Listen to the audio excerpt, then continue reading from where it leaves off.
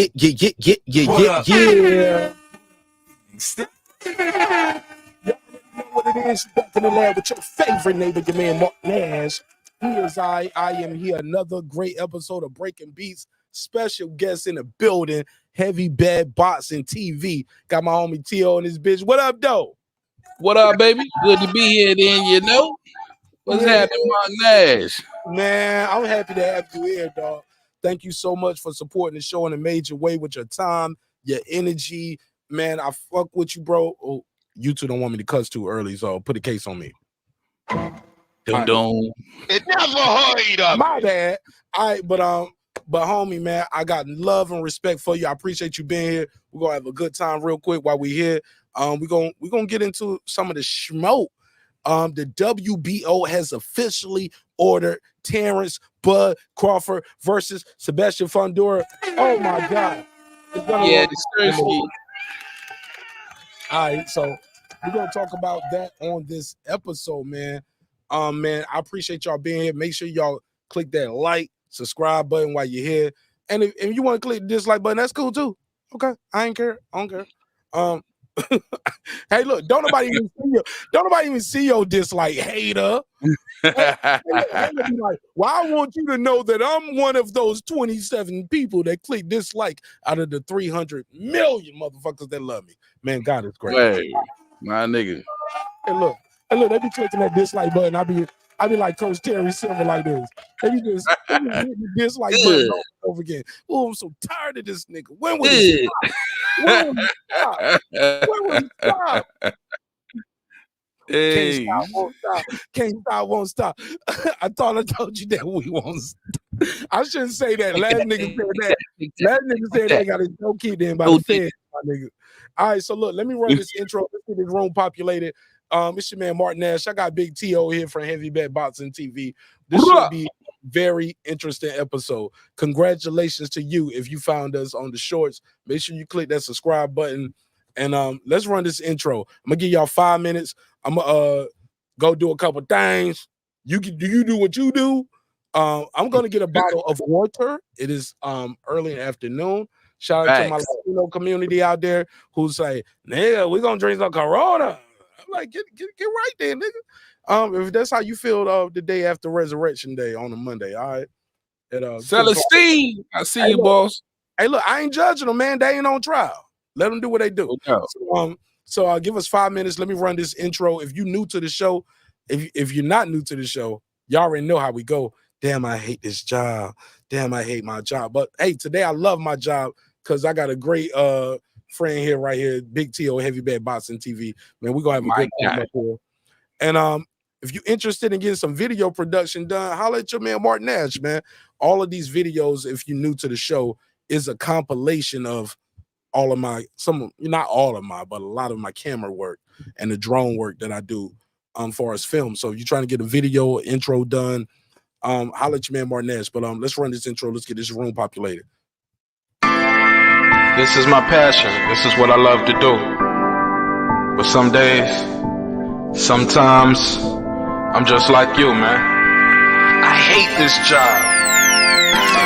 Damn, I hate this job. Damn, I hate this job. Damn, I hate my job. Damn, I hate this job. I'm just like you. Damn, I hate this job. Man, I hate this job.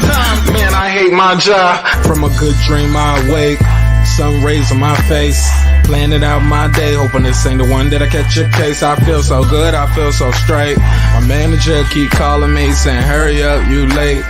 Hurry up, you lay off. Y'all, man, I hate this job. Man, I hate this job. Been trying to play it cool, but it's hard to play it off. I've been hanging on to this bush, cause my car still ain't paid off.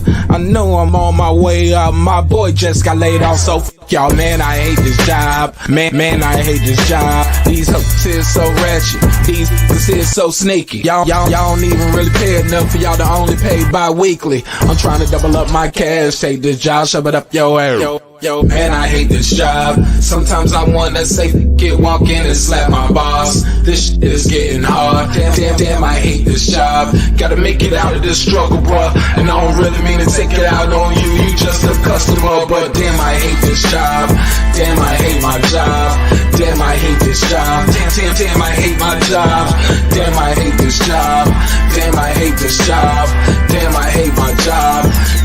hate this job. We're the reason why your stockholders always stay afloat. Yet I'm asking, are they hiring? Like everywhere I go, schedule will say 9, but I think it's fine if I clock in at 9:04. I work 40 hours a week plus overtime just to be bro. So y'all, man, I hate this job. Hate that I applied. So much has transpired since the day that I was high. Told me I could advance, but you were telling me lies. Gotta give your notice before I quit, but you don't say shit right before I'm fired. Damn, Man, I hate this job. Sometimes I wanna say walk in and slap my boss. This shit is getting hard. Damn, I hate this job. Gotta make it out of this struggle, bruh. And I don't really mean to take it out on you. You just a customer, but damn, I hate this job. Damn, I hate my job. Damn, I hate this job. Damn, I hate my job. Damn, I hate this job. Damn, I hate this job. Damn, I hate my job. Damn, I hate this job. You and your procedures, you and your protocol, you and your policies, none of that shit don't apply to me. You and your quotas, you and your standards, you and your 2 sick days a year. Y'all niggas bananas. Wonder why the postman's posted with hammers, going postal with Popo on camera. His wage got him enraged, stressed out, it's hard to maintain. He flips the middle, grabs his. He said, if you don't get the picture, I quit, you ain't shoot, mother. Man, I hate this job. Sometimes I wanna say, walk in and slap my boss. This shit is getting hard. Damn, I hate this job. Gotta make it out of this struggle, bruh. And I don't really mean to take it out on you. You just a customer, but damn, I hate this job. Damn, I hate my job. Damn, I hate this job. Damn, I hate my job. Damn, I hate this job. Damn, I hate this job. Damn, I hate my job. Damn, I hate this job. Look, man, I hate this job. I put my pants on one leg at a time, just like you. I'm out here trying to take care of my family. Damn, I hate this job. It's not always glamorous, for real, but I do what I gotta do for me and mine, you know? Damn, I hate this job. Damn, I hate my job. Damn, I hate this job. Damn, I hate my job. Damn, I hate this job. Damn, I hate this job. Damn, I hate my job. Damn, I hate this job. Damn, I hate this job. Damn, I hate this job. Damn, I hate my job. Damn, I hate this job. I'm just like you, nigga. Damn, I hate this job. Man, I hate this job. Man, I hate my job.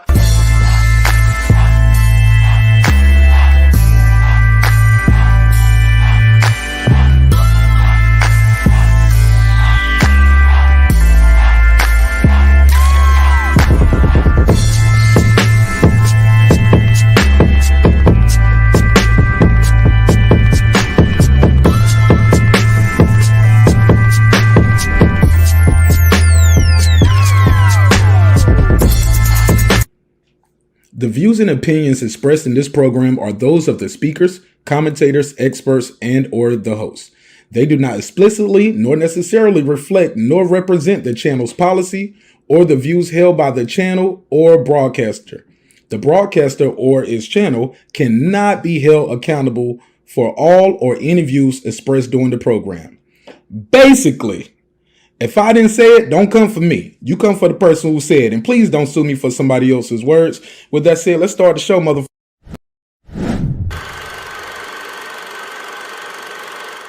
This that squad sound.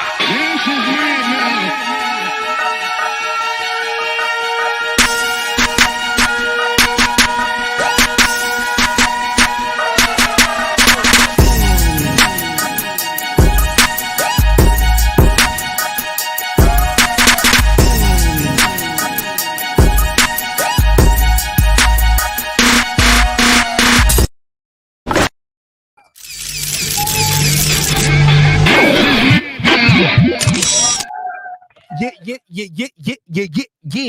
What up, though? What's poppin'? What's happening? What's going on? You back in the lab with your favorite neighbor, your man Mark Nash. He is I am he. Another great episode of Breaking Beats. How y'all feel?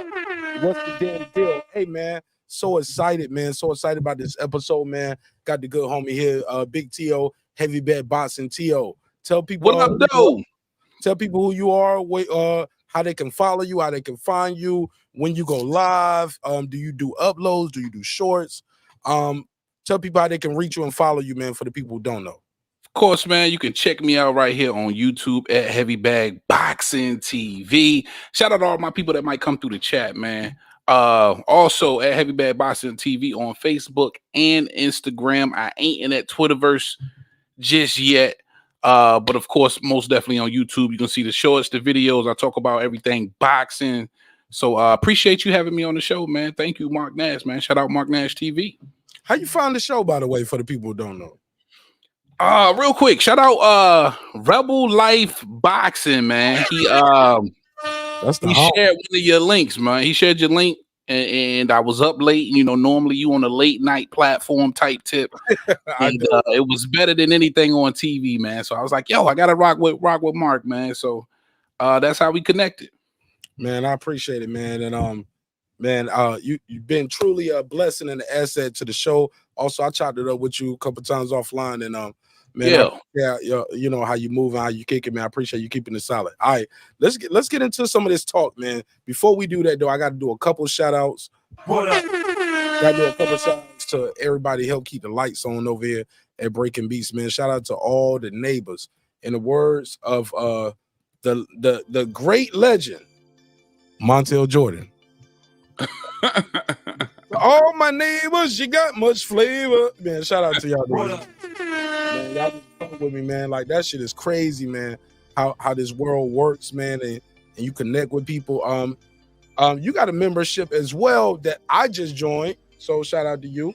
I just joined your membership today. Let me put that on the screen. Martin Nash is now. I did yours. Yeah, and I appreciate that. Shout out to Heavy Bag Boxing TV. We just joined the neighborhood over here, and I just got my goofy ass over there and start hitting that bag, nigga.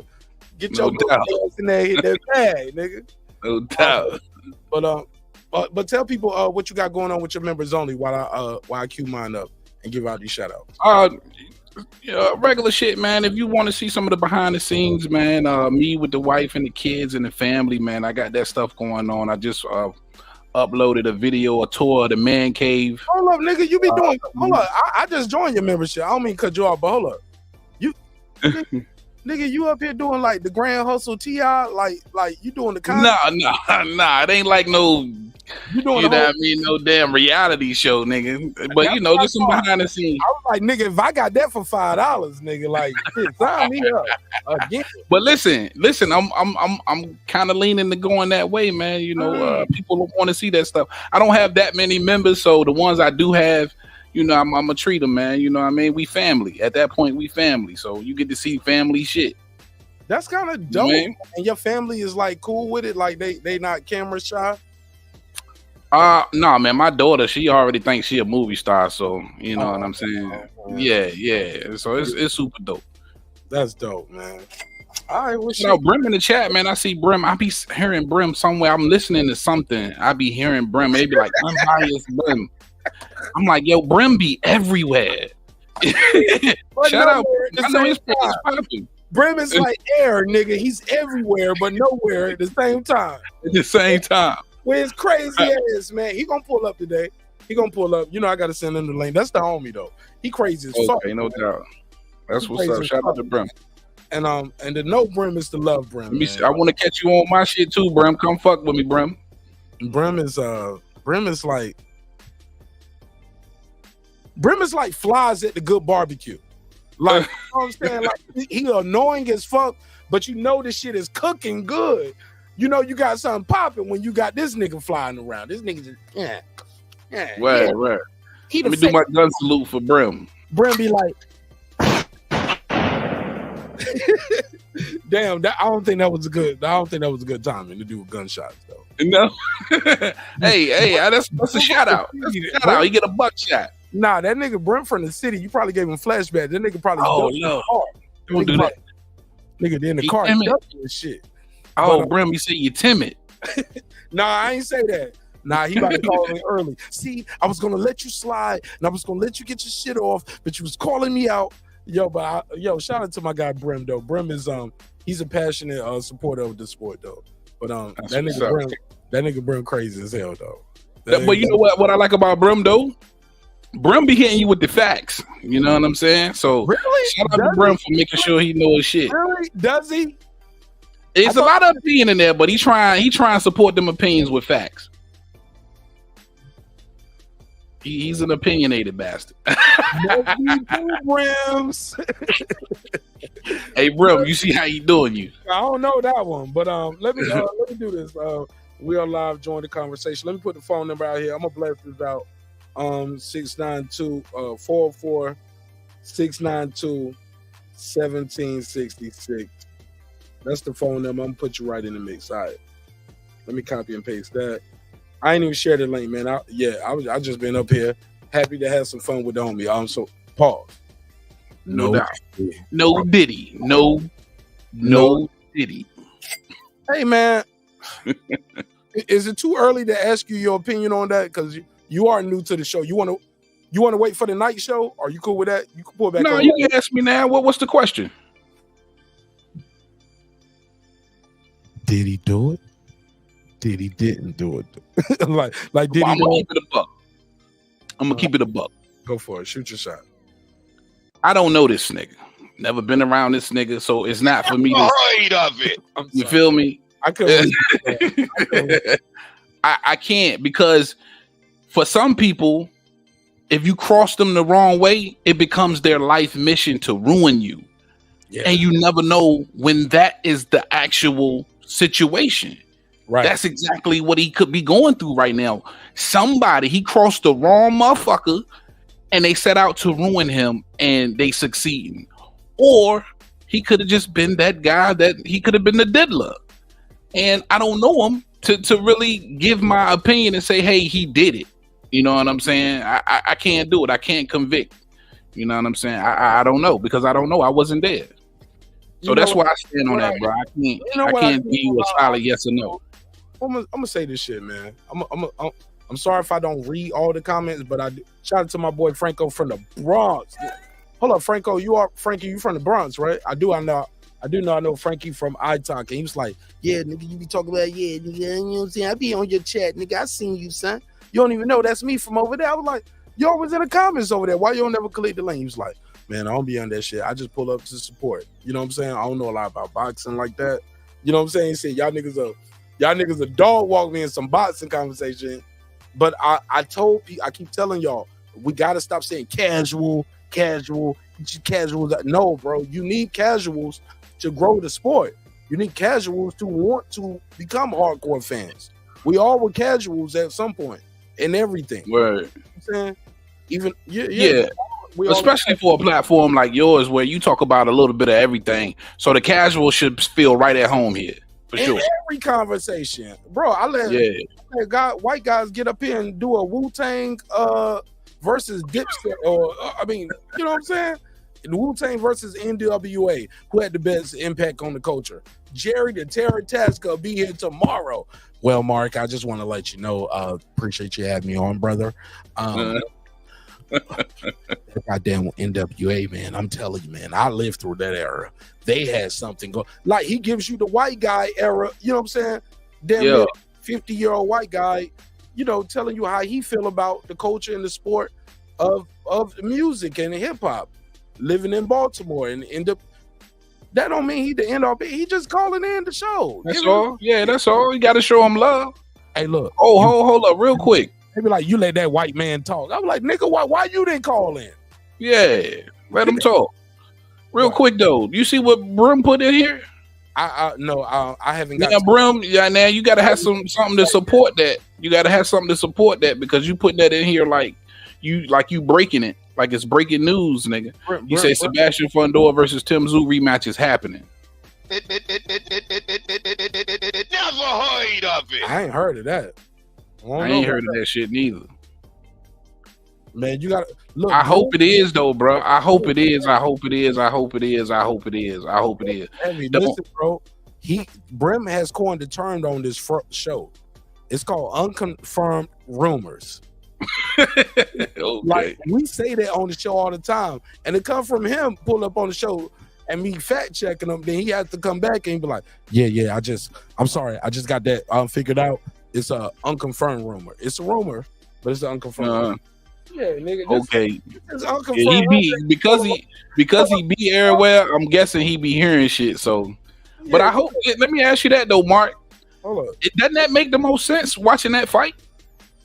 When you watch that Tim Tszyu Fundora fight, it makes all the sense in the world to me that they get a rematch before anything else is done. Or am I tripping? You tripping, dog? But that's the unconfirmed. And I'll tell you why. I'll tell you why after. What? I'll tell you why after. Bro, what are you talking about, man? I'll tell you why after I tell you after Mr. I was getting ding dong himself. What's up, fam? Talk to him. You got the flow. Oh, this ain't Brim. Caller, what's your name? Where you from? Caller, what's your name? Where you from? Going once. Going twice. Caller, what's your name? Where you from? Okay, nigga, you done. All right, get your ass off phone. Hey, get him out of here. From. Get him out of here. Okay, nigga, you done. All right, get your ass off phone. Yeah. Yeah. I tried twice. All right. But no, I'm taking calls, man. But you do have to talk. I'll take some calls, but you do have to talk. That's the first rule. I only got one rule when you call the phone line. You have to talk. Y'all hear the phone ringing now, right? I hear it. 646, you in the mix. Caller, what's your name? Where you from? 646, you in the mix. What's your name? Where you from?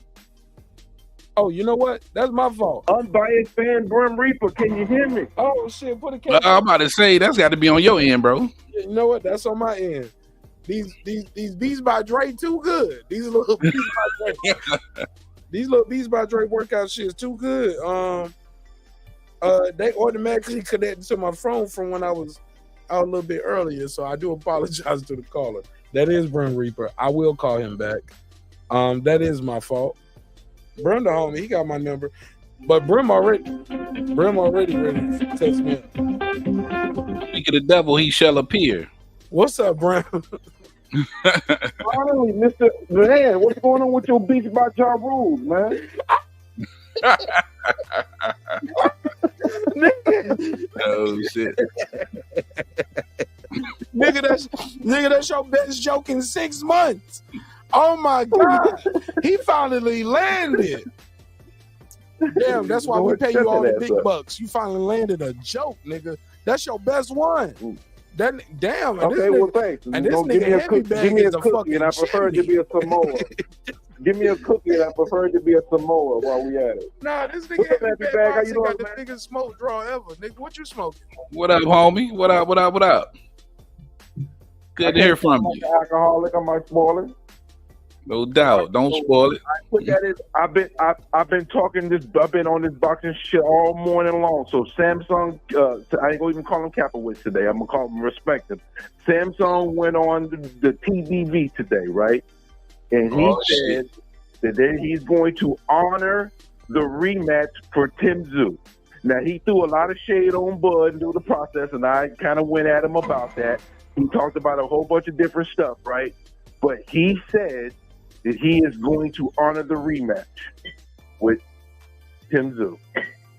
So now the question is, WBO at this point will probably end up stripping Fundora unless they can negotiate something with Bud where they can pay Bud and Bud can be able to get a fight. But the thing is, if he's not signed with PBC, I don't see that happening. So tick, tick, tick, tick, looking at the clock is ticking. So who will Terence Crawford fight for the WBO belt is going to be the question. Because if Tim Tszyu and Fundora is rematching each other, it will be for the WBC only, most likely, unless somehow they can negotiate and give Crawford some step-aside money and give him a quality enough fight for him to take that money and get a good fight and then maybe fight the winner. I don't know, but that is what's out there in the boxing streets today. Wow. It's not an unconfirmed rumor. Sampson even posted it on his Twitter about 10 minutes ago. Oh, and he put it on Twitter? Now putting it on your social media a little different than just saying it in the interview. You know what I mean? I think it becomes a little real once you involve the social medias.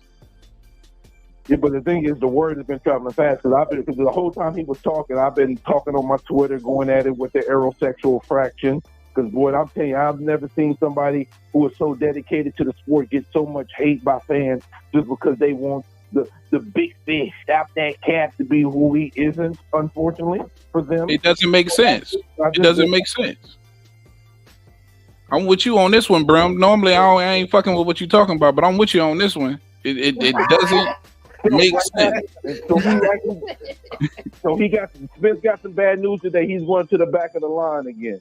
There we go. That's what. Listen, to help protect what little pocket inch of integrity left in boxing, that's what makes sense, man. Did make sense for him to be jumping up a weight without a belt and without a fight at 54, talking about I'm fighting the winner of Fundora and Spence. He looked goofy as shit in the ring to me, man. That was dumb.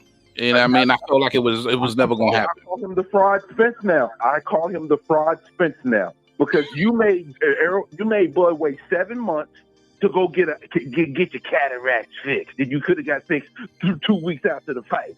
And then, absolutely. Espinosa says Bud was really, really generous, really acquiesced to help him get the rematch done, but we felt like we couldn't hold him any longer because of Spence's eye and other health issues. And Spence is all quiet, and the kids don't hear nothing from him. He church mouth, and then he gonna pop up with a tweet. I want to win it next. I'm flying to Vegas. And he put his fat ass in the ring. Bro, he's a fraud. I'm sorry. I used to be a fan of this dude. He's a fraud. Yeah, man. I agree, man. You gonna jump your big fat cricket ass eye in the ring, and you don't deserve to be there. And listen, I rock with Spence, man. At the end of the day, big Spence fan, big Spence fan. Picked him to win a whole lot of fights, won a lot of money with him. We got the same football team here, brother for life. You gotta wait on. Don't do that. You got to play fair, man. And that jumping in the ring, thinking you're gonna get the Fundora fight next, man, is crazy. It's crazy. Bottom line, deserve the rematch. I have no issue with it. I would. Go ahead, say what you gonna say, bro. Because y'all know it wouldn't be breaking Beats Martinez if I don't get these jokes off, nigga. I gotta get these jokes off. But, go and unleash them now. No. I want you to say what you gonna. No. I want you to say what you gonna. You gotta go first. You know what's not a joke? The fact that you like long meat, bro. I still don't confused about that shit. Oh shit! What? We're continuing on. Oh, what is this nigga talking about? No Diddy. Oh, he playing dumb. The fuck is he said that on the live, bro. He said that on the live. Did he like? Man, I missed out. I don't understand. You said Mark said he liked long meat. What? Yeah. What the hell did you just say? Thank you, Heavy. Thank you for saving this nigga with a sound drop. I'm about to hang up on this nigga. Like they get mad when the jokes don't rain up. Like the wow. Joke late at night, and he tried to do a callback joke, but nobody know what he talking about. Don't nobody. Oh shit! I don't even know what the nigga talking about. You playing bringing dumb up. He playing dumb. Oh, he denying it. He in denial. I'm trying to ask this nigga a boxing question. This the nigga river, trying to. He in denial river. Oh man. So you want to be? I wasn't here for none of this madness, man. I wasn't here for none of this madness. Brim. Stop the sensitive shit, nigga. You stopped the whole flow of a good boxing conversation to talk about that meat. Who being? Hold up, bro, nigga. You going back to a point where I bested you in a pause moment, and you bringing up a time that I got the conversation we just had on the phone yesterday of how I bested you in this pause moment, and you bringing it up now on the live stream, totally out of context. Timing, baby. Yeah, man, listen, baby, fair, pick your shots. Pick your shots, baby. Pick your shots. You missed it. Come on, now. You missed it. Come on, man. Let's put it back in. Damn, I gotta walk. You got your job beats on. Nigga, I gotta walk him. Bring it back. Nigga, I gotta walk him to the door. I gotta walk them through the door. I gotta walk these niggas to the bar, to the bathroom. I gotta walk them to the room, to the bitch. I might as well fuck her too. That might as well be my kids. I gotta go Kanye West. Take the rubber off the bitch first. I gotta birth everything. Nigga, get the jokes together. Get your jokes together right now. Put a beat on for Mark Jones right now. I hate my job ass nigga right now. But in the meantime, you at the clock. But in the meantime, you at the clock working for a studio like I got right now. Man. It never hurt. Never hurt. Never. What was the question you had, Mark? What was the question? Right. And look, when I candy that leg, Brim, I'm gonna challenge you too to show me those.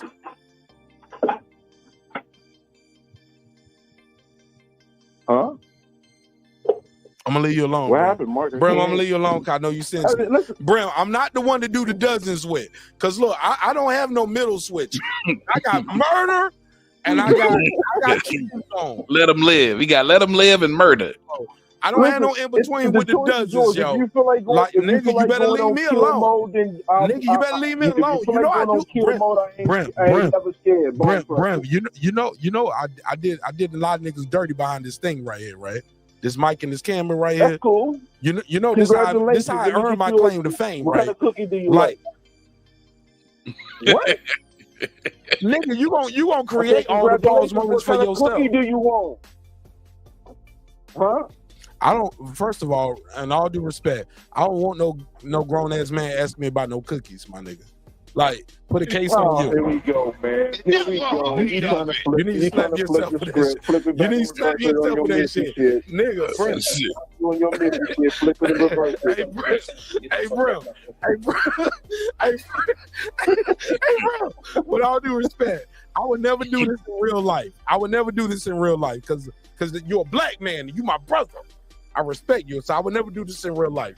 But for entertainment purposes only, I need you to hold this. One more time. You slapping me? Yeah, oh, okay. My cool. nigga, like my nigga, don't please don't talk to me about no. Please don't, Brim, keep your cookies to yourself. Make me fight. Hey, Brim, make me fight for it at least, nigga. Give me the top bump if I gotta take wow, Paul, heavy.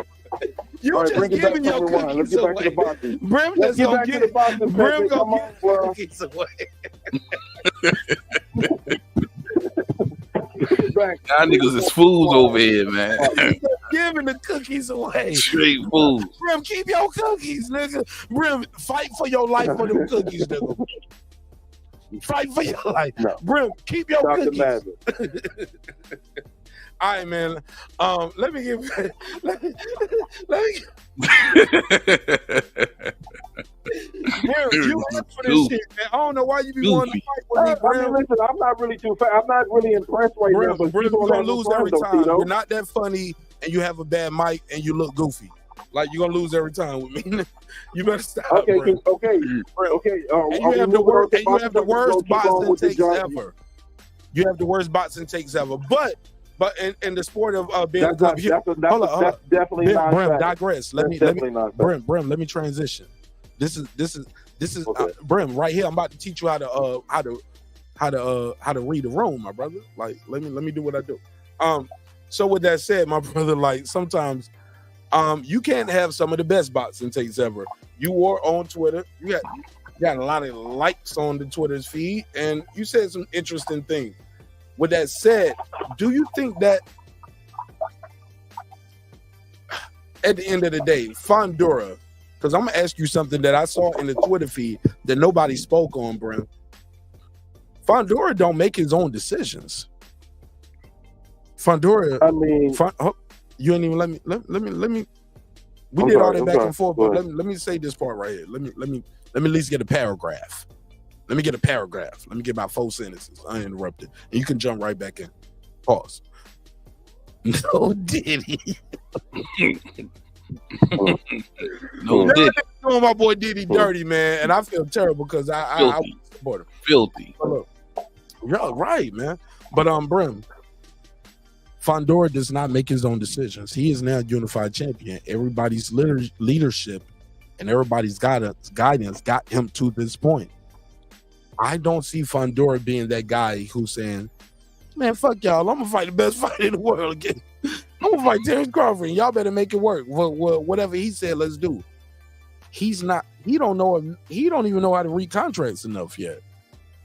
Ain't been in the business long enough. A lot of us on YouTube some of us have seen more contracts than he's seen. Well, I ain't gonna say a lot of them because a lot of niggas didn't see no contract. So a lot of niggas didn't even know what the term sheet was till I did one on in February of last year.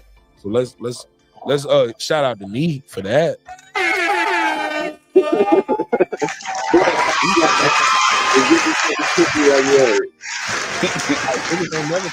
Niggas ain't never seen no boxing contract. Hey, look, and I bleeped the other person out name, but you know who name I kept?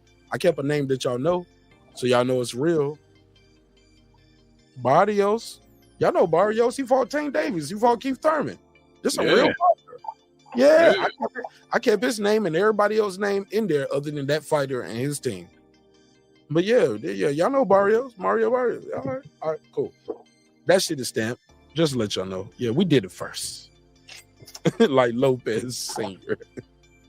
We did it first. Shout out to Coach Malachi. All right, so look, with that said, my G, is it possible that Fundora is just gonna fall in line? Will he duck Terence Crawford? Will he capitulate to what the powers of be are telling him? Yeah, you just became a unified champion, but drop the. Hey, look, the belt you about to compete for, you took the WBO from the WBO champion. The WBC was a vacant. You about to defend the vacant belt against the nigga who lost the belt coming up. Ain't that a double duck?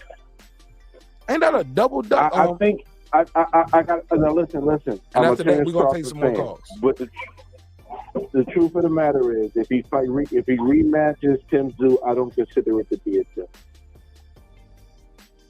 I don't. Nah, I gotta put a case on it. The reason why I say that. The reason why I say that. Everything you said outside of that, though, I agree, bro. I agree with you, bro. No, Tim Tszyu was already about to duck Bud, and everybody knew that. Tim Tszyu already was going to duck the fight. We can't say that because things didn't go the way y'all wanted to go with the duck. Let this shit go again, and let the duck try. Let's try to duck. Let me say this, and maybe Mark didn't hear this, but they asked Fundora flat out in his post-fight interview. I'm about to cook you. Be careful. He said straight up. No, I'm saying he said straight up. I think the fight with Spence is great, but Crawford's an all-time great, and he wanted to fight, huh? You gonna let me talk, or you gonna interrupt me? The only reason I don't want you to embarrass yourself because I respect you and I got love for you. And I'm about to rebut that real quick because I did a video about that already. Hold on. Let me say this with respect. I did a video about that for the people who are saying what you about to say. Hold on, bro. I did a video about that for the people who are saying what you gonna say because they told me that night of the show what you just saying. Like he said, I want to fight Crawford. He the best fighter in the show. But I got another clip that niggas sent me as soon as the show ended, and I did a video about that. It's already up on members only and Patreon. Shout out members on the Patreon, where you can hear him say he also said he wanted to fight Spence in that same interview and that same night, sitting on that same stage. He said it in this one I'm talking about as well. No, but he was basically saying I prefer Bud Crawford. No, he said I would like to fight, bro. He said, first of all, he started with I'm gonna fight whoever they give me. Whoever they want to get. Then he says, yeah, he did say that. But that was his way of letting them know, hey, me personally, I would like to fight Bud Crawford. That's all he was doing. He didn't say the word personally. You just added that. I got to put a case on you. He didn't say that. No, but he was insinuating, bro. You can say that he's insinuating. He was insinuating that he'd rather fight Bud Crawford. And I can insinuate. Bottom line. Okay, well, I can insinuate all day, and you can insinuate all day. But the question hold on, Brent, let me speak this. The question was clear and concise. It said, is there any reason, by any means, bro, I can play this shit. I got it saved. He said, by any reason, by any means, will you drop the belt to not fight Terence Crawford and fight Errol Spence? The question is, will you drop the belt to fight Errol Spence and not Terence Crawford? He started with whoever they give me. Errol Spence is the dream fight. I would love to see that, but Terence Crawford is the best fighter in the world. I would like to fight Terence Crawford. That is not answering the question. Will you drop the belt to fight Terence Crawford. And the beautiful thing about this deal is we ain't got to wait that long. He got a week. No. They got a week to start to Paco go been into put him on the negotiations. clock. Now, Tio, my question for you is, Big Dog, do you think they're going to offer Bud Crawford a deal that they think he's going to refuse? And if you're Bud Crawford, do you take a bad deal, one deal fight? Like, man, this ain't even that much. It's like $1 million or $2 million, When you're whatever done, I want it to share is. some more information. When you're done, heavy back, I'm Hold gonna on, damn, man. You ain't even, Brim, you ain't got to cut me off to say when he's done talking, I'm going to say this. Bro, just let me finish. Because he already looking at his phone. He ain't even listening in the first place. I am listening, man. Look, I'm running businesses. Shut up, Brim. No, because I already have the answers to what you're talking about. You ain't got the answer. You ain't got the answers, Brim. I do. I've been doing this shit longer than you, man. Player. You ain't got the answers, man. Congratulations. I do, Sway. Brim, click the link. Click the link. I sent you the link. Hey, look, that's my Kanye moment with Brim. You ain't got the answers, man. I'll click the link in a minute. All right, well, go ahead and speak and answer it like we had. I was going to. In the words of Chris Rock, before he got slapped, I was going to. I don't know, Mark. This case you're making kind of weak. Yeah, I ain't got a chance to say shit. This nigga talking. Hey, T.O., hold up, T.O., what case was I making? Because I ain't even said it. You rebut. First of all, you rebutting me, and you trying to make it seem like what I'm saying he said ain't the facts. Like if you asked him behind closed doors right now who he rather fight, he'd probably say Bud Crawford because that's what he was insinuating. Nigga, you just listen, man. You got to put on a face, man. If they pressuring you to fight Spence, and these are the niggas that's cutting you checks, you gonna say that. But he said he basically told us who he wanted to fight. This shit is simple. This shit is checkers, not chess. He told me he wanted to fight Spence, and he told me he wanted to fight Bud Crawford. He'd rather fight Bud though. Let me bring on the worst audio nigga ever. Let me merge him with audio nigga number 2. My whole point is this, and I'm gonna play the clip. Shout out to my sister Nick Rich and this bitch, nigga. Nikki know what's up. Shout out to my sister Nikki. She know what's up. Shout out Nikki. What up, Nikki? Nikki know what's up. Oh, shout out Mac Mob too, man. Mac Mob got a great show over there. Shout out Mac Mob. He in the chat? Yeah, he in the chat up there. Shout out to the homie Mac. Shout out to my homie Frankie, QT, El Cuatro, Alonzo. So amazing. Foodie with the beauty. Eric P. That's my boy Eric Pike, all the way in Australia. Foodie. Man.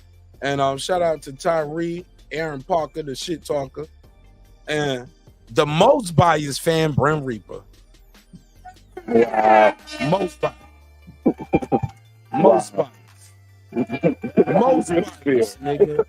You get exposed every episode. That's why I fuck with you, Brim, because your name is unbiased, but you always biased. Always biased. What am I biased about? Nigga, I don't. What am I biased about? Brim. My recipe and your leftovers of your carcass are all over my episodes, man. All they got to do is click the playlist, bro.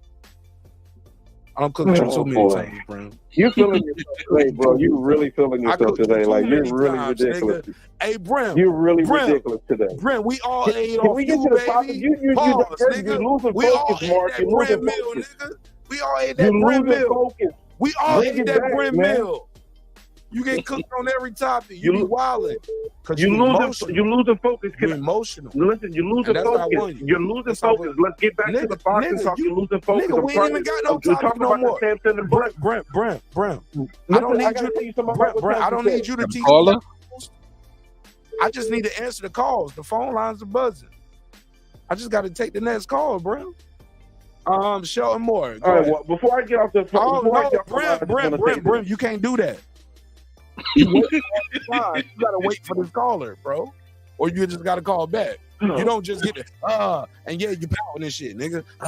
No, I was trying to tell you something. It ain't You your brought something up, I turn, tried to say nigga. something, then you get easily diverted. I'm hosting.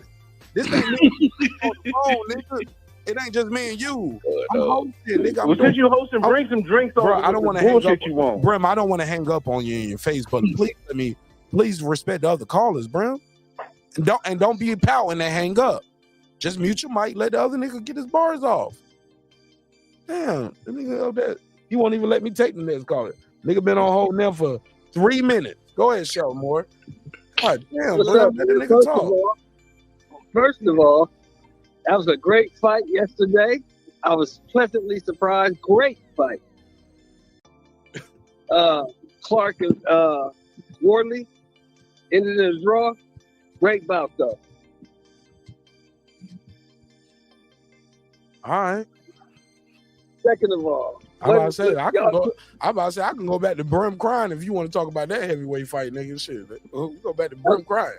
That fight was fire as hell. Shut up. What was y'all talking about, man? Y'all talking about the Buzz situation? The WBO has officially, yeah, right. For the people who don't read thumbnails and the title before they click the link, they just call in and click the link because they see their boy live. That's cool too. Terence Crawford versus Sebastian Fundora has officially been ordered by the WBO. What are your thoughts on that boxing topic? As they should. That's what they should have done. Support your guy. He's been your champion for what, 7-8 years now? All the way from lightweight? Support your guy. You know what's going on. He already petitioned for the fight. The man has the belt. So the man has to defend the belt or be stripped of the belt. And then Bud can fight somebody else for the belt. It's up to you. But this is what's going down.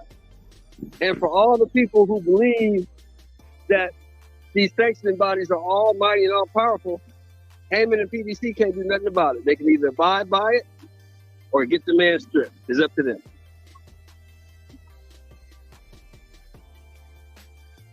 All right, shout out to my boy Sheldon Moore. Talk to me, man. What's your take on this topic before we open it back up to everybody? Because I gotta let Brim rebuttal with his crying ass. KP, talk to me. The Sebastian Fundora versus Terence Crawford unification has been ordered by the WBO. For the people who don't know, that means Spence will and can still fight Sebastian Fundora for the WBC. Because that has not been ordered, but the WBO is one thing to be mandatory, it's another thing to be ordered. He has been ordered to defend that unification. He can drop the belt and still fight Spence. What's your take on that? They'll never let that fight happen. Which fight, sir? Fundora versus Crawford. They're not going to let it happen. I said it before and I say it again. There's a reason they ran that man out there and ran him in the ring. So they put the man in the ring so they can blackball the black fighters. What they doing? The black company to blackball the black fighters. That's what we got right there. I'm asking. Is that what is that what people cheering for? Errol Spence to get a fight after he just got stopped by the guy, and then they're gonna run the guy in the ring and put him in the ring and say, "Hey, he's gonna fight Errol Spence, and we can sell it to you," like Sampson said, with 90,000 people at Cowboy Stadium. Ain't nobody going to see that shit with 90,000 people to see that fight. No way. Yeah, hell no. No way. 90,000 people is not going to Dallas for that fight. It's not. You're not putting 90,000 in there for that fight. That's bullshit. Hell no. Unless the tickets got to be $10. They barely putting 20 to 30 if they do. $10 tickets, we might. I've been a Spence fan forever. Y'all know that on the platform. But I can't ride with you basically blackballing a guy after he beat the shit out of y'all best fighter on y'all platform, and then y'all telling him he can't fight no more because your dude had an eye injury they claimed a couple weeks ago. All of a sudden, no glasses, no shades being worn. He looked perfectly healthy and he can fight now. That's what you're telling me. Nah, man. I can't go with it. I'm gonna keep that same energy I've been keeping, bro. I'm not buying with it. And I don't want fight fans to buy the bullshit because essentially what you're doing is aiding and abetting them to hustle you out of more money. That's what you're doing. If you buy it. Agreed, bro. What's your name, bro? KP. KP. Agreed, man. 100%. 100%. Yeah. I'm just not for it, bro. If he has to fight his rematch, that's one thing. But if he jump in the ring with Errol Spence in Dallas, that's gonna show you exactly what the what boxing thinks of his fans. It's gonna show you exactly what they think of his fans. Absolutely. Let me ask you this: Does it make more sense to you to see that rematch with Tim Tszyu, and do you believe Tim Tszyu deserved that rematch? I believe he deserves a rematch, just like Errol Spence deserved his rematch with Terence Crawford. Will he exercise it? I don't know. But from what I'm seeing, it looks like PBC has already set their chess pieces up. They always do this. Let us not act like they've done this before. I mean, I'm a big Spence fan, so I watched Errol Spence leave the arena when Terence Crawford stopped Shawn Porter. He didn't jump in no damn ring. No. It never heard of it. But he jumped in the ring when Danny Garcia had that fight and won that fight. And he was supposed to fight Danny Garcia next, or Danny Garcia jumped in with him, and basically Errol Spence had the accident, remember? Yeah. So like, bro, like, I'm not buying that, bro. Y'all can't sell that to me. Y'all can't sell that. If they go, if fight fans keep buying shit like that, they gonna keep getting, just like they did with us, like they did this though. Remember they took Frank Martin out of the Shakur Stevenson sweepstakes. Remember they did it last year. It wasn't that recently. And after they took him out the sweepstakes, then they put him in with they about to put him in with Tank and charge people to watch it. Hey, bro, I see them for what they are. If they gonna tap somebody's pockets, this show ain't gonna be mine. Ain't gonna be mine either, bro. Well, then I'm lying. I probably buy it anyway, but still. And listen, and I understand you're a big Spence fan too. But that nigga Bud washed him. You know what I mean? And the only reason why I ain't gonna say he did. You said he deserved. You said he deserved a rematch. Yeah. Well, now, as far as the business part, because it was a rematch clause, cool. But he didn't deserve no rematch. Tim Tszyu deserves a rematch. You know what I'm saying? Tim Tszyu with the accidental elbow to the head, I believe that completely changed the course of the fight. You seen Tim Tszyu with the success he had early on in that fight, especially with the right hand breaking the nose of Fundora early. Now he's got a mouth full of blood, a nose full of blood. I don't think he survives with a Tim Tszyu that can actually see. So that's why I feel like, of course, he deserves a rematch. But other than that, man, I agree with you 100%. Shout out Cornelius Burnett in the chat, man. What up, player? Hey, so shit didn't go the way everybody wanted to go with Tim Tszyu ducking Bud. So let's give him a second chance to duck Bud. That's what I'm in.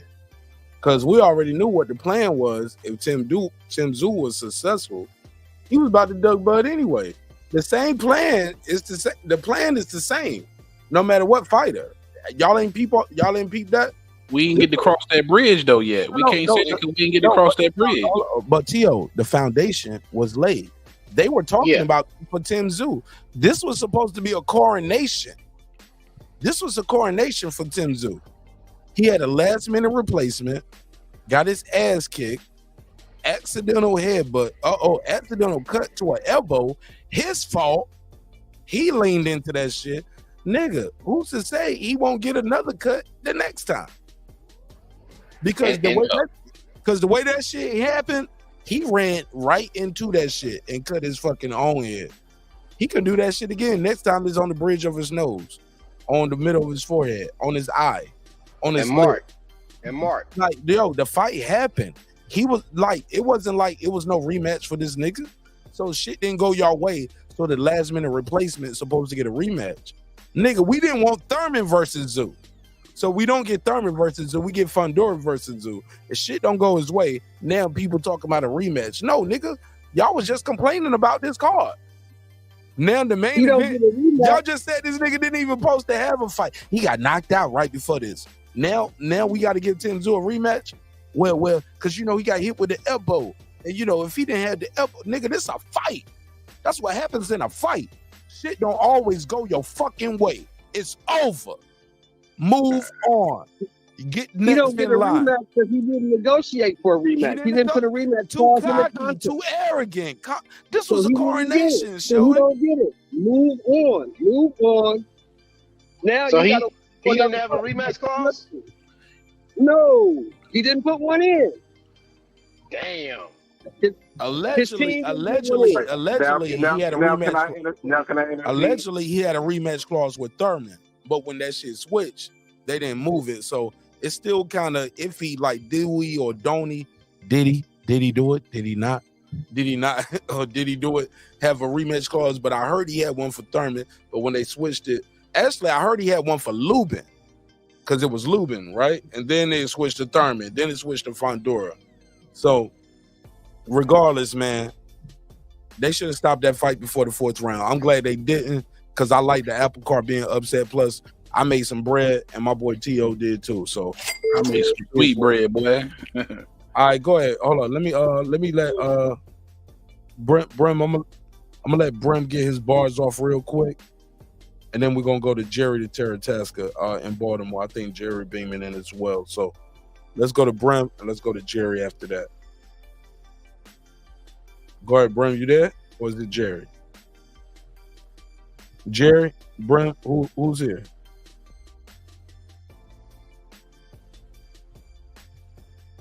All right, let me switch back. Oh, can y'all hear me on T.O.? Yeah, we hear you. Yeah, I hear you. All right, let me switch back to the other callers. It looked like Jerry, whatever you did, is not working. You fucked up everything. The white man did it again. White man. We were all saying, how do you know? Okay. So all right, there we go. We back. I had to hang up on Jerry. Jerry, whatever you calling from, it is not working. Try to call back. But go ahead, Brem. We didn't hear nothing. Did you hear anything I just said? Not at all, nigga. I told you I was holding. Okay, cool. I'm sorry. All right, hold it one more time. Hold up. Let me try to merge all three of y'all. Jerry. Yeah. All right, hold on. All right, Jerry, you still there? All right, it's not letting me merge Jerry with the other callers. All right, so Bram and Jerry, it's not letting me merge you. So Bram and Shell Moore. Bram, you got to click the link, or Shell Moore, one of y'all need to click the link. But it's not letting me add all three of y'all to the call with the 3 people on the panel. So. Well, let me say what I'm going to say real quick, and then I'll hop off, and then I'll click the link, because I'm in the middle of doing something, so I couldn't be Nigga, just say it. Damn, nigga. You always want to give us a prerequisite. Yeah, I was doing something, and my headphones are not bad, and I'm at work, and calm down. I'm blind, and I got blue. Can we say you on your ass, bro? You on your ass. Bro, just say it. Yeah, nigga. he's doing too much. He's doing too much. Just say it. Samson said he was going to honor the rematch, okay? But in the midst of that, when he was talking about Terence Crawford, he was saying, all right, you know what? Are you going to let me finish, or are you going to just go look it up? All right, nigga. All right, man. Stop crying, nigga. I said fuck Samson. Stop crying. No, nobody's crying. I'm just trying to talk boxing. You're doing too much, and you're diverting from what nigga, I'm gonna do drops now, nigga. I'm gonna do my drops now. You got to fight through the drops. Okay. Samsung told Bud, basically was saying on TVV that he needs to respect his fighter, and he's fighting for the belt, and it should be the ace out, which was kind of funny. So he said it should be 50-50 in regards to the fight. He threw a lot of shade on Bud, talking about his value, but we're like, how do you know what Bud's value is, considering he just got through sparking the hell out of Spence, and it was a viral moment, the whole world seen it. And we were talking about possibly Bud fighting in Omaha in the stadium. It probably could be to generate 35K, because this whole conversation about Dallas Cowboy Stadium, even though they got 80K, he only did 47K with Mikey Garcia. Mikey Garcia had a way bigger fan base than Fundora. I couldn't see this doing no more than 35,000, especially considering that Spence got sparked out. So the fervor for Spence is not the same as it once was.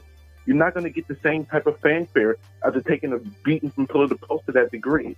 So, yeah, he might be able to generate a little bit more on the gate because they can charge tickets higher at the Cowboy Stadium. But pay-per-view-wise, Fundora and Bud will probably do better than Spence and Fundora. And I don't know why people are so disingenuous and so clueless about what has transpired. This is not 2021. Y'all can't hang with those same bullcrap narratives. So it's ridiculous. But he also said that the rematch probably wouldn't happen until November. And that's obvious because he has a busted up nose, Fundora. And Tim Zook got a big old gash on the top of his head that's got to heal. And that can take up to 6 months. Example, Genardo Hernandez. When he fought De La Hoya, just he click had the to be out for 8 link. months. Just click the link. Now you're giving us history, like for example, some shit I just Googled.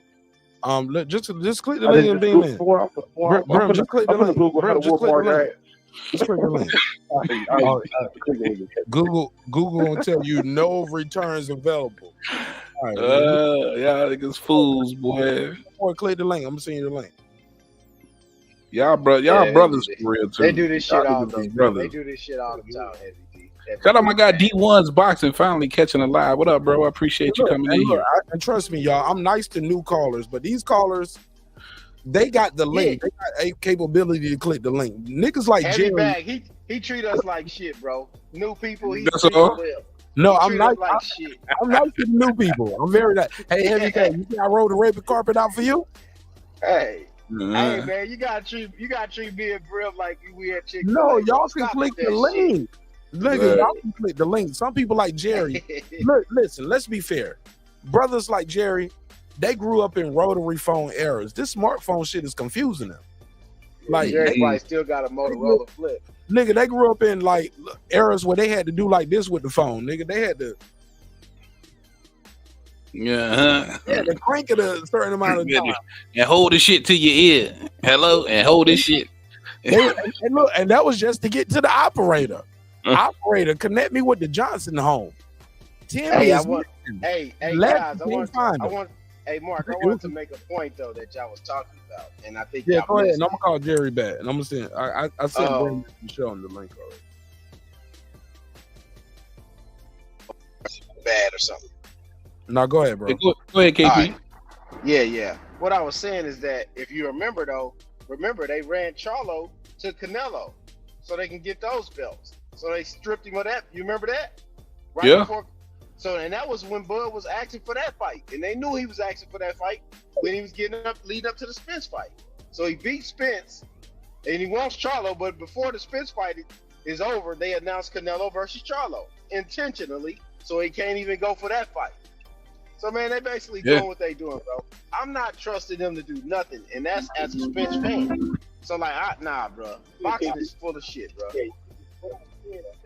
And they definitely, it's an attempt to freeze Bud out, bro.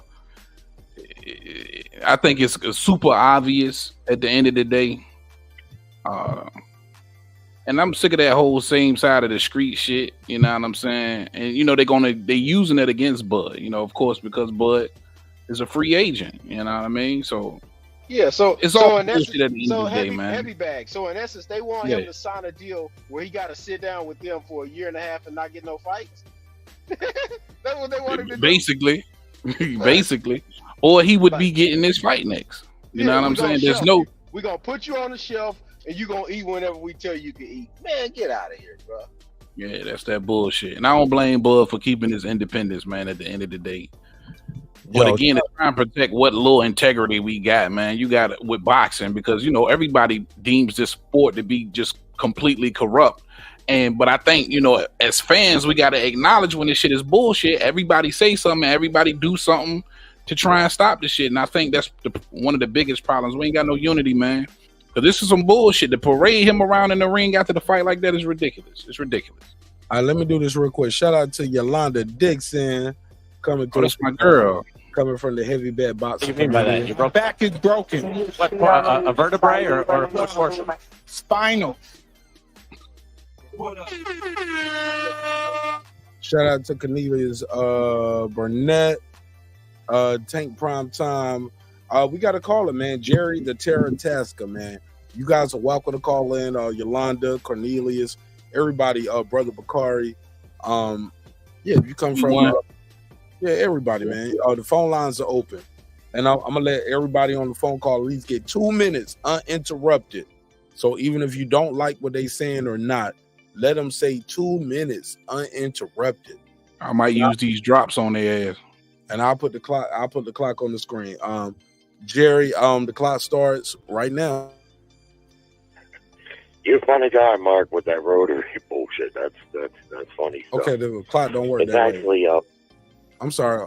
I thought the clock was going to be on the screen with the panel. We could still see their face. So I just got to keep up with the clock myself. Go ahead, Jerry. Yeah, we actually use pigeons. we had to find the pigeon to get the message across back then. Boxing. I mean, you know, man, it is corrupted. It's corrupt as can be, and it's not a fair sport. Tim Tszyu found out Saturday night. Boxing's not fair, and he knows that. He knows what can happen. Very unlucky and unfortunate for him, but no one really should feel sorry for him because Tim Tszyu's a big star in his home country. That ain't going to change. That's probably going to get even better now that he showed all that heart. He deserves a ton of credit for taking on a 6'6" southpaw on short notice. He backs out of that card. The PBC is fucked. And as far as I'm concerned, the PBC owes him, man, because he would have been well within his rights to back out on short notice for an opponent like that, but he didn't. And had he backed out and said, "No, I'm not fighting a 6'6" southpaw high volume puncher on short notice," they would have been fucked. So he should get a rematch if boxing was fair, but it's not fair. And Bud Crawford has found out throughout his career and about to find out again that boxing's not fair because he's not going to fight Fundora. Fundora went to the press fight post, didn't even take the WBO belt. The belt he just won, he was there with the WBC belt. It's very clear what's going to happen. He's going to do what the PBC tells him to do. The same thing Tszyu was going to do. Tszyu wasn't going to be able to fight Bud Crawford even if he wanted to because someone's got to pay for it, and the PBC's not willing to pay for it. And he knows that, and Fundora knows it too. So they're going to do what the PBC says, and Bud is going to he's going to be on the short end of the stick. He's going to fight maybe Josh Kelly. He'll still likely get the shot at a WBO title, but how are you going to get Josh Kelly's promoter to pay you $15 million? That money ain't going to be there for that fight. So, you know, boxing's an unfair sport, and a couple of its superstars or burgeoning superstar and Tszyu and Bud Crawford, an established Jerry, guy. that's your 2 minutes. But look, Jerry, let me ask you a question though. I give you a little more time because I got a question for you, and I open it back up to the panel, and I'll let you stay on the phone a little while, because I see Brim in the chat, and Brim on the panel, Clips is on the panel. So my question for you, Jerry, is will Fundora duck Bud Crawford? It sounds like you saying yes, but they saying it's the better move. Heavy Bad Boxing, Brim, Clips, chat, neighbors. They saying Spence can bring 90,000 to Dallas. I don't know if he's gonna bring 90,000. Bullshit.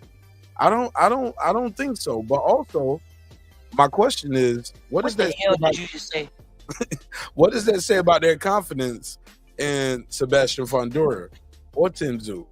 Like, we got you fighting the guy. You got to drop the belt that you actually beat the champion for. Because the WBC, never forget, was a vacant belt. You're going to win the vacant belt and defend that, but you're going to drop the belt you actually beat the champion for and a chance to beat the best fight in the world in a unification fight. What is that going to say about your legacy, man? Because you're not no pay-per-view star. And even if you was to beat Spence, you ain't going to be no pay-per-view star. Because what I would say is this. Okay, I'm sorry. What I would say is this. They don't care about the WBO belt, and it's always been the same. The belt doesn't make the champion. The champion makes the belt. They really don't care about that belt or any other belt. They want to make an in-house fight. Bud Crawford, from what I know, you can correct me if I'm wrong. But Spence ain't the champion that's gonna make the belt, Jerry. I gave you 2 minutes. Now we in battle mode. You said the belt don't make the champ. The champ makes the belt. Bud is the better champ.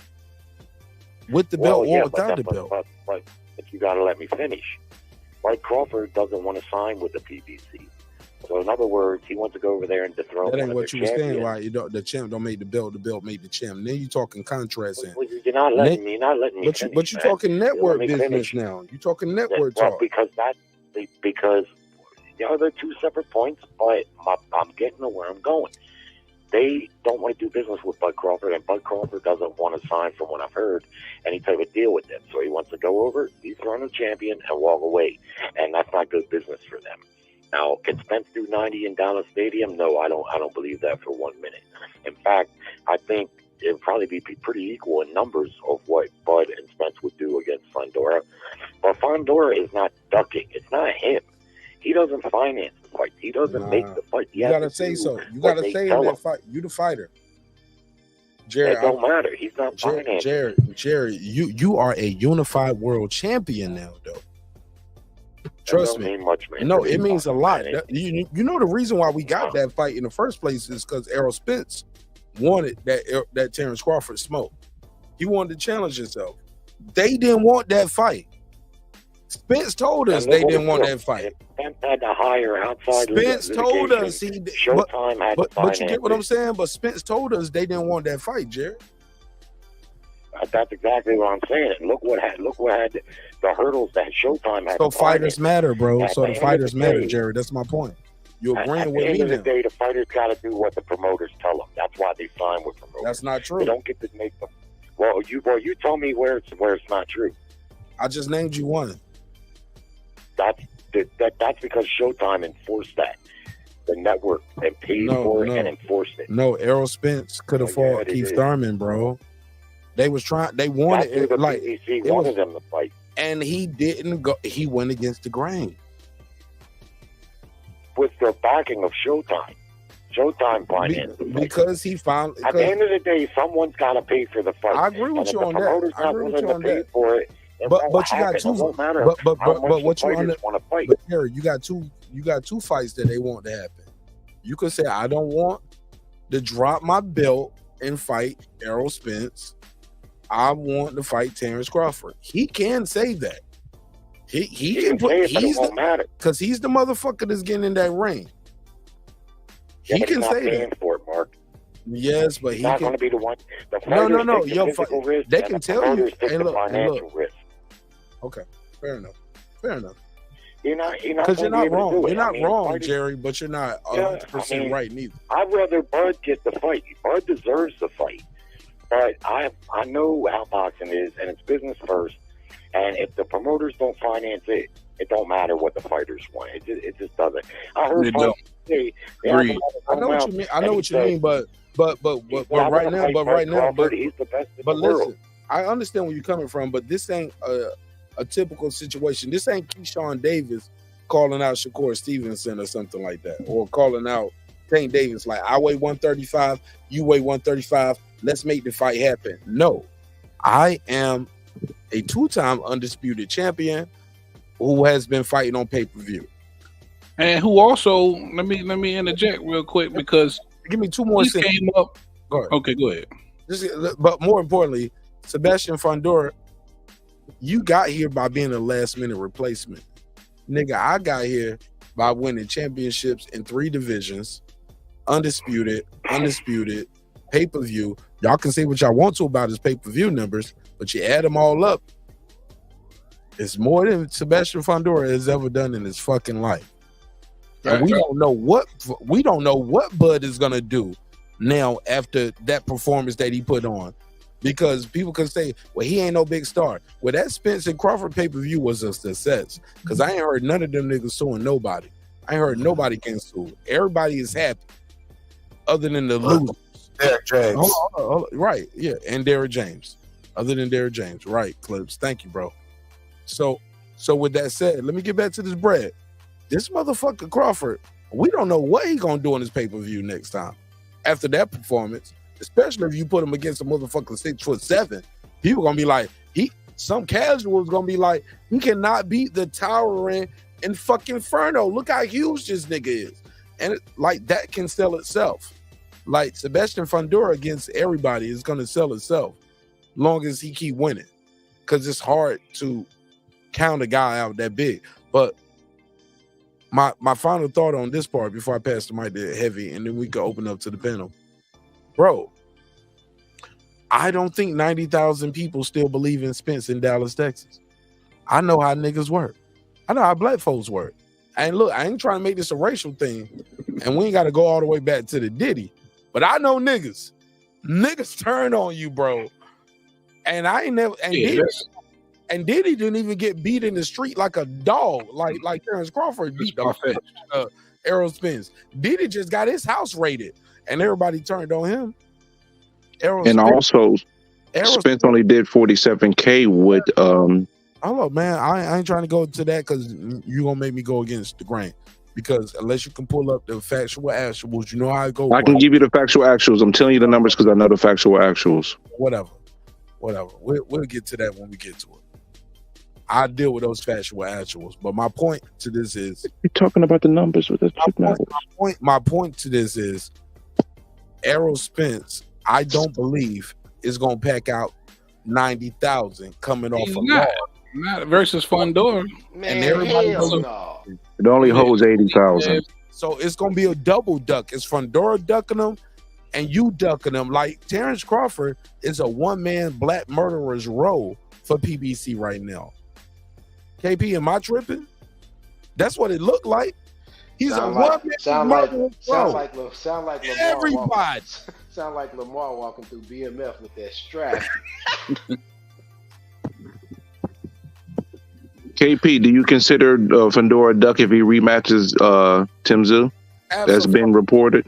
Hey, you would last minute. Mark does, but I don't. It ain't no rematch. What about you, Clips? Oh, fuck that. Go ahead. Look. Oh, this nigga First out. of all, You're trying to stall out the number one pound for pound. yeah, first of all, listen, you can't fight the ocean. Give me my mic. You can't fight the ocean. Bud controls the current. You feel me? So all these motherfuckers trying to do this and swim this way and try to tread water. All roads lead to Crawford. Okay? So Fundora actually would get love for being like, boom, I'm gonna fight Crawford. And yeah, and if I can get this Crawford fight off, nigga, first person on my mind is Timmy. I owe you that. Because you know that's gonna be a big money fight. But for real, you can't fight the Fundora. Do you think Fundora can call up Al Heyman or Ellerby and say, "Listen, I want to fight Bud Crawford. So get Al on the phone, have him call Bud and get his purse demands, and go ahead and satisfy them. Here's my purse demand." No, Jerry. Have that on my desk. No, Jerry. No, I agree with you on that. I agree with you on that. But let me say this one part. I'm on record of saying this. If I'm Bud Crawford, once again, because now I can count a man's pocket, but just for the fuck of it, I will capitulate. I will acquiesce. I will agree. What are y'all trying to do right now? Because I would see the play right now. They already telling you, Bud, we got a backup plan already. This is your WBO deal for the fight. Yeah, you pound for pound number one, but they gonna try to B-side, but they about to B-side him. Crazy. Like they gonna give him an offer, he gotta refuse. But if you Terence Bud Crawford and you everything I thought you were, you saved your money for a rainy day, my nigga. Today is raining. This is today. Go in there and be everything you're supposed to be. But I get it too. Hold on, Clips. But on the flip side of that same coin, yeah, I think you're gonna beat Fundora. I got Bud stopping and beating Fundora. I got him beating Spence at 154. I got him beating Tim Tszyu. I got him stopping all of them. He's everything I fucking thought he was in a fighter, in and out the ring, right? But at this point in your career, don't you deserve to get paid what you think you worth? Like, nigga, you worked your ass off to get here. I think they owe it to him at least. Nah, they don't owe him shit because he don't work with them. You don't not. You ain't my partner. True that. No, I'm saying as far as him finding the funding himself, he you know what I mean, we seen in the past where he came up with investors. You know what I'm saying? So I feel like if he can get the fight done himself and get Fundora a decent payday, something that he, you know, him and Lukowitz and his team is good with, I don't see why not. We're not looking at it from that aspect. Is it possible though? But like I said though, but what you just said, is not going to be able to fight on a different network, on a different promotion, and turn his business back against the people who got him where he's at. It don't work like that. But and that's where you get into that hard road where it comes down to, okay, we can't come to an agreement within this first week. Then it goes to purse bid. Will they? Hold on, Jared. Let me say this last part before I pass around. Cause I want to get KP and Clips and Heavy and Stephen Bateman. I said Stephen Bateman. Shout out to Australia. I want you to give me your take, but Jared, you know you'll give me a 5-minute answer, respectfully. Yeah. You know what I'm saying? And now I'm gonna ask everybody a quick question. You know what I'm saying? I want everybody to get 2 minutes. Everybody try to give me 2-3 minutes. I want everybody to give me a long answer, but not 5 minutes. You know what I'm saying? If you are Fundora's team, do you go for this? Like, do you send it to purse bid? Would they allow Fundora? Like, is Fundora such a pawn? Because that's what I'm hearing from everybody. It sounds like everybody's telling me Fundora is a pawn. The fighter has no say-so in what's about to fucking happen. Is Fundora about to be labeled a duck forever? And we just saying like, well, he ain't no duck. It's just Samson made him do it. Or Al Heyman made him do it. Even though Al Heyman don't do no interviews. Because I hear Samson saying, yeah, Spence is the bigger fight, the 90,000. We've heard the interviews for Tim Zucamp. It's like this is what their plan was. And since the plan didn't go their way, I've even heard Samson say, Crawford might have to wait 1 to 2 fights. Might have to wait 1 or 2. And he compared it to Benavidez. He said, well, Benavidez has to wait for Canelo, so Crawford should have to wait for Fundora. But the same guy is saying, well, Canelo is scared of Benavidez.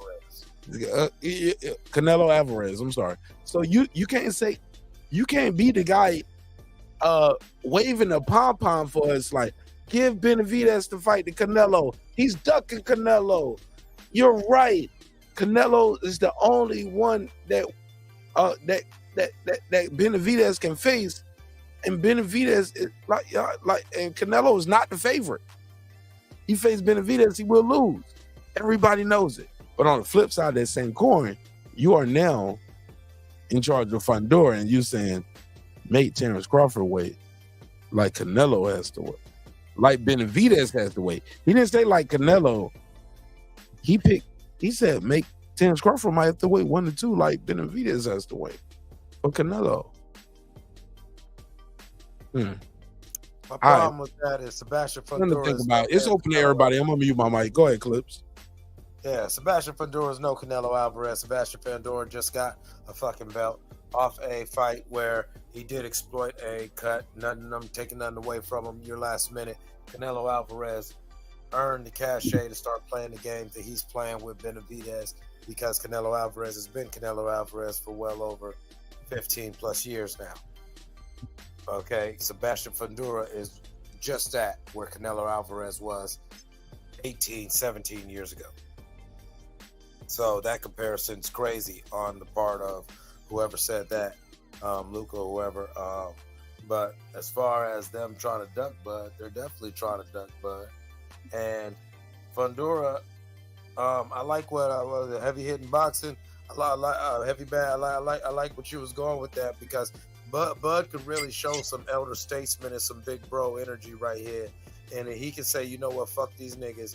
And if he can go get the bag and Fundora, like I said, he's a baby in the game. He's wet behind the ears. He's got milk on his breath to this championship life.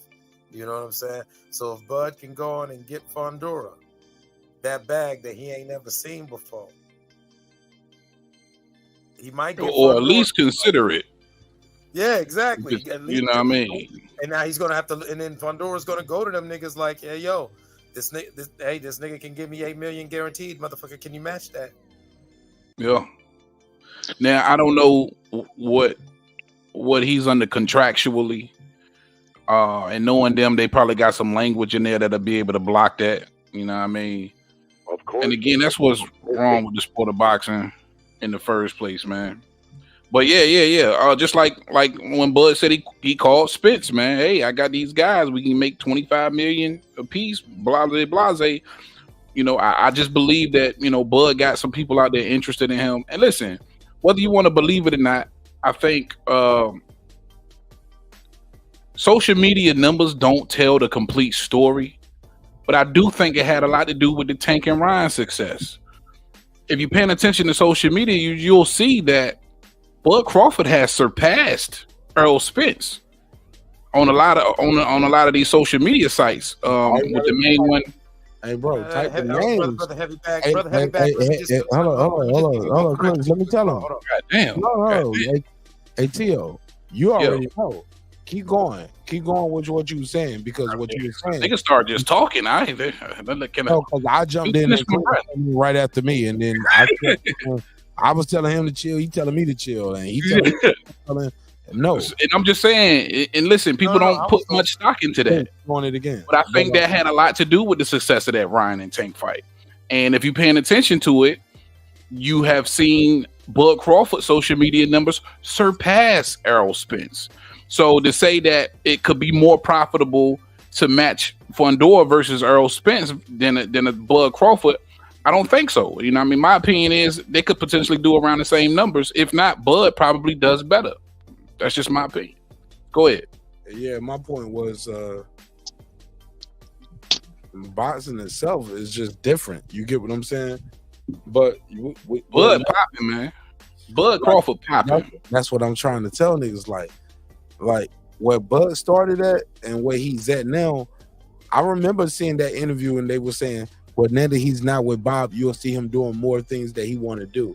Like you're gonna see him start promoting himself more. Because before Bud was on, what the fuck, I gotta go out and do everything, and I'm paying y'all to do it.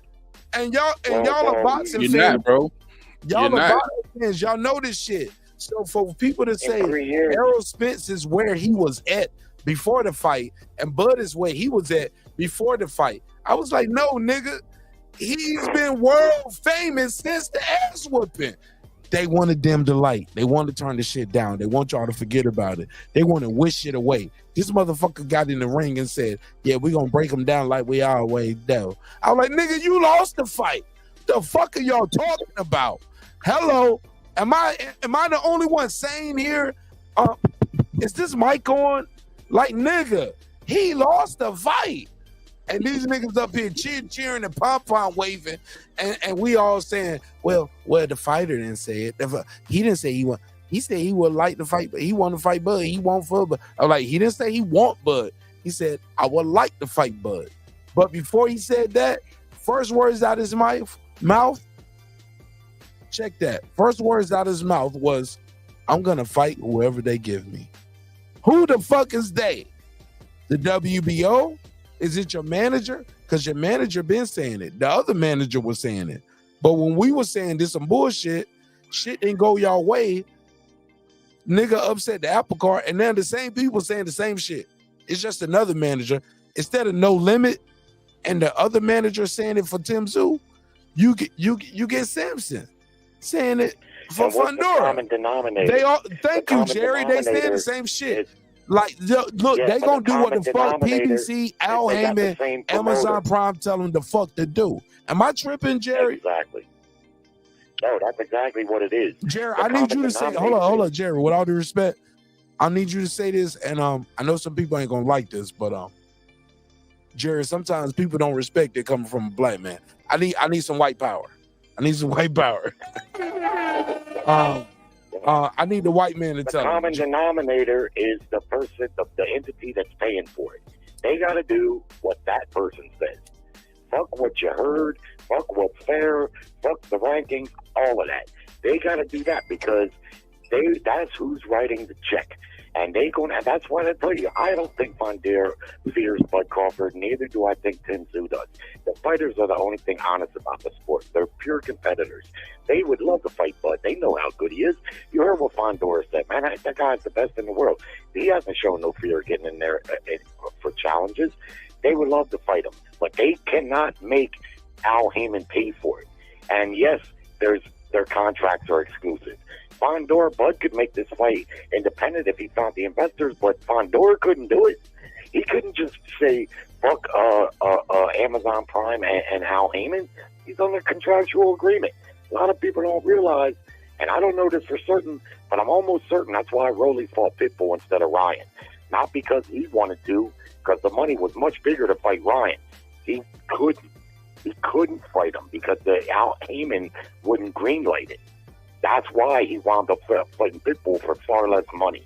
He ain't gonna tell you that, but that's the truth. And so at the end of the day, and I gotta put things in context about Bud Crawford, and I like Bud, and he's a great fighter, but he's had 3 fights in 3 years. He fought one time a year. One of those fights was Avenetian, an unheralded opponent. And to put things in further context, his fight with Spence was probably the most anticipated fight in boxing since Manny and Mayweather. And reports were it's 650. A week or so before or after that, Hank Davis and Ryan fought in a non-title fight at lightweight and doubled that number. So I gotta let people know who are Crawford sexuals. Bud Crawford is not that big of a star. He's just not. I'm sorry. And the momentum he had amongst the casuals. All right. Hold on. Wait. Can I shut that bullshit down?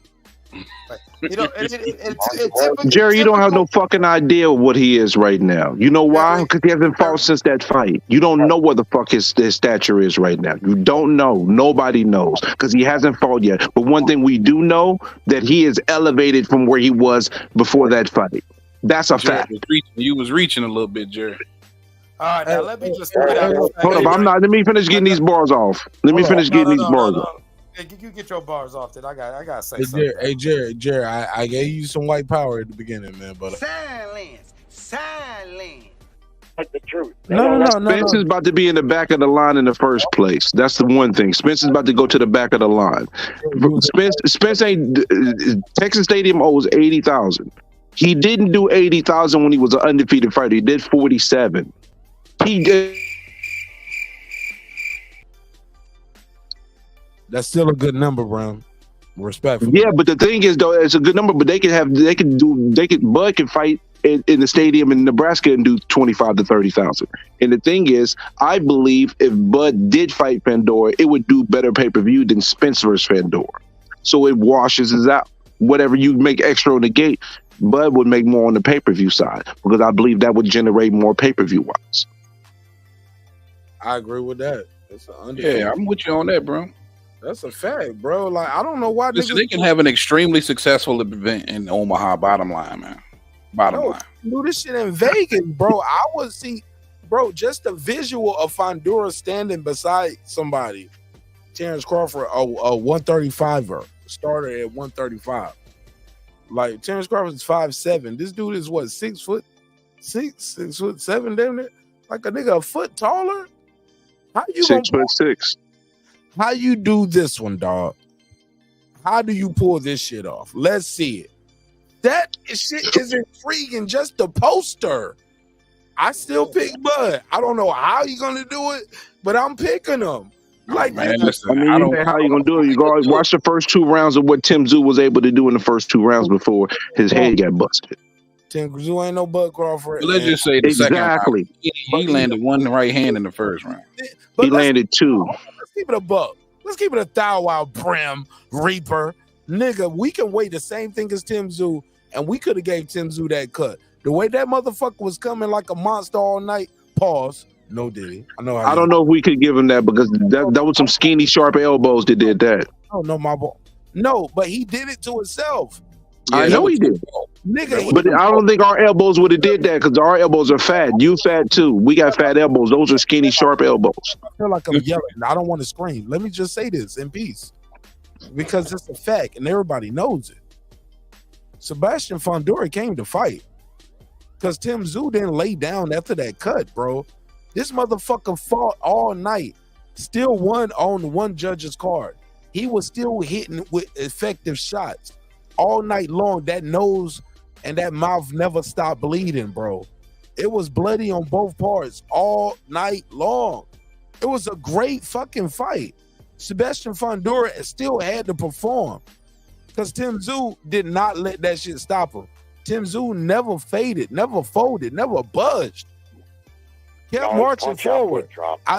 He never looked blind to the point where he didn't know. Oh, yes, he no, bullshit. Bullshit. He had a very tough time seeing.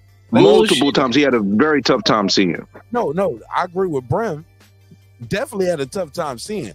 But yeah, he could not see a lot of them jabs. He didn't see them shits coming, bro. It was so many spots in that fight with them jabs. You could tell Tim didn't see that shit. No, right. I agree with you on that. He was preoccupied wiping blood. Yeah. Like Sebastian Fundora is my point. Is he had to still maximize the moment. He had to still throw punches. He had to attack. That's true. He worked, bro. And he fought like he never fought before. He used a jab. That's true. He did something he never did. Bro, anybody else, even bro, if he did not, like, imagine what he had to do to still win that fight with that reach, that height. Anybody else, Tim Tszyu still would have beat that night, bro. I feel like that Tim Tszyu would have beat anybody else who was a little bit shorter, had a little bit shorter reach. But the height and the reach added to the deficit. It increased the deficit by trillions, bro. Trillions. But see, that's what I'm saying, Mark. And let me real quick. That's why I was telling you it just makes more sense for that rematch. You know what I mean? Night.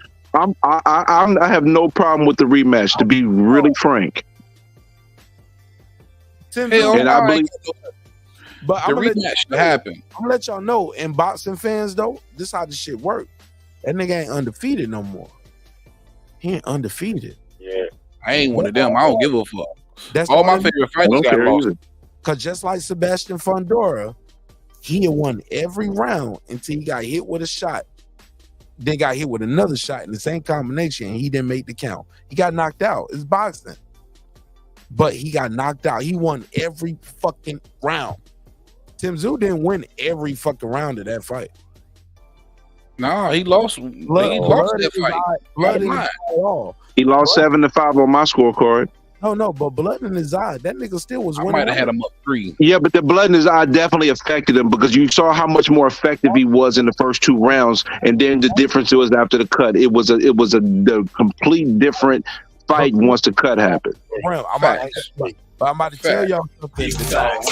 All right, and then y'all gonna get mad at me on this one, because everybody get mad at me on this, except Shelton and KP. Shelton, KP. I ain't gonna get mad. I'm just gonna look at you and say, "Cap." All right, Shelton, KP, and Lisa are the only ones who agree with me on this. I watched enough boxing to know that 2 rounds don't mean shit in a 12-round fight. Even if you drop them. Even if you drop him, that man didn't get dropped. He got caught clean. Hold up, Jerry, let me finish. Let me say that. Jerry. Thank you, Jerry. Mark ain't using his common sense today. Now let me cook y'all niggas. And I'm gonna give y'all an example, and y'all can't disprove me. Y'all can't prove me, because you can't disprove a theory. You can't prove you? Y'all can't disprove a theory. My whole point is this. Damn, let me say this.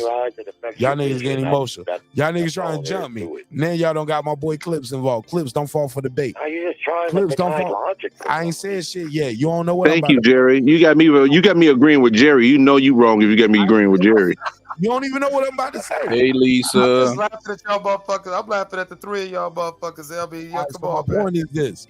If all you saw was 2 rounds of Mayweather and Mosley, and let's just say Mayweather got cut at the end of the 2, y'all was hypothetical. No, that's what I'm trying to tell you. Hold up. I'm trying to tell you, your hypothetical ain't no fact. 2 rounds in boxing don't mean shit. But how you going to use Mosley and Mayweather when nothing happened to them physically that affected their performance outside of the actual punches? Come on, bro. Can I speak? Yeah, you keep on kicking the trash in our ear. Go ahead. Let him crash this plane, Brim. Let him crash this plane. That's exactly what he's doing too. Y'all niggas emotional, yo. Y'all niggas got to. Is that your go-to word today? Emotional. Brim. I could go to mute, but I respect you too much for that. I would trust you have enough decorum to let me speak my piece, because you know I'm gonna let you get your piece, and then I'm gonna clown you afterwards. But I'm not gonna try to filibuster you while you trying to say your thing. Like right now, I've had 4 of y'all. Y'all filibustering. Y'all won't even let me say my piece. And I'm the host. And I ain't even trying to jump y'all like that. But I can cook y'all with the jokes afterwards, but I'm gonna let you speak your piece. All I ask can cook with his point. So go ahead. Brim has no self-control. Brim has no self-control. Let me say this. If all you saw was Mayweather and Mosley for 2 rounds, Mayweather won all 2 rounds. at the end of that round, it wasn't even a punch that hurt Tim Tszyu. He ran into an elbow on his own. Everybody's saying they know what was going to happen the whole fight because of what they saw for 2 full complete rounds. If Mayweather would have bumped Mosley's elbow at the end of that round, y'all saw that whole fight without a cut or without an injury. But y'all saw 2 rounds where this nigga didn't look like he knew what the fuck was going on. He hadn't figured out Mosley yet. Mosley had rocked him, wobbled him, had him doing the stanky leg. Nigga, I watched enough boxing. 2 rounds don't mean shit in a 12 or 15 round fight. It's a 15-round fight. Hold up, nigga. Control yourself. Hold up, white man. Land the plane. All right. Now, see how one person jump in, then another person jump in. Go ahead, Clips. Right on cue. Like, damn, y'all let me speak my piece. Damn. So my point is, you don't fucking know. Now, do I think Tim Tszyu was gonna win the fight? Absolutely. Did I bet on Fundora? Absolutely. Because I knew he was alive. You thought Tim was gonna win while you making this dumbass point in the first place. All right, go ahead, man. I digress, man. I've been asking for the. I've been peaceful. I've been peaceful. I tried decorum. But go ahead, Brim. Go ahead, Brim. Pull the wedgie out. Pull your thong out. Say what you gotta say. All right. That's your go-to move today, I see. What I'm confused about is that you said you thought he was going to win. So what was the whole reason for you to go on this long dissertation about something if you believed he was going to win if the cut didn't happen? That was our whole point in the first place. You just wasted a whole lot of oxygen and time. Oh, my whole point was the winner never, according to both managements that we're hearing now, never had Terence Crawford in the scope anyway. Both of them. What the hell does that got to do with what we talking about? Boy, you lost in the sauce today. You drinking before you got on? Nigga, do you see the title and the thumbnail? Will Sebastian Fundora duck Terence Crawford? That's what we're talking about. What you thought we were talking about? We just said that if the elbow didn't happen, Tim Tszyu was going to win the fight, and then you argued us down, and then agreed with us afterwards. Oh, I swear before cheese and crackers. Yeah, once again, fat nigga bringing up food. Look, let me tell y'all some real shit. Nigga, get back on your diet plan. Your mouth is fat right now. You ain't saying shit right now. God, you struggle-nomics today. I got a fat mouth, nigga. Stop flirting with me, nigga. No pity. I'm not your type. Is that what you got out of that? Is that what you got out of that? You got some fruit basket shit out of that? Wow. Can I just get in? Yes, sir, you can, because Mark is on some nonsense today. First of all, I thought I was very clear with what I was saying. We was talking about the guy fighting him, the guy not fighting him. Go ahead, Clip. I just want to talk about a few things I just noticed in the last 10 minutes or whatever the fuck this was. Brim emotional, bro. I cook Brim on every panel, so every panel he try to get backs. I mean, this nigga don't bother in private conversations and everything. Well, now, hold on, Mark. There is a there, but let's not forget the fact that you brought white power to the neighborhood, and then you got shocked when, of course, the white man had to give Terence Crawford a backhanded compliment. You know he can't build him up too high. You know he had to knock him down a peg. You know, you knew Jerry was going to do that. Yeah, he's no Rocky Marciano, right? Exactly.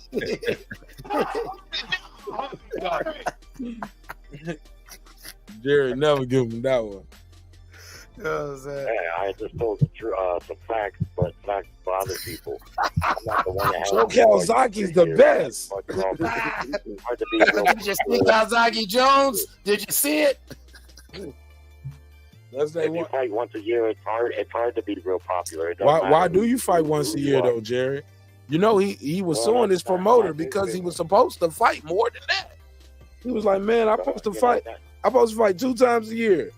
You gave me 1 fight a year for the last 2 years, so I'm suing you. Let me say this about. So he did sue for that though, Jerry, right? So the 2 rounds that you talked about, yeah, you're right about that.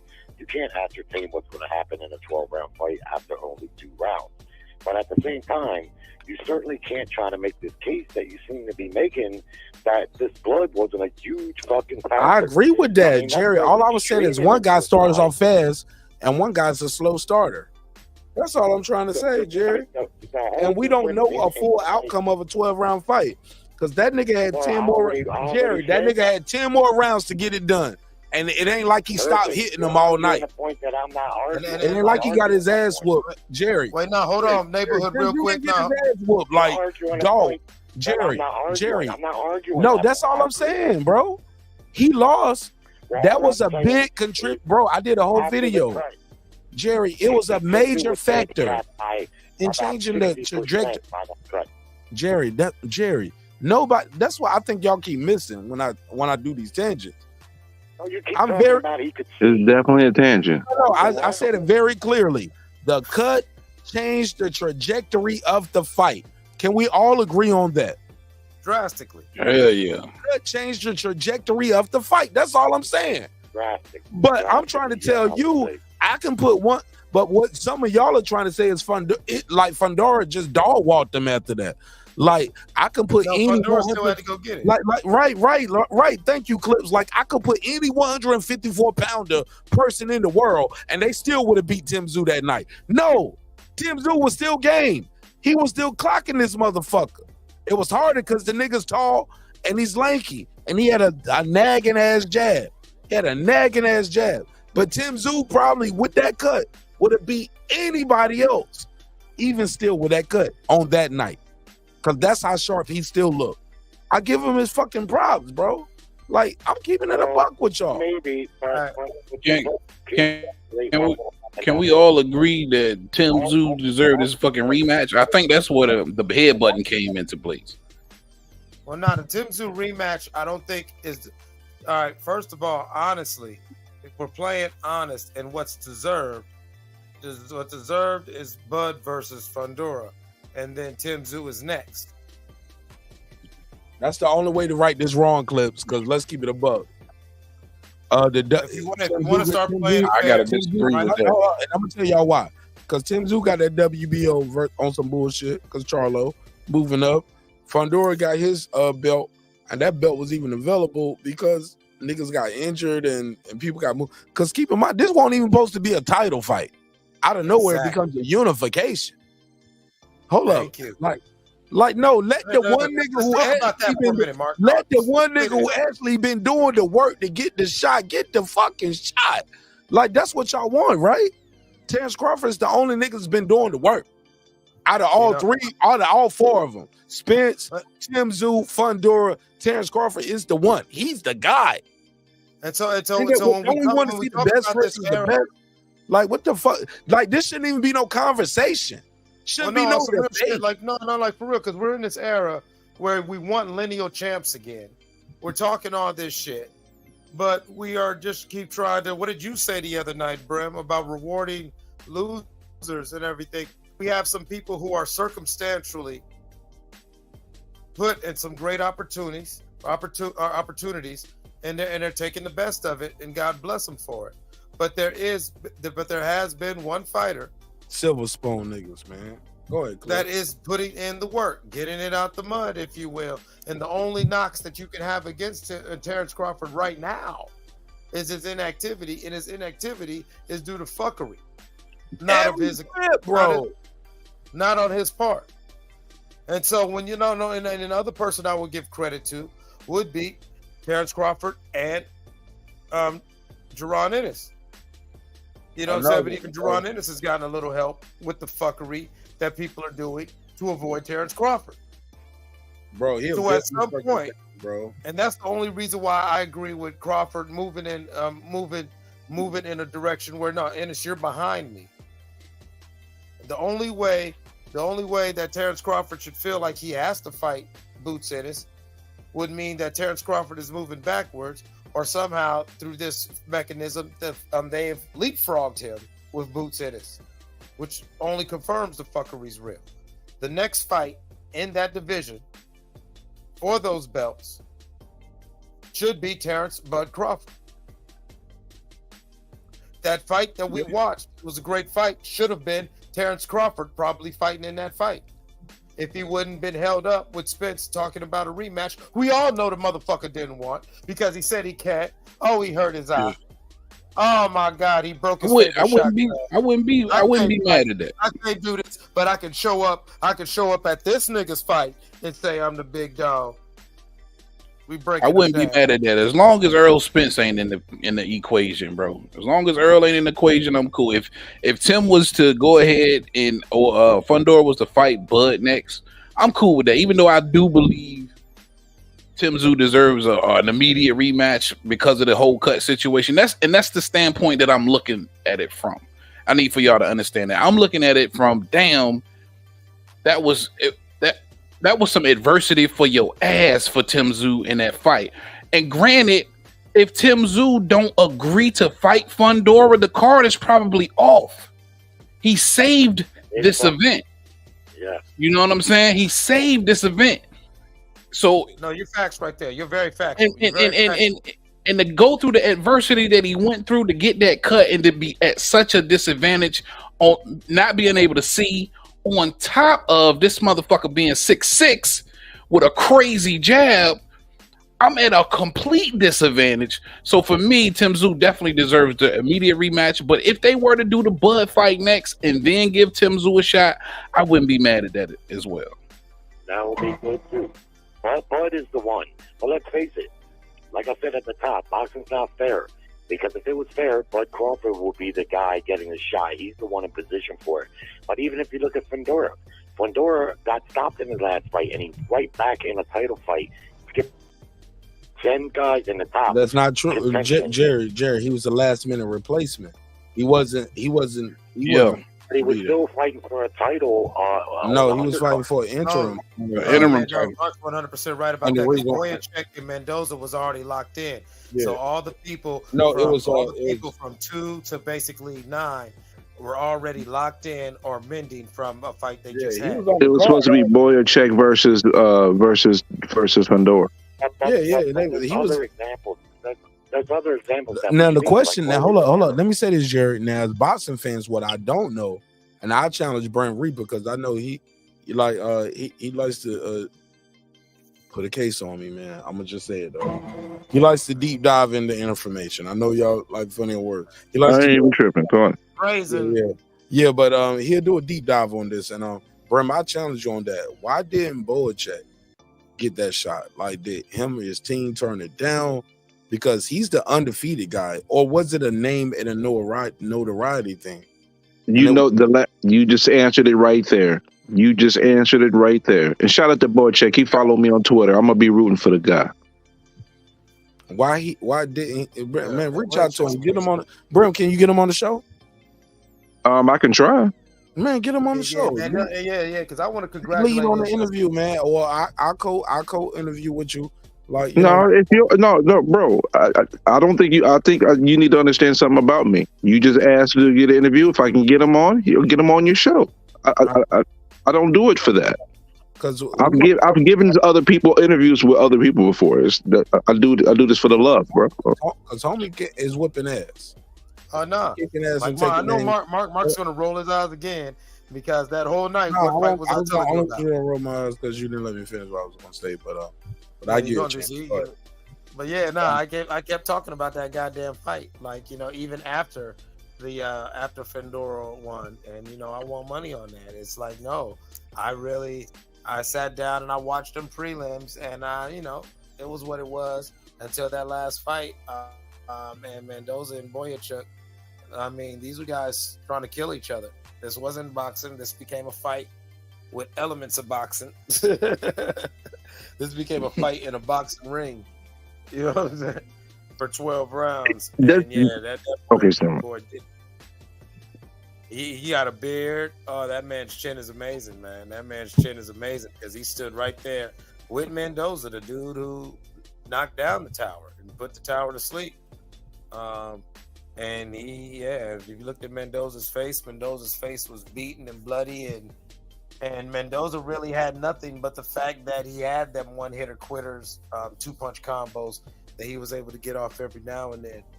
And Boyacek, he's nonstop. Lisa, did you see him? You know what I'm saying? Like, he was nonstop throwing. Yeah, he got an engine, boy. He's not like most fighters who it's a 1-2 or a 1-2-3 as they're just coming forward. It's a 4-punch and a 5-punch combo. You know what I'm saying? And then when he sits down, it's 5 and up. That's a high volume. Yeah, he broke Mendoza's jaw for sure. Hey, I don't think you guys are understanding what's going on right now. Do you know Spence is about to go to the back of the line, though? Do y'all understand that's where he deserved to be? He's about to go back to the back of the line. Hush that buzz. Get your fishy ass to the back of the buzz. The big fraud. Oh, head. Man, I was disgusted, bro. When he got in the ring, I was like, man, what the fuck is they trying to do to us, bro? You know what I mean? could see happening potentially, possibly? I could see Tim Tszyu rematching against Fundora, right? Bud fighting Lubin for the WBO, and then the interim for Boychuk versus Spence. I could see that happening. If they go through with the rematch, I could see those scenarios possibly playing out. Yeah, because I definitely see them trying to just hurry up and give Spence back for his ego. Errol Spence, even though he certainly does not deserve it, there's no mistake why he was in the ring there that night. Jerry, you didn't get the news, did you? Yeah, WBO shut that down. No, not that. But no, that's just the WBO. But Sampson has said that the first priority is the rematch. He put it out there he put it out there verbally and put it out there with filed paperwork. And that's because a lot of the fans are screaming that shit. First of all, Tim Tszyu's got a huge fan base in Australia. And it makes the most sense. They got to negotiate that. Who is Sampson? Samson Kapowicz, Fundora's manager. What the hell? Fundora. I want to talk to Sampson. Yeah, there's the problem. Brian Fundora manager doesn't make the fights. He doesn't pay for them. The PBC does, and that's why they had Spence in that ring that night. Yeah, they had Spence in that ring, but if they see that, but again, you riding on that Spence in the ring crap. But if they've already put out there that they filed paperwork and they said their first priority is the rematch, you better look at it and don't assume that it's just going to be Spence. Spence finna get in the back of the line, homie. They do things to see how people receive it, bro. They're not going to pay for it, and that's the bottom line. I'm gonna tell you this. What are you talking about? It's going to dictate. They're not going to pay for what? My word. They're not going to pay for the fight. They are going to pay. They are going to pay for the rematch. They are going to pay for that rematch. People enjoyed that fight. That fight is going to do even better in a rematch. What are you talking about? They're going to consider this backlash, bro. They're going to consider all this backlash, man. It's too much backlash. It's going to get considered. Well, I got a question for y'all. Whoever the PBC pays them. Let me ask a question. Jerry, you're not even informed yet. You didn't even know the news just came out yet. You talking about what's going on. Get informed first. Get updated. Then come talk to me. Bram, let's not be so. Hold on. Hey. Let's stop the offense. Like let's. Hold on, man. Do I got to do the drop? Let me do it. I built this shit. Me. Brick by brick. And I'll be damned if I let you tear it down just because you don't like the way another nigga talk. All right, Jerry. Let me bring it back full circle. You an asshole, bro. So let me ask my question, man. And I need my Latino brother Puro and my Latino community pull up. Where's Ja Rule? Where's Ja Rule? Puro, where's Puro?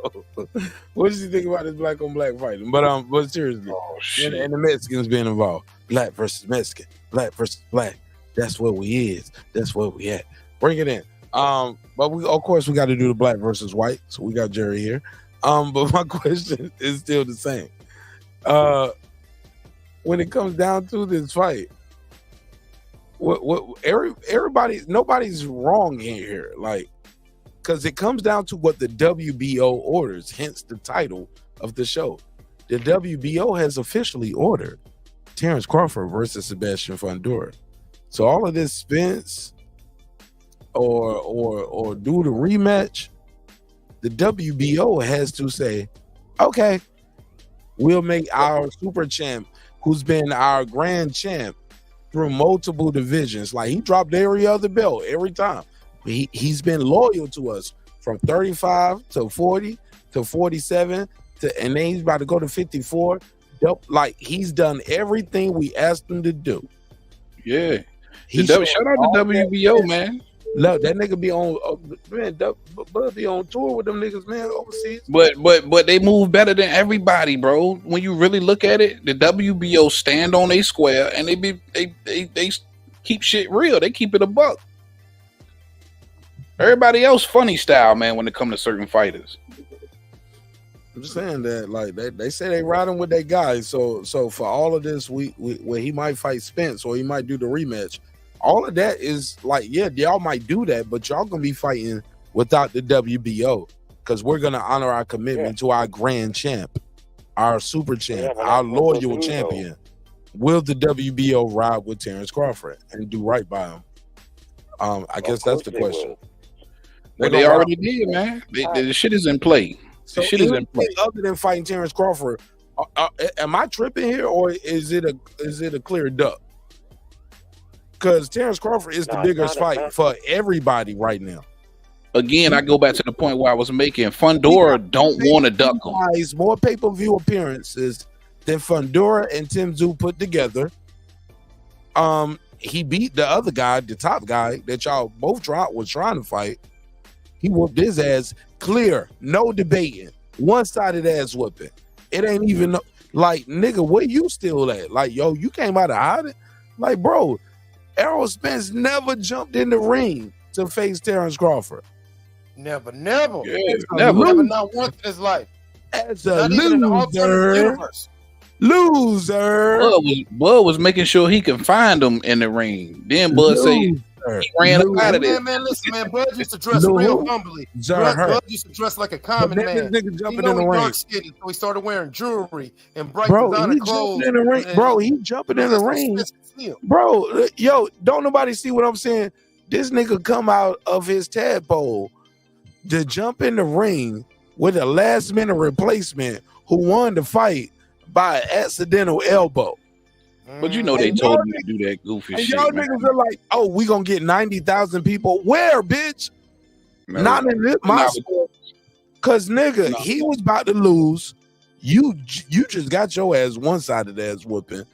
Where the 90,000 people that's gonna pull up for Fundora versus Spence? I don't see it. They not. They not. And they know they not, bro.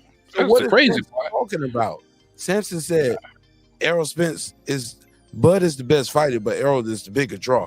Bud can't get 90,000 in Dallas Stadium. I was like, nigga, y'all ain't either. Facts. Canelo can't even do that. Canelo had 73,000, and it only holds 80, by the way, not 90. But you know, I digress. I'm a Cowboy fan. They hold 90. They've given reports on playoff games and Super Bowl. Oh yeah, where the attendance was over 90,000. So there's kind of people outside the stadium looking in. No. They talk about them niggas in there. No, bro, they got fold out chairs. Like instead of bringing this and rows, we can move those rows. You got to understand it's a boxing match, so you can get a lot of people on the floor. But you know what though? What makes this all like super moot? You don't know. Canelo did 73. Errol Spence ain't reaching that. He did 47 when he was an undefeated fighter on his first pay-per-view where everybody was hyped at. The hype is not there. The fighter is not the same. He lucky to do 30 to 35. They want they want to see Errol Spence do 90, give him the keys after happy hour. That's all PBC talk that you're hearing from him. That's what they're telling him. He don't know shit about what Errol Spence could draw in Dallas Stadium. He's getting that from the suits at PBC. They running the show. And I don't give a fuck what nobody says. If they don't pay, ain't nothing happen. You can take the rankings, throw them in the trash. They'll get rid of the WBO belt. If they don't want to do business with Bud Crawford, they're simply not going to do it. They didn't even give him the rematch against Errol Spence that they contractually obligated to do. So that's get him out of here. Get him out of here. Get mad at the PBC because they're the ones that are ducking Bud Crawford. I don't think Fundora would not fight Bud. He's a fighter. He would probably love to fight him. Too. Them guys ain't ducking. We give fighters a bad name with all this duck talk, man. They're not in charge of it. They're not going to pay for it, so they don't get to say. Nah, bro, they gotta say so. No, they always gotta say so though. No, they do. They can say, "I'm not fighting that guy." You're the guy fighting. You always got to say so. And see how it works out. No. You can do it and win. Jerry is a perfect example of somebody who bucked the system, and you saw it work out. Now, not everybody is going to be successful, but we just need more fighters to buck the system. So as much as I'm agreeing with you that this is, once again, PBC, politics, bullshit, and controversy, you know what I'm saying? The fighter is very key to that. The fighter, you need the fighter, because the fighter's going to go along with it. It's the fighter who's afraid that I don't want to lose my money. See, Massa been good to me. What you know what I'm saying? He fed me on Monday. Why do fighters sign with promoters? If they could do what you're saying, they'd never sign with a promoter and give them 35, 33% of their purse. They do that because the promoters are the ones that are going to take the financial risk, and they're the ones who can secure the TV dates. The fighters can't do it. That's why they sign with promoters, because let's face it, promoters don't really promote shit. What they do we all know that.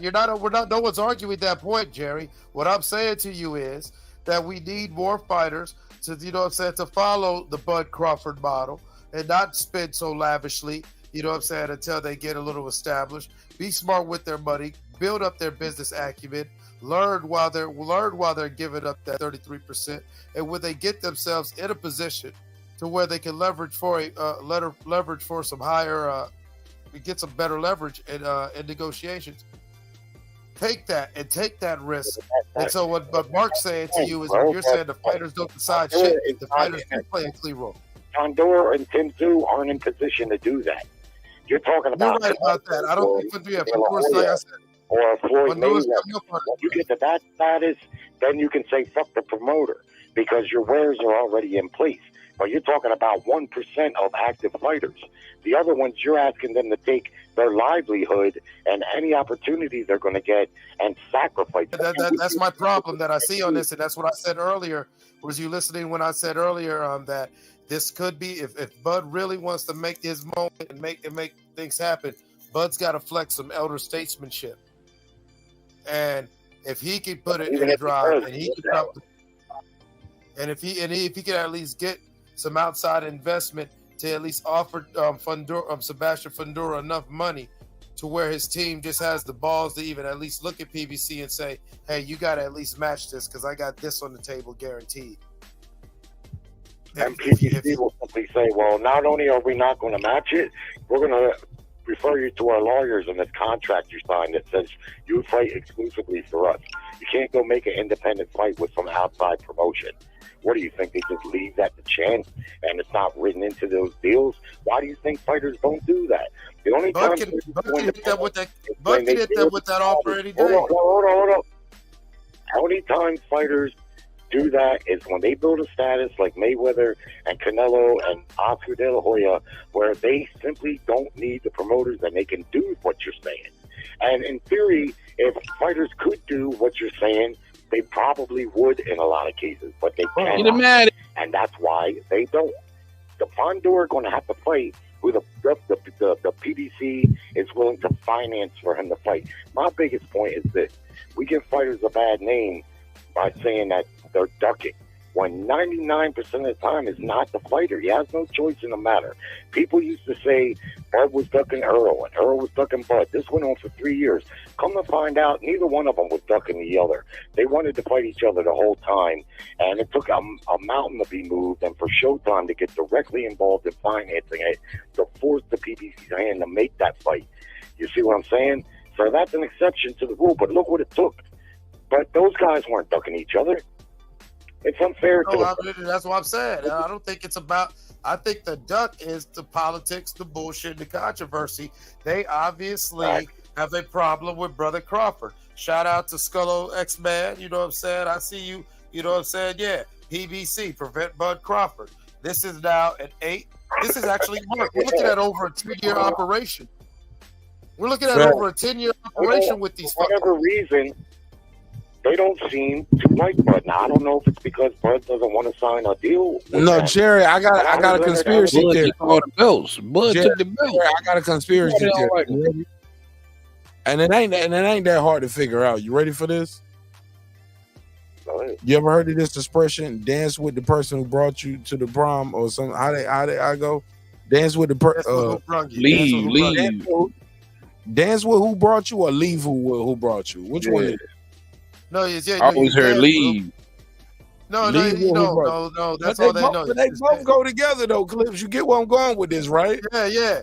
Don't be that. Bud- The thing Bud is, don't be that Crawford- dude who's always there. Bud Crawford is at the dance with no partner. He had to dance with no partner. He ain't got no. Listen. No. It's only a matter of time before they forced to work with him again. Look, bro. man, I don't care how long I be quiet. Whenever I jump back in, I don't never even get like, Me too, but it's bro. all cool. But I harbor that environment. I love it. I want y'all to keep doing it though. Keep being free. Be free thinkers. Be free speakers. Like keep that shit going. I need that. We need that. The world needs more of that. I'll get out. Nah, wait, no, hold on, white man. Hold on, white man. You will listen to this Black Power. Hold up. Let me get. What the hell is going on? Black men are not here tonight to be played with. No. They are here tonight because they want to change in their life and they want to change in their community. And we will build this community one episode at a time. Let me bring up the second worst audio nigga ever, Sheldon Moore. Because Sheldon Moore gonna shit. Oh, he gonna have the worst audio ever, but he gonna have the best points. But he gonna call everybody a bum. We gonna get to that later. But where was I at? I don't know. White power. Hey, Sheldon look like he calling niggas bums all day. No, we call nobody that bum, man. Call nobody that bum. I'm just saying, I'm just glad. Let me use the mic. Because as soon as he started talking, he was perfectly still, but now the phone moves automatically, and the mic moves, and the audio moves automatically. Shit, Mr. Sheldon can't even hear. Because I'm driving, nigga. Like once you start talking, the phone got to move too, though. Like he wanted. Because I'm driving, nigga. I'm doing two things. I got you. Nah, you know he from the old school, and you know old niggas shake when they talk. Listen here, sucker. Yeah. Like he wasn't old nigga. Like he whipped Jab turkey. Hey, look, Sheldon Moore. No cat daddy. Hey, look, Sheldon Moore. Hey, look, and he an army nigga too, right? So when he give you an ass whooping, he whoop you in cadence.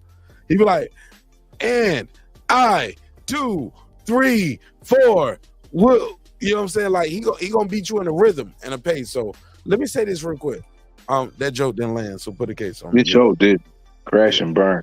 Yeah, man, my shit hit like that. That was straight Yeah, I try. I'm trying to stop you, but I said, let me just let you finish crashing the plane. Yeah, man, I'm trying to clear the lane so y'all niggas shut up. Sometimes you let the kids touch the stove, bro. Hey, look. Pretty much, Clips. Clips. I'm not perfect. All my No jokes- shit. Hey, look, some of the army niggas I like that potato get it, though. chips. Some of them army niggas get it in cadence. Okay, I tried it again. It still didn't work. All right, put it. I got it, bro. Go ahead. I understood what you said, but it's like, listen, man. I gotta call him Mr. Sheldon. Hey, Sheldon. You the type of motherfucker after you whoop a nigga ass, you stand over him and talk shit like Major Payne, huh? Oh, back in my day, yeah. Now I ain't trying to fight nobody. I'll shoot you though. But my whole point was this. And I'll keep it real short. 30 seconds or less. I think the PBC has a fear of the GOAT. The next GOAT. Like Terence Crawford cannot be the next GOAT. Not this nigga from Omaha. This nappy-headed ass nigga. Not you. You cannot be the one because this triple crown of 3-time undisputed in 3 different divisions might hit harder to these modern day fans more than Floyd Mayweather's 50-0. Like the new fans, like Floyd Mayweather was never undisputed once. You could have got right here 3-time undisputed. Oh my God, from Omaha, who is you? Like they have a fear. Like no, Floyd still has to be the guy, and the powers that be don't want this nappy-headed nigga from Omaha. And this ain't no disrespect to Terence Bud Crawford. My nigga, hey, look. I wore the bracelet. So happy to be nappy in this I wore the bracelet for the show. I got my... look, I fuck with you, bud. And I fuck with the team. But I'm here to tell you, they'll never love you, bro. They'll never accept you. like until you gone, bro. And you just one of them ones, bro. That's You're it. gonna be the one they love to hate. Not to me though. He's a walking, breathing, active, living legend to me. Never beat him, bro. They never had a guy that can beat this guy, bro. Bud, that nigga, man. Shout out Martin King too, bro. Anywhere in or around this dude, Charlo couldn't beat him. We all knew that. Spence couldn't beat him. Danny, Shawn, Keith, AB. Nobody in or around his division. They never had a guy that can beat this guy. But now this guy just keep winning, getting older, disciplined, stay dedicated to the sport, never folded, never cheated the sport, never cheated the sport. He doing good business. They don't even want to partner with him. Like, he's a free agent, no promoter in the way. We'll rather drop the belt than partner with you because because we know they do one-offs. Hey, look, Devin Haney, shout out to Team Haney. They the king of one-off deals. They have done short-term deals with DAZN, Top Rank, and Showtime. Why y'all can't do no deals with short-term deals with Bud Crawford? It's the fear of that Omaha snake, nigga. Cause this motherfucker's gonna wrap his head around the sport of boxing, and people gonna see that what y'all doing ain't working. Where he's not promoting drinking and partying. All these niggas on PBC, like all the top guys, they was trying to be AB. Hold up, Mark. When did Haney do a one-off deal with Showtime, bro? I'm sorry, short-term deals, bro. Haney does short-term deals. He was on Showbox. But Haney was on Showbox a few times. I don't know if it was a one-fight deal. What are you talking about when he was 6-0? I don't know if it was one fight. It doesn't matter. He was there. Was it 2 fight? Was it 3 fight? But Brim, he's done no long-term deals nowhere. He don't do long-term deals. This is he would have if Tank would have fought him. He would have been at Showtime if Tank would have used some balls. You don't owe me for life. I'm not signing my life and my career to you. And it's been the pinnacle of his success. That's why he where he at now. And he's about to go even further. He wouldn't even sign with Floyd. Big Floyd brought him up. He wouldn't even sign with Floyd. Deals, bro. Well, we know why, because that's them 360 deals, bro. But Brim, you brought it up like I said something wrong. He's the king of the one-term deals. No, it ain't that you everything you said was fine except for the Showtime part. I'm like, Haney didn't sign no deal with Showtime. What he fought? Wait, he did. Would have though. He would have his fights. He most definitely would have on Showtime. Can we agree to that? He fought on Showtime and he didn't pull the boots in it. Where they saying, well, we kind of got a relationship over here, so we can't fight for the fucking title. Be loyal to Showtime. Oh, you know what? I just saw something that made me laugh. They said when Spence got in the ring that a lot of the arena was already empty, but it was a couple people that posted said when Spence got in the ring, I looked, I said, man, let's get the fuck out of here. And they said I left as soon as I saw that dumb shit. I was like, wow. Hold on, you talking about the big fight? There's still a lot of motherfuckers in there though. You talking about it was less than half the crowd though. When Spence got into the ring, he said that people said a lot of people had already left, and then there was some people that posted said when I saw Spence going in the ring, I was like, man, fuck this. They just like I left. Well, I'm gonna tell you something. The nigga go to a lot of fights, and not even just fights, concerts and main event shit. A lot of times, people hang out in the vestibule area, and or how my rich real estate niggas call upstairs den or a loft. Like they have these areas upstairs, right? And like niggas be getting food, getting drinks. You just hanging out, chilling. It's clubs outside there. Especially in that arena, because I was at that arena and I was at that fight. I hadn't even made it to my seat yet. When they brought Spence out, they was moving me from the floor, telling me you can't hang out here no more. It was like at the point you gotta go to your seats or you're gonna get locked out. So people start rushing the arena. So I was on the floor and I was moving on the floor and I was trying to go to my seat and I'm on the floor, but the nigga telling me I can't walk this way. I gotta go outside and walk around outside. And I was like, man, please, bro, this nigga coming out the Eminem, nigga. And I pulled out my ticket stub and I showed him the price on my ticket stub. And I said, Cap, put a case on me, y'all, because all y'all know is Cap. But I was like, I showed him my stub, and my stub said, I paid almost $7,000 for this seat. nigga, let me stand here in peace. I ain't hurting nobody. And on top of that, I had a media pass, press credentials. I was in that bitch with a selfie stick. You can't get in there with this. Without this. That's why you was big time in my yeah, so that nigga's like, I showed I was like, bro, please, bro, I'm media. Bro, I'm with the team, nigga. I'm wearing the whole outfit. No, team don't air, nigga. That ticket stuff, though. That black cop, he didn't care about none of the other shit. I was like, nigga, this seat cost me $7,000, bro. He was like, all right, man. That sounds like some black privilege. Yeah. Black power, nigga. Go back to your country. I'm not speculating. I have the information. I'm not speculating. I ain't speculating, yeah. Nigga, and that nigga let me stand there and watch Eminem and Bud walk to the stage. Like, I was like, I'm gonna miss it going behind, but I'm on the floor. They right here, nigga. Let me stand here. Nigga, I'm fumbling. Can I say something to Sheldon real quick? Fumbling with the camera and shit. And I just enjoyed the moment. I was like, nigga, my life is amazing. I can't believe it. Yeah, Mr. Sheldon. Mr. Sheldon. Nigga, I've been talking about this fight for years, nigga. I am right here, and this nigga is right here, and I can't get my phone right. I can't get my camera right or nothing. Yo, what up? Here.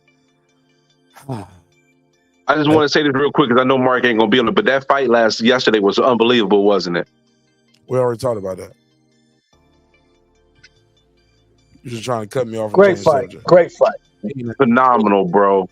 I'm not even mad at the draw. I'm not mad at it. One of the best moments in my boxing career life, and this nigga just cut me off on some shit he didn't even buy. You know what I'm saying? Bro, I'm a hater, man. You talking about? I got Peacock, Goofy. Face ass nigga, man. I hate you. I got Peacock, but come on, bro. We've heard this story, and I'm happy you had that moment, bro. I'm glad you had a beautiful moment. I mean, listen, if you want to swim in the pool of it, go ahead, bro. I mean, cool. Oh man, you know, it's all good, bro. I hate you. Oh, hate. No hate at all. This dude been busting my chops this whole time. Talking, are you sensitive? I'm looking at the screen like, what? He's just saying anything right now. You've been freestyling today, bro. You need a beat. Man, play a hater's ball. I'm telling y'all what one of my best experiences in my boxing life and career right here. You know?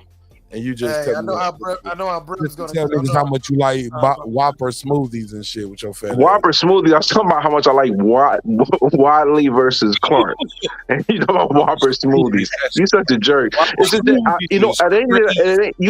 I've heard this story. This will be the fourth time I've heard this story, Mark. You shared this story a few times already. I might be able to tell the story, for you.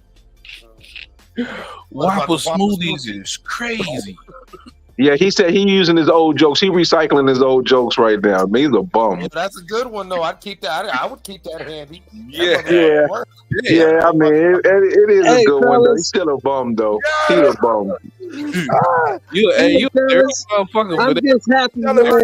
Buckethead ass. I'm just happy that we allow. Hold on. I'm just happy that we allow. That nigga. I'm just happy that we allowed this shit to play out. Nigga, you trying to save him? Every time this nigga cry, I'm helping him clips because he's shedding the cholesterol. Every tear, his fat ass is sweating a salty tear. How you gonna call somebody fat and you don't look too light yourself with your bucket head? You got a size 8.5 head. Nigga, shut up. Biodome head ass. You can't tell niggas he weigh 195, nigga. Ain't that nigga? No, I didn't say 195. I said 215. I don't know why you whooping front making them numbers. This nigga 215. This nigga just added his last meal. I ain't gap band mouth. Oh, okay. Good one. Congratulations. Good joke. Outstanding mouth ass nigga. I think Mr. Sheldon was trying to say something, man. We gonna let He was, man. Mark on this goofy shit today, bro. Oh, Donald Duck ass nigga, no, man. I'm just saying, I'm just glad that we allowed this shit to play out, man, because motherfuckers was all up in arms after Saturday night. Oh, they gonna duck him, they gonna do it. No, the WBO said no. But we knew that was coming. So either you gonna defend our belt or we gonna take our belt and we'll give this and let him fight somebody else for it. But that belt's not gonna sit there with you and you're not gonna make moves with it. Well, a lot of people did. A lot of people were thinking that EBC is almighty and nobody's gonna get to fight and all this old bullshit. Look, I don't give a fuck who he fights for that belt, as long as he gets to fight for it. I don't care who he fights. Kelly, motherfucking Ramos. No Kelly, bro. I hope he don't fight the guy who lost to David Avanesian, bro. Like, no. Kelly's the number one contender, bro. He's the number one guy. Yeah, man, PBC worked their magic and moved Lubin up for the fight. What about that unification, though? Cause like See, we that was Yeah, that we want the bullshit. unification, but as long as he gets Bullshit, the bro. belt, eventually he can get the unification.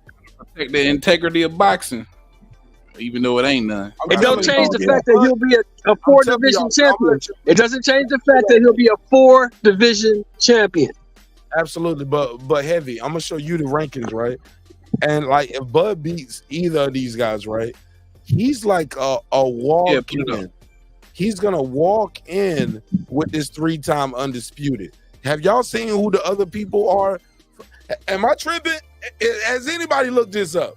Because I ain't checked in a minute. Oh nigga, this shit is like they can't let this nigga walk in with this 3-time undisputed like this because he gonna beat these other 2 niggas. When as soon as I say their name, you gonna be like, yeah. I mean, as long as he gotta go run. I know Bremen don't like that, but Bud about to have him an anyway run. How anyway got that first undisputed, like them first 2 names, or if you was to consolidate it just by beating one of those for 2, all right, cool. But these next 2 niggas like bunch of never heard of it juice. Never heard of it. I'm cool with him walking through it as long as he eventually fight Tim Tszyu or Charlo. I'm cool with it. Charlo, why y'all mentioning Charlo? Charlo done at 154, bro. I'm willing to put bank on it. Hey, yo, heavy bag. I'm just saying. 5 years ago, Spence, Mel, and Mar was talking about moving up at the same time together, bro. And all them niggas start getting their Yeah, I did. Yeah, goddamn it. I'm mentioning small Charlo. He done, I bro. still want to see it. I still want to see it. I'm gonna keep it fun. Heavy back, I gotta talk to you about that. But heavy, it ain't no title. Still want to see it. But no. We talking about 3. Hold up, yo. No, it ain't got nothing to do with the title. No, we talking about 3-time undisputed, dog. If Charlo I want Bud to go through the lineage. No, Mark. I'm old Who are the school. names? Who are the names, Mark? Let's do the names. Thank you. I still want Bud to go through the lineal champ, bro. IBF will be the IBF is vacant, and you see It's about to be hard for those 2 top guys. All right, and everybody kept getting mad at me because it was like, bro, what is up with you and Jack Colgate? Remember I kept saying his name all night? Yeah, I know. We was messing with you about that. And then there's Barkham, and I kept trying to say his name, but Mara Talasalev. Hey, this is a joint live, Modern King. Spend some of that money you be spending on them other channels. So you get shout out to Martin King Boston, that's my guy. So you get the vacant IBF. The vacant IBF is Koke Maritovilov. One guy that's 21-0, one guy that's 33-4. I'm not that familiar with them, but with all due respect to both of them and their teams and their home countries, I got Terence Crawford stopping both of them without seeing them throw a punch. Like they got enough experience, nigga. Like I'm riding with my guy. Okay, I got Terence Crawford by win. I feel you. And by stoppage, because his history goes with it. It ain't like, well, he's a knockout artist. No, he's a knockout artist on a streak at the highest level. At the highest. Yo, level. Mark, why you sound like you've been drinking fuzzy navels all day, bro? Bro, first of all, with your weird ass, never say fuzzy. Hold up, weird ass nigga. Never say fuzzy or navel to me in your fucking life. Like, right. I see you leave that Whopper smoothie comment up on your screen, you Mark ass nigga. Move the camera a little bit away from your goofy ass face. Why you think the camera need to be that close to you, nigga? Bro, it's just what it is, bro. You'll be all right. Weird ass nigga. Worry about your bucket hat on your big ass head. Oh, shout out my guy Modern King with the super chat. Let me hit him with that money drop real quick, Mark. Let me hit him with this money drop real quick. Money, money, money, money, money, money, money, money, money, money, money, money, money. Just enough. Rest in peace, Levert. Just enough for that damn city. All right. That's the long ass drop, nigga. Stop the drop. It was a little too long, nigga. I thought my $2 drop was long. $2. You give him the $2. Modern King, my guy. Absolutely. Shout out to Mike King. Shout out to Darren Lincoln too. I see Sculler in here. Lisa Bell, she never fails. Lance Myers, Modern King Boxing, Foodie with the beauty. I don't know Lisa, man, but I love Lisa. I need me a Lisa Lisa true. on my channel. I love you, Lisa. Hey man, hey nigga, this nigga up here dirty macking. Let me kick him off the panel real quick. Yeah, I see him. I'm trying to shortstop ass Nigga nigga. up here trying to take my shorties, yo. Nigga try to take my shorties right in my face. He was like, I don't know Lisa, but I need me a Lisa on my nigga. I think you way better than that. No, I was saying, I ain't trying to push you up on her, man. I ain't trying. You know what I'm saying? I ain't trying to push you up on her. Lisa, if you ever want a real nigga and a real podcaster where you ain't got to be all in the goddamn shit with the red bucket hats dancing, come on over here to Heavy Bad Box. Nah, don't take it like With a that. gap tooth smile and shit. I see how she moving. Nigga trying to take my shorties, son. These are my subscribers, not your. No, I'm just. Yeah, damn, no, man. No, I swear to God, no, I swear to God, no. She repping hard, bro. She repping hard. No, she, yo, gotta love it. That nigga was like, I need me a Lisa Bell on my team. Oh shit, yeah, damn, nigga, you gotta make me forget what we was at. Like, I'm glad he's joking on somebody other than me. See, Bram? Like, we all joking. Ain't nobody even sweating what you talking about. Stop freestyling. Brim up there in the top corner looking like an old bitch with glasses, like. Bro. That nigga look near. So who we got coming up Saturday, fellas? I know we got some fights Saturday, right? Yeah, who we got? I like the way. Oh, we got Hitchens. Hitchens fight Saturday. The zone card, right? Man, he need to step up his Yeah, Hitchens fight Saturday. Who? I don't think he did goods, unfortunately. Oh shit! Let me make this call real quick. Y'all You don't go like ahead. Hitchens? I got a call to make. Heavy, you know what I'm talking about, right? You don't like Hitchens, Brim? No, go ahead. I like Hitchens. Yeah, I like him. I wish he had some more power. But yeah, I fucks with him. I think he's cool, but I don't think he's the goods for real though. You don't think so? Nah. But he said I don't think he's the goods he for said real. I mean, a lot of people say things. You know, Mark said he don't got a big ass head. Oh shit. You know, Pitbull thinks he's good. I mean, Pitbull Cruz thinks he's good. So you know. Yeah. I mean, he, I don't know, man. thinks he's good. Hey, Mark does got a point. You know what I mean? He's got to knock out Raleigh, and he didn't knock out Raleigh. Yeah. Raleigh was He knocked out Rowley. I mean, so what? He did not. He did. Who is Rowley? a D plus fighter. A dude who Exactly. Who the fuck is Rowley? So that's not no big accomplishment. Knocking out a dude who ain't shit anyway. I mean, I give him props for what he did, but that's like bragging about fiend dumping in the hood. Like you're knocking out smokers. Talking about nigga. That's like Mark talking about somebody being fat while posting plates on his page. You know, shit like that. You so mad. You on a diet and you can't. That's why you're mad. You on a diet and you looking at all this high cholesterol. Make it make sense. Hey, look. He Just like, because I nigga, you post fat the plate, today. I ain't the only one, nigga. I mean, that's what another boxer is gonna say.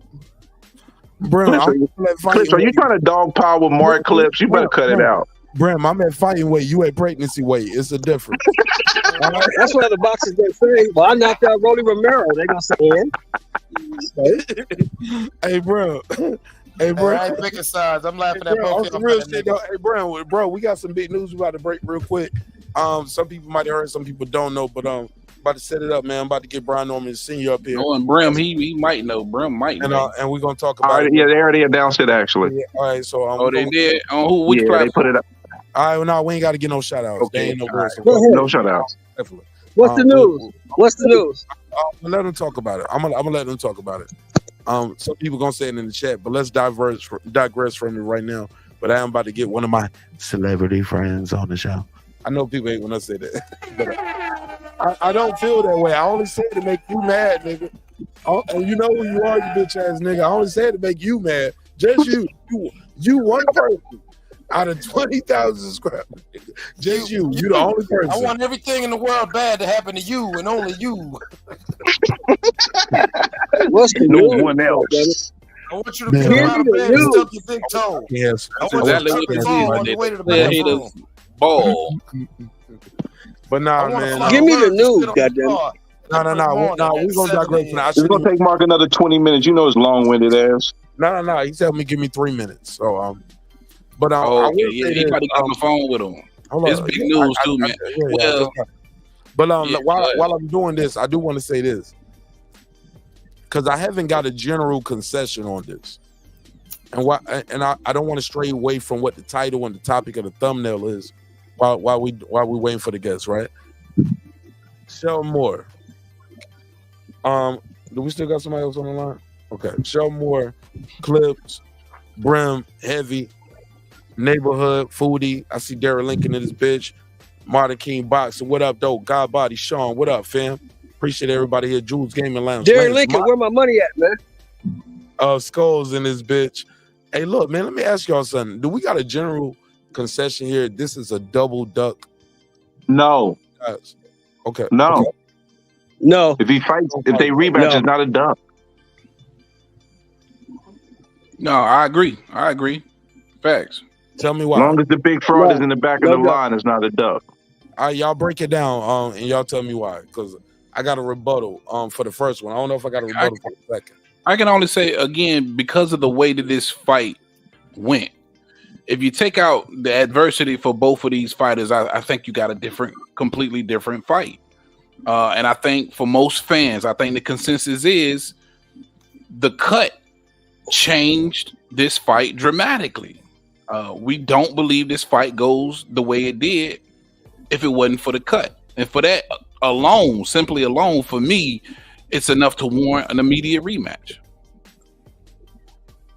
Go ahead, Brim. Was that Brim? I agree 100%.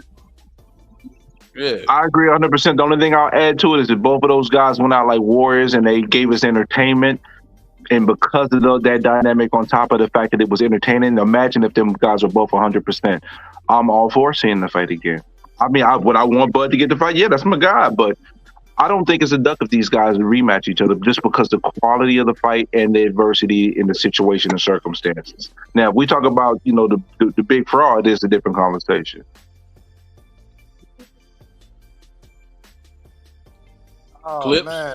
Now I see what y'all talking about with Devontae Davis. Yeah, he passed away. Rest in peace. Yeah, 35 years old. 35 years Oh, young. shit. Yeah. For real? Yeah, blessings to his family, his brother Vernon and everything. Yeah, that's got to be tough for them. No, but blessings to that family, man. That's crazy. That was a young man. That's sad, bro. It's very sad. Blessings to the family. Yeah, I'm sorry. Yeah, damn. Y'all remember him on what's the joint on HBO? Hard Knocks. Hard Knocks. When that nigga just quit and went home. Yeah, he quit in the middle. No, it wasn't Hard Knocks. He quit in the middle of the season. In the season, yeah, with Miami. That's crazy. Shit. Yeah, man. But hopefully, God knows. No, he played for the Buffalo Bills, right? He played for the Bills. Yeah. Vontae played for the Bills. He quit right in the middle. He quit at halftime, actually. He quit at halftime. Yep. Yeah. That's what I'm talking about. Hey, Derek Lincoln, don't you owe me somebody too? Damn. Hey, rest in peace, Vontae Davis, man. Yeah, I ain't giving out money. R.I.P., my guy. Yeah, that's a shame. That's definitely a shame. But 35 years old, man. That's why you got 8, man. Each day rejoice and be glad in it, bro. You ain't promised tomorrow. Oh yeah, man. And like I always tell people, listen, man, even as I'm laid up here all fucked up, trust me, I have my moments where I bitch moan and I pout. But at the end of the day, I'm forever grateful. And there's certain things people should never say. And one of the worst phrases is, what's the worst that can happen? It's because there's always someone that got it worse, no matter how bad it is. So be grateful, and yeah, try to take the best, don't try to take none of that shit for granted, because, you could be the healthiest motherfucker. Yeah. Man, you know, something wrong with your brain or your blood or your heart. You know what I'm saying? You walk outside and space debris fall on your head. You know what I'm saying? Like, you know. And so, no, man, you know, man, growth like a weed. Know what happened, bro. Flower. God damn, Vontae. Man, that just threw me all the way off, man. Bro was mad young, man. Yeah, mad like young. I know when he just said 35 years. That's why you know, I'm not trying to be long-winded, but I'm just being mindful because at the same time I'm thinking like, damn, had the motherfucker, you know, had the great director would have rolled the credits on me at 35 years, damn, what would they would have said about me? Fuck. Yeah, man, that shit crazy. But yeah, man, that's my thoughts on that whole rematch situation, man. Again, man, I wouldn't be mad because what the WBO is ordering for Bud Crawford. If Bud was next, but because of the way that fight went, you know, it just makes more. I mean, for Tim Tszyu, what he was doing, what he did for anybody, you got to think, man, how many people would have turned that down, right? When you think about Fundora, 6'6", 80-inch arm reach, you gonna say, hell no, I'm not finna fight him 12 days notice. No, hell no. 100% right, brother. No, heavy bag. PBC owes Tim Fundora. Don't be surprised if you see some sort of fuckery in the near future that positions Tim Tszyu. I mean, that's it positions Tim Tszyu, you know what I'm saying, very advantageously. People are going to scratch their heads and bitch why, but they don't understand that, no, he saved It's a favor being repaid. It's a favor being repaid. And that's what I think that's what they were trying to do with the Errol Spence shit.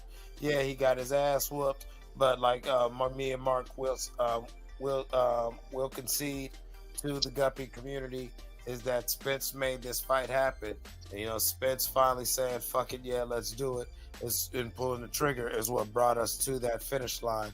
And so the PBC was like, listen, we know you went in there. You know, we told you for years, don't go in there because he'll beat your ass. You surrendered your own. You know, you sure enough got your ass. Yeah, you know what I'm saying? You took your lumps. So I'll tell you what, kid.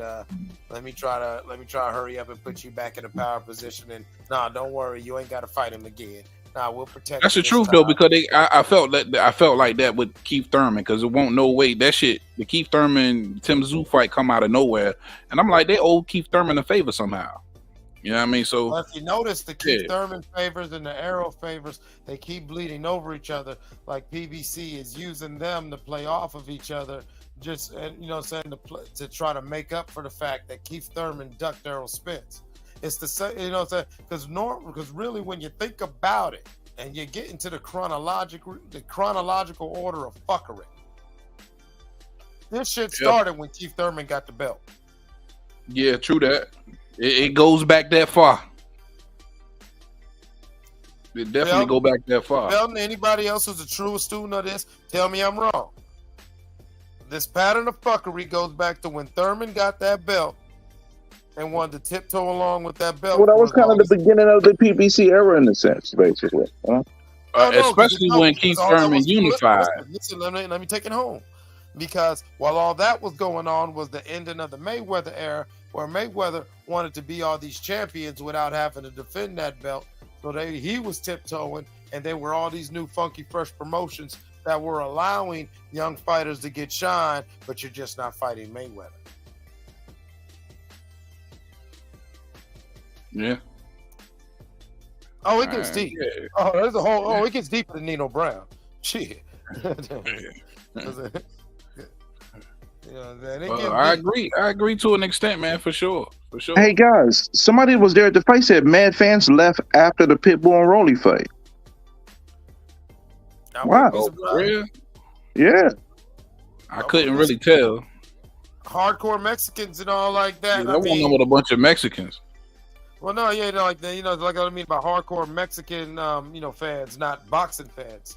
Like yeah, there was a bunch of Mexicans who were just there for Pitbull. Like, yeah, fuck, we're gone now. Our guy's the champion. We're partying. You know what I'm saying? Think about it, if your Pitbull's family, all them people who came up from his hometown, hell no, they ain't sticking around. Their boy got a belt. They're trying to get backstage. They're trying to get to the club. They're trying to get to the hotel to change because, nigga, we up for about 2-3 days. And I think Fundora like half Cuban, so I don't know if he resonate with that Mexican, that hardcore Mexican. Man, it don't matter if that nigga was Mexican too. Imagine if you are from Isaac Pitbull Cruz. You know it was more than just his blood family that came up. All right, hold on. Yeah, but how many tickets is they really buying though? You know what I mean? Let me take yo, I appreciate y'all, man. I got a guest on the line, man. Let me bring in this guest real quick, man. Okay, word. Check 1 2, check 1 2. What it do? Got my guy right here, Brian Norman Senior, father and friend. Your back is broken. What part, nigga? A vertebrae or what portion? Spinal. You gotta get that button fixed. I feel like I've been on this show a lot, man. Nah, You man. have- Nah, man, this is home. Like, Absolutely. I'm just talking shit. I'm just hey, man, and I appreciate you, man. Thanks for being a loyal supporter to the show, man. We're on the streets, man. Like May 18th, man, we got Brian Norman Jr. versus Giovanni Santillan. Yes, sir. This is the one. Put the case on. Hold on. You said put a case on it. We said, well, put a case on it. Okay. All right. Well, let's just say possibly, hypothetically, maybe possibly. Hypothetically, maybe, possibly, right. If this fight was happening, how do you feel about it? How do you feel about it? How your son matches up? I feel magnificent about this shit, bro. I feel magnificent about it, man. I feel magnificent about the opportunity. I feel magnificent about all the shit they're talking, you know what I'm saying, about he ain't fought nobody, about how he a club fighter, about how it's. I feel magnificent about the whole thing. So when he go out here and he do what he do, and he, you know, get the job done, then they gonna say they'll bring some other shit up, but we'll deal with that nigga. That's just out of life. That's just out of boxing game go. You know what I'm saying? But it'll still be a huge step in the correct direction. Hey, look, man. Last time I looked, Santillan beat Alexis Rocha for the NABO. Knocked them out. Sparked them. Hey, man. Like the way that goes is the NABO champion. Like you are in line for the WBO at welterweight. Man, he's ranked number one. He's ranked number one at WBO. Right So now. He's ranked in all sanctioning bodies as far as I looked, I believe. yeah, but he's the guy. Like that will put you guys on the collision. Yes, sir. That will put you guys on the collision course with Boots Ennis.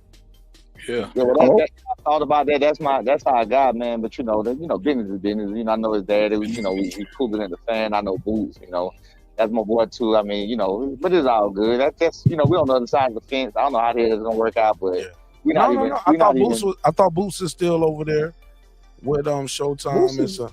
Right. And all that, but also he's like a free agent right now too, like because right. Well, I mean, again, me and you not gonna sit on the phone talking about us fighting Boots Ennis. You feel what I'm saying? So we're not gonna do that. You know what I'm saying? I got a show to do, Pops. Let me do my show. I gotta answer. I gotta ask you the questions that they want me to ask you. I gotta ask you these tough questions. Okay, and you can ask me these tough questions. I'm gonna give you my legit. This puts you on the collision course with Boots Ennis, who wants to be undisputed at 147. Also, Terence Crawford is still the WBO champion, but he's relinquishing that belt. He's moving up to 154. Right. But it's guys there at 154, 147, and the guy that everybody thinks is the coronation to the crown of King of 147 is Boots Ennis. You guys train and work out with him. Can you speak on that? I honestly never thought with the age difference and the experience difference, I didn't see the gap coming so soon. But you never know how things are gonna go. But see, at this point, you're looking past Santillan, which we're not gonna look past them, but we're gonna do what we got to do. But seeing that we get this victory, I mean, we just gonna take it step by step. You know what I'm saying? Like we're not. Again, Boots my boy, his dad and my boy, whatever else. You know what I'm saying? Business is business. You know, I know they know business is business. So I mean, I'm not like politicking for, we want Boots. Even after this fight, we're not politicking no shit like that. I ain't gonna call out my people, you know what I'm saying? Right. But again, business is business, you know what I'm saying? So if the call goes out there for that fight, and of course, you know what I'm saying, financially wise, you know, we can make it. I'm sure it'd be beneficial to everybody, you know, involved in the situation. So that'd be a whole nother thing. But isn't that the biggest fight for Brian Norman Jr. right now, or what is? Absolutely. Or is the biggest fight the next guy up right now, Santillan? Or it's I was about to say, Boots and B have been like that's not even like again, that wasn't a thought process of mine even at all, because again, the age difference and the experience different at the time, and you know, I felt like it was his time. You know what I'm saying? Boots, talking about Boots now. You know what I'm saying? I was on this side. I felt like it was his time, and you know, I felt like B was an up and coming fighter. You know what I'm saying? But unfortunately, they keep Boots on the shelf sometimes. You know what I'm saying? Maybe a little too long, and he hasn't had his opportunity. Of course, everybody knows why, whatever. But you know, that's unfortunate. But I mean, again, you just never know what the future gonna hold. So it just is what it is. You know what I'm saying? But like I said, what did you guys learn from your last fight? The fight ended prematurely. The opponent was cut. You guys were cut. It was a lot of blood squirting everywhere. But also we saw in this past fight, this past weekend, a guy was cut, blood went everywhere, and they kept that shit going. And he lost. But both guys were bloody. But pay attention. Go ahead. Pay attention to me. The father, which was illegal, really. The father stopped the fight. I think the crowd was just so. You talking about your fight? You talking about the fight you and your son? Boca Chica, yeah, the father stopped that fight. You can't make that call. The father don't make that call. I think everybody was just so confused about what to do that they just, when somebody said, "I'm going to stop it," I think they just went ahead and let it ride without realizing. Like, I'm thinking the head physician or the head doctor that was in charge, he should have knew better. You don't let this motherfucker stop the fight. You know what I'm saying? Okay, slow down. I just want to make sure everybody's on the same track. You're not talking about the fight that just happened this weekend. No. You're talking about your fight where your opponent was cut, you were cut, but it was no official that stopped the fight. You're telling me the father of the fighter stopped the fight. The father said that shit, and that fight got stopped. Yes, sir. You can go back and look at it. The father stopped that fight. I gotta watch that again. I don't know why. I thought the father said that shit. Oh wow. What was his position? Was he the trainer or the manager, promoter? Yeah, that's his he's the head trainer. Okay, so the father is his trainer. His father is the first one that said, stop it. His father is the first one that said it. He was smart. Go back and look at it. Yeah, he was smart, bro. But remember, I told you that privately, and I said it publicly too. I said that was smart for him because it was about to get bad for him. Absolutely. As good as you did at the beginning, it's all over now. You are at a deficit. He thought that right. He thought that B when he dropped B, he thought that he had some food. And you see he came out the next round like, no, sir, get your ass up off me. And he went back to the same thing. And he was like, you know what? That cut bothers me. I can't. Exactly. Right. So he quit. They did not want that. Yeah, man. I've seen some people, man. He quit. Versus Tim Tszyu should get more credit for not quitting. Because he could have quit. Tim Tszyu could have quit. Yes, sir. We all know that, right? He could have quit. Tim had a real reason to quit. Tim should have quit. What did I say? Everybody got a reason to quit. Niggas got a reason not to fight at all. Well, Tim Tszyu was cut in the exact same spot. Hey, nigga, I got a cut on my kidney back in the day when I was 2. I got a cut on my elbow. I got a cut on my eye. I need glasses. I got flat foot. I got a bad ankle. Shin splints, lower back pain, abdominal. I smoke cigarettes. Whatever, nigga. Everybody got a reason. Come on, bro. Now you going too far. No, I'm just saying, Sheldon. Hey, Mr. Norman. Sheldon, everybody got a reason not to fight. Like, no, he got in the ring. I get it. He made the weight. He signed the check. He cashed the check. He lost. Right. But he had a way out. But he had a way out. He had the same exact cut. He had a legal way out, even after doing all of that. Right. But I think he didn't take it. The pride. He thought he could still knock this dude out because he hurt him in the first 2 rounds. Yeah, he's a dog. He's a warrior. Straight up, he's a warrior. He's a dog. He kept fighting. Both of those dudes were warriors because Fundora's nose was broke from the 2nd round. His nose was broken, and he kept fighting. The dude kept fighting. Fundora, bro. Salute to those guys. But I want to say this to Mr. Norman. Hey, that's a great fight. I love that fight, bro. I'm glad you guys got it. I think that's going to be a banger. Good luck. And let me say this to everybody in the chat and everybody on the panel. Derek Lincoln is a stand-up dude, so salute to him. He's a stand-up guy. Damn, why you had to say that? What, they killing Derek in the chat? He said, "Who's No, he sent me that paper.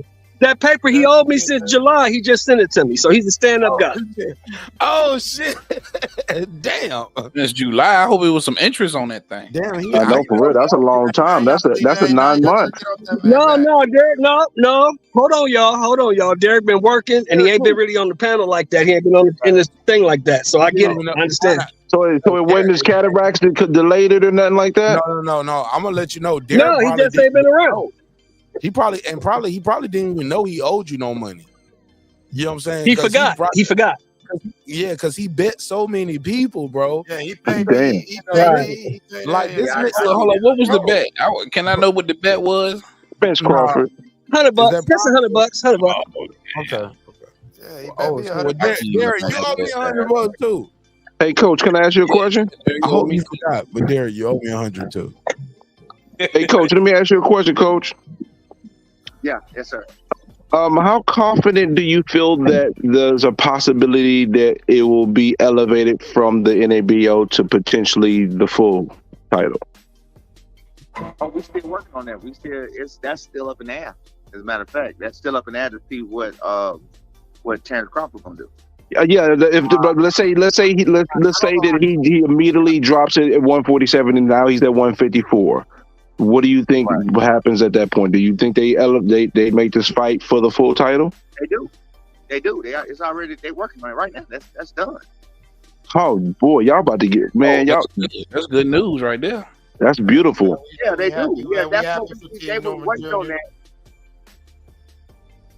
Go ahead, brother. I could say again, Bob. Go ahead, Coach. You got it. Go ahead, Coach. We happy for you. Go ahead, Coach. Me? Yeah, yes, sir. You the guest. I thought I answered him. Oh yeah, my bad. I was saying that, I answered the question. I was saying that that's what we was waiting on. We knew about this fight for shit. I told you, Mark. What's it been like 3 weeks now? Yeah, about 3 2 weeks. About 3 weeks. Yeah, about 3 weeks. Yeah, we knew about this fight about 3 weeks. 3 weeks now. Yeah. Yeah, we knew about the fight about 3 weeks. But they hadn't said anything. But shit, the cat's out. Well, I'm sorry, we didn't know about the fight. We knew about the alleged fight. Alleged. The alleged fight. Coach, let me ask you this, Coach. But the cat's out the bag now, and this is a major opportunity for Team Norman, man. Facts, man. This is huge. I know some people don't understand the magnitude of this fight, but I'm telling you, man, this fight matters for boxing. Huge. Also, it matters in the career of this young fighter who's been supporting this channel since its inception. So I'm biased, y'all. I'm sorry, y'all. I'm just letting y'all know now. I'm biased, but I welcome all the supporters of Giovanni Santillan, because y'all know, if y'all follow the channel, I was rocking for him against Rocha. I hate when people say I'm gonna bring in the sparring partner and the fans be like, man, he fighting the sparring partner. I was like, that sparring partner probably didn't go 100% every time. Did he only do 4 rounds with him? Did he do 12, 15? They just bring him in for a all out and you know what I'm saying? Or were they working on just certain things? You know, what did he learn? What was the weight? Like a lot of things matter. So, look, y'all know I just got into the betting game over here. So, if I knew what I knew then, bro, I would have just trusted my gut and not, because I was like, man, no, I think the sparring partner might got his number, bro. Like, just looking at the weigh-in and the face-off, he was looking like, yeah, man. When I say yeah, man, I'm talking about Rocha. Rocha was like, yeah, man, smiling, all happy. It was like a coronation. And Santillan was like, nigga, I got your number, bro. You don't even know it. I never showed you everything. I never showed you what I know. I got your number. You ain't never seen me do this. But I seen what you got. You know. Yeah, but I seen how you react to this. And he blitzed him. And he blitzed him. And he blitzed him all night. And Rocha never responded to all night. They didn't even make it all night. He made it at 1/3 of the night. Like that, bro. Like, he couldn't get past the blitzing. And I'm like, well, what Donner blitzing versus Rudolph the Red-Nosed Reindeer. Like, this motherfucker right here can blitz too. Who's gonna? Yo, there's some questions I wish I could ask you, Coach, but I know I can't ask them right now. I gave a better example than that one, but thank you for saving me, Bram. Thank you. It's okay. There's really some questions I wish I could ask you, but I just can't ask them because strategy is strategy. No, ask them. I do got a question. I feel like I got a question. I got a question for Mr. Norman. What do you guys think of Santillan as a fighter? That's a good question. Fair. What do we think of him as a fighter? I mean, I respect all fighters. I respect, him as a fighter, let's go personally. Him as a fighter personally, I mean, I think he's a hard worker. I think he's a workhorse. I think he goes in and he tactically, he does what works for him. He does what every other fighter does. He improves his game for what he needs to do, every fight. But on the flip side, I think he's, sorry to say, I think he's just like the rest of the Latin fighters, or they flat-footed. He's a bit flat-footed. He's a bit flat-footed. He's a bit in your face, and I think it's gonna work against him. Right. But I'm also. Wait. But we also want to make a point. To be honest with you, I'm also make a point. I'm gonna beat him we're gonna beat him at both games. I'm gonna beat him at his game and my son's game. No, I like that. We're Talk that loud shit. We're really looking to make a point. Get a question on? Hold on. What's your son's game? Let me do a follow-up. Oh, my son can box. My son can move. He's a boxer puncher. You've seen him. You've seen him personally. No. Leave me out of it because he's a boxer. My son is a boxer puncher, so he can move and he can move and he can punch and he can box. Okay, that's my son's Let me game. challenge you. Let me challenge you on this. I came up for this one because I know people be like, when you get too friendly with the fathers and the coaches and the promotion and the champions, people don't ask quote unquote tough questions. Your son has been accused, and rightfully so, in my opinion, of smothering his own work.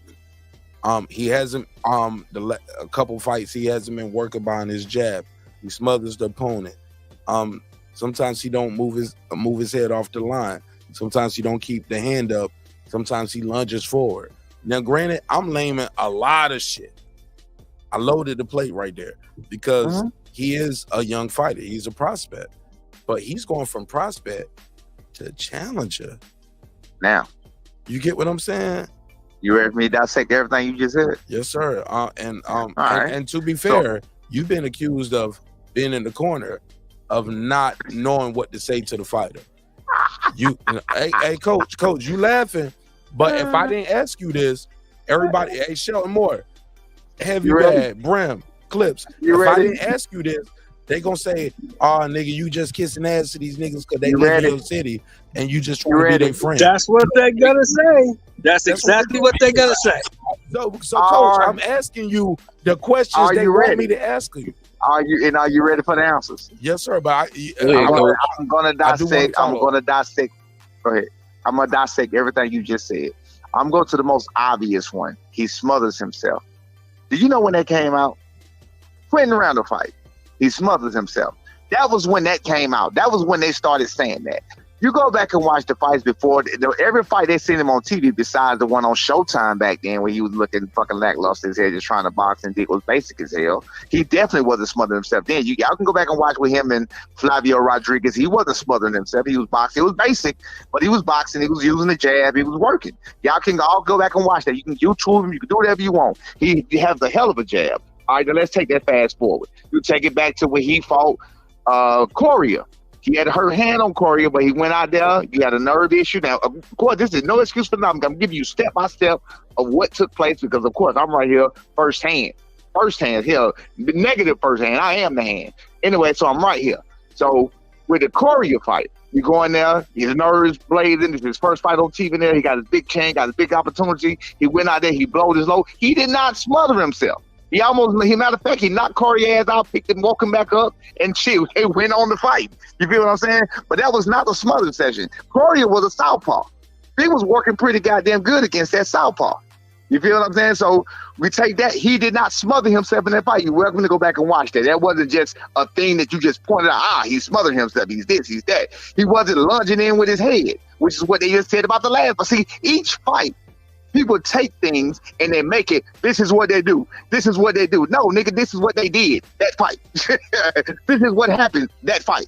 That's not what he does. You feel what I'm saying? So now again, we're going to take to the smothering. That happened in one fight against Quentin Randall. Quentin Randall was doing a bunch of fucking holding. My son wanted to knock his ass out bad as hell. Quentin wasn't having it. He didn't want none of that work. Yes, my son smothered the shit out of himself. Why did he do it so much? I do not know. Why did he abandon the jab? I do not know. But hey, it is what it is. He fixed it the next time. Even coming out with hey, let's take it back. Let's take it back one step back before Quentin Randall. You take I think his name is Rodriguez, the one that just beat Oscar Valdez, right? The one that just beat Oscar Valdez, when he jabbed the shit out of him with one fucking hand. He only had one hand in that fight. Jabbed the shit out of it. You can't say he abandoned his jab when you go back and watch that fight. Go back and watch that first round. All he had was a left hand. You watch me in the corner. You'll see me say left hand. You'll hear me say that because, you know, you don't get the whole picture when they cut in on round after round and they cut in on piece by piece. So y'all don't know what the fuck going on. So I tell him left hand. I'm telling him left hand because he say he ain't got no right hand. You can get his ass out and use your fucking left hand. And I know this because we train so fucking hard that no matter what, that left hand gonna go for 15 fucking rounds. I bet you that. Y'all never seen him tired. You seen him gas himself out slightly with Courier the first time because, again, he blowed his load and then he came back and even dropped him, carried his power into the last round of that fight. You feel what I'm saying? Okay, let me see another. Me not knowing what the fuck going on in the corner. Okay, if I don't know what's going on with the fuck in the corner, then how did I raise and train what's going on today? The ones I just said to you, he's a great jabber. You can go watch him with Courier when he only had one, not Courier. You can watch him with what's his damn name? The dude that fought Oscar, I can't think of his name. The one before Quentin Randall. You'll watch him use his jab beautifully. You'll watch him using his combinations. You go back and watch him when we made the adjustment about him smothering in and everything else with what's his name? Boca Chica, that just happened. Sure enough, he was trying to go in and get some work or whatever the case may be, but I mean, it was an awkward type fight and they smashed heads. My son is not known for headbutting every fucking body. See, people have a tendency of when they see something, they say, man, he always, you a fucking lie. He's not always nothing. He's not always nothing. You're not going to find anything he's always doing. Find another fight where he kept getting countered with a right hand. He made a rookie mistake, and I don't know where that mistake came from because he doesn't even do that in training. That was I call that, when they slowed that down, I looked at what he did, me seeing every sparring session he's ever been in his life. When I looked at what he did and I asked him and questioned him about it and he said he don't know, I take that as fate. F-A-T-E. That's fate. That's fate for whatever he got today. That may be fate for Giovanni Santilli ain't even taking this fight, thinking that he's fooled, thinking that, okay, well, yeah, he could be this, he could be that. It could be fate. That could be playing right in our favor that people think he's some bullshit because they saw a rookie mistake like that he does not normally make. You have not seen him get countered with right hands by nobody. You didn't see Quentin Randall counter him with right hands all night long. This Olympic fighter, Olympic team captain that was supposed to expose the shit out of him. That's been in the camp with Terence Crawford. That's been in the camp with Errol Spence Jr. and broke his fucking ribs and delayed the whole, and possibly changed the whole trajectory of history with what just happened with Terence Crawford and Errol Spence of how bad he looked.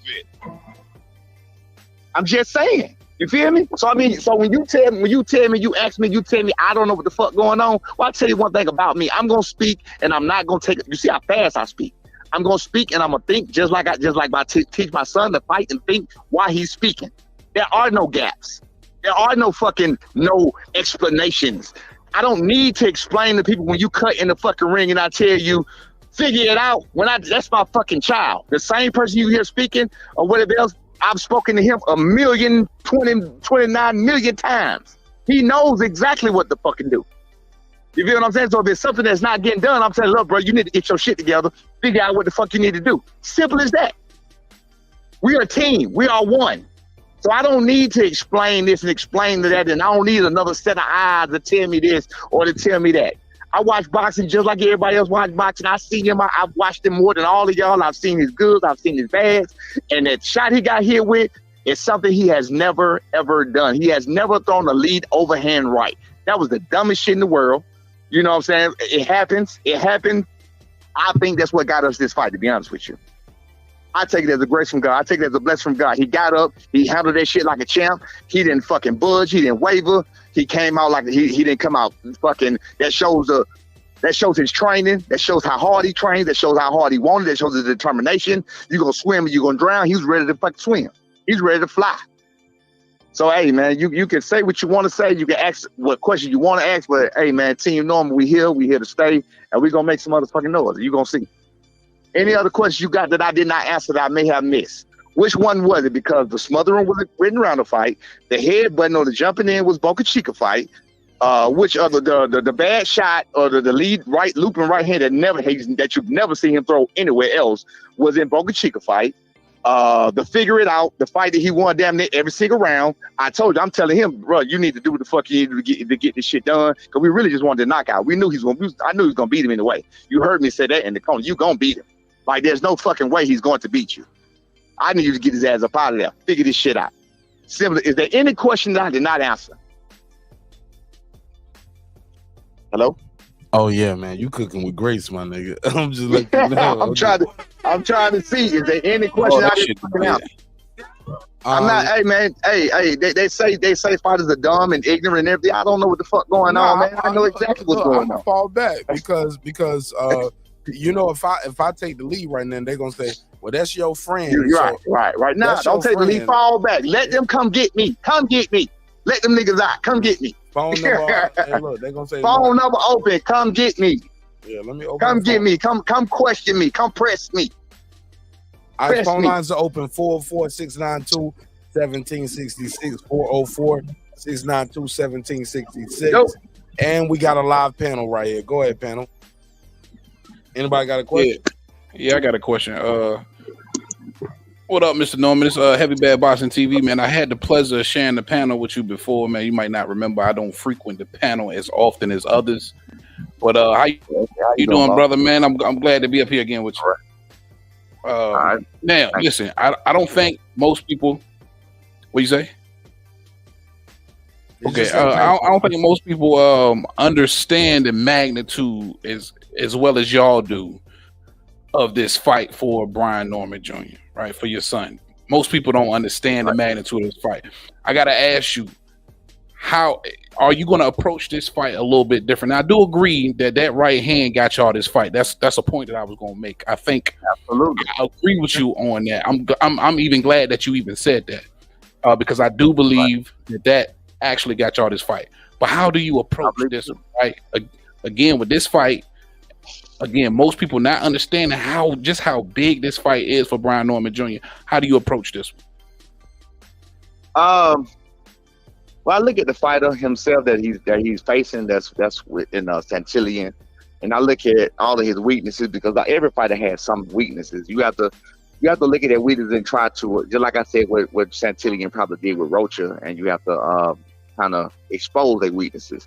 I was looking at him, and I was looking at him and Eric Bonet, Bone, whatever the hell you want to call it. Y'all can watch that fight. I don't think he does well with fighters that stand there and fight him and challenge him and can press him back. I don't think he does well on the back foot. I heard not Terence Crawford. I heard Timothy Bradley, big head ass, announcing that fight when he was sparring Eric Bonet. He was saying that was his sparring partner and everything else, and he used to fight off the back foot. Yeah, you can used to do something, but that don't mean you're good at it. You know what I mean? So I don't think he's good at fighting off his back foot. He doesn't move his feet enough. I think he's a flat-footed fighter, like I said. A flat-footed is a relative term because whether you can move or not, if you can't get out the way and you can't move him like you need to move him, then I mean, again, we're gonna find all of his weaknesses and we're gonna expose his weaknesses and we're gonna beat him at his game and we're gonna beat him at my son's game. We're gonna beat him at 2 games. Come at 18. We're gonna beat him at 2 games. That's on everything. Last question from me. And I'll let the panel have it. Do you go into this fight with the mindset of knocking him out and making that statement? Because I heard you. I feel like I heard you say that earlier that you wanted to make a statement. Do you go into this fight with plans to knocking out Giovanni? Yeah, I didn't mean to cut you off. I'm sorry. We always want to make a statement, man. We've been dying. I think that may be part of the problem is we want it so bad to make the statements. That's probably why we're not getting it. It's like looking for the knockout so bad and the shit never comes. You get what I'm saying? So that may be the issue. That may be the problem. You know what I'm saying? Nevertheless, he's getting the W's. He's getting the wins. He's doing what he needs to do. You know what I'm saying? looking however the fuck he needs to look here. You know, he has never been beat up. Nobody's seen him get beat on rounds. You don't have anything to go on to say, oh yeah, yeah. And again, their right hand is probably what got me to fight. So you're right about. I agree with you on that. So the right hand was what got him to fight, and I think that we just we don't southpaw though, right? I'm with you on that. But you know, southpaw got that lead jab hand, that lead hook. So basically, people think he. Hold on one second. I'm sorry, y'all. All right. Well, why you do that, y'all? So basically, y'all saying people think Brian Norman is chinny now. It's boxing skills are subjective, because that's what I'm hearing. People think like people hear the sparring wars. That's how you like from the outside looking in. This an ATL nigga. Nigga young, he's strong, he hungry, he's a competitor. He got some sparring wars with Bud Crawford. Charles Conwell, Tank. And people's like, yo, he got a deal. He basically is like a nigga in battle rap. Like, yo, this nigga he don't battle some of the goats. Nigga ain't got the got some bars off. He got his bars off against the hoes, the Nazes. You know what I'm saying? Like Fancy team felt like that was a chink in the arm. Niggas with deals, like and top guys, right? So boom. But when you see him do his thing, it's not what you expected. Like he still win, he still get the job done, but it's like it's not the stars, blinging and like it's not a spectacular performance. Even with knockouts, even with wins, it's like not what you expected. And again, I think that's where the disconnect is, man. And that could be, it's God's plan, man. So it's whatever God decided he wanted to happen when he wanted to happen. But the story and the injuries are there, but he still went. He's not the guy. Hey, look, he's got knockouts with a bad left hand. He's got knockouts with a bad right hand. Bad right hand, right? He had both bad hands, right? Hey, look, he got knockouts with both bad hands. Like that's how he got. That's how this nigga got his top rank deal. Like people think he just lucked up on this shit. Like nah, he lucked up on shit. Like nah, bro, niggas ain't walking around Atlanta with like ESPN top rank deals, bro, every day. It's a big ass city. Like and as you see, you had people, you had people hoping. Hear me, man, hoping that top rank was gonna drop them. You hear me? You had like the Bernie the boxer got his dick hard, about to call a nut on live. Oh man, he above all that. Get the fuck out of here, bro. That was the setup. That's all. It was the setup. That was God's plan. It was the setup. That's it. It was a setup to show that he had some weakness and to give the proper person the right balls to take the fight, and that's what we needed. Are you telling, I got a question for Mr. Norman. Telling me y'all needed to look vulnerable? Absolutely. For people to give y'all a shot? I don't like it. I didn't want it. We didn't ask for it. It was not on purpose, but absolutely we needed it. But we see top rank. But what's the difference between your path and other guys at top rank? Because I see a lot of guys at top rank, especially young prospects. They fighting a lot. Some guys fight more than others. Like you might see, and I can tell you why. Or you might feel like you see more guys. Others like I always feel like I see Xander Zayas more than I see Troy Isley. You get what I'm saying? But also there's a reason behind that. But the divisions matter. But you guys like go ahead. What? I mean, first of all, like with us, I've had this conversation before. If we would have came up on TV on Top Rank on ESPN fighting the caliber of fighters that we were fighting in the beginning and did that spectacular, we would be light years ahead right now. So by the time we got on TV and everything, I think he was already like 22-0, 23-0, some shit like that. So I mean, he wasn't fighting no bums. He was fighting people that's game. They had to fight. Coria, 25 years old. He's there to work. He's there to, he's there to get his. He's there to, he's there to get his off. The other guy right after him, the one I told you that beat jabbed the shit out of me on the bottom with a fucking left hand, just beat Oscar Valdez. He beat this man. He beat this man clearly. He beat the man with one fucking hand or whatever else. And again, this man is a young fighter. These people in their 20s. These guys are 25, 26. These guys are young. I think Corey was 24.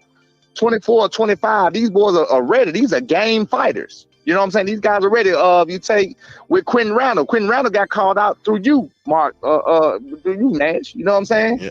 We did it first. That came out because you did that first. So yeah, YouTube made that happen, man. The fans YouTube made that happen or whatever else. And so we took it as okay, well, cool, hell yeah. We felt like we got a person. We got a fighter that's been in the camps with all of these people, all these guys. You had Michaela Miller all in his. You had Troy Isley all in his on his DMs. Yeah, man, you about to get okay. So now what? What y'all got to say? Okay, so I look at it this way when it comes to Quentin Randall in particular. I say, okay, wait the fuck a minute.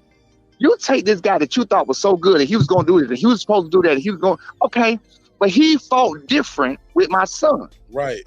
They throw Quentin Randall away now, but they throw him away now. Prior to that, Quentin Randall was a rising star, man. Right, but now you throw him the fuck away. He was nobody. No, my son made him fight a completely different way because of the shit he was in there with. Look at these guys' faces. And he hasn't fought the same since neither. And look at these guys' faces when they're in there with him. They don't want that shit. Look at how Boca Chica was fucking retreating. Look at Boca Chica after when he dropped him and he came out that second round and he was gung-ho and started coming forward. He started backing the fuck up. Yeah. Even him. Now, again, to his credit, I would never take that beautiful right hand away. That was, people were asking me how and why and everything. I'm like, look, man, I give credit to Boca Chica for that. Fact. You know what I'm saying?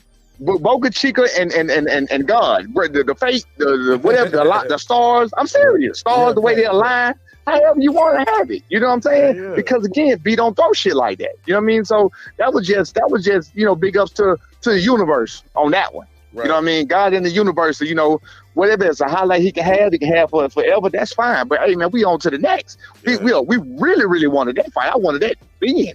I wasn't even studying the fucking elbow after my son got dropped because I needed him to fuck him up on sight. Right. You know what I mean?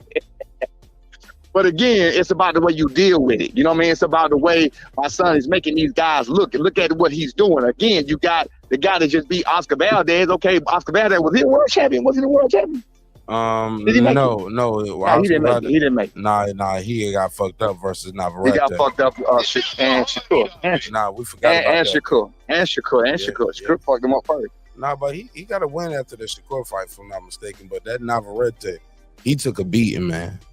Yeah, but either way it goes, you taking guys that they put in there with these guys and they upsetting motherfuckers. He took an Errol Spence beating. I'm gonna just say that. But he's upsetting motherfuckers. After, you feel what I'm saying?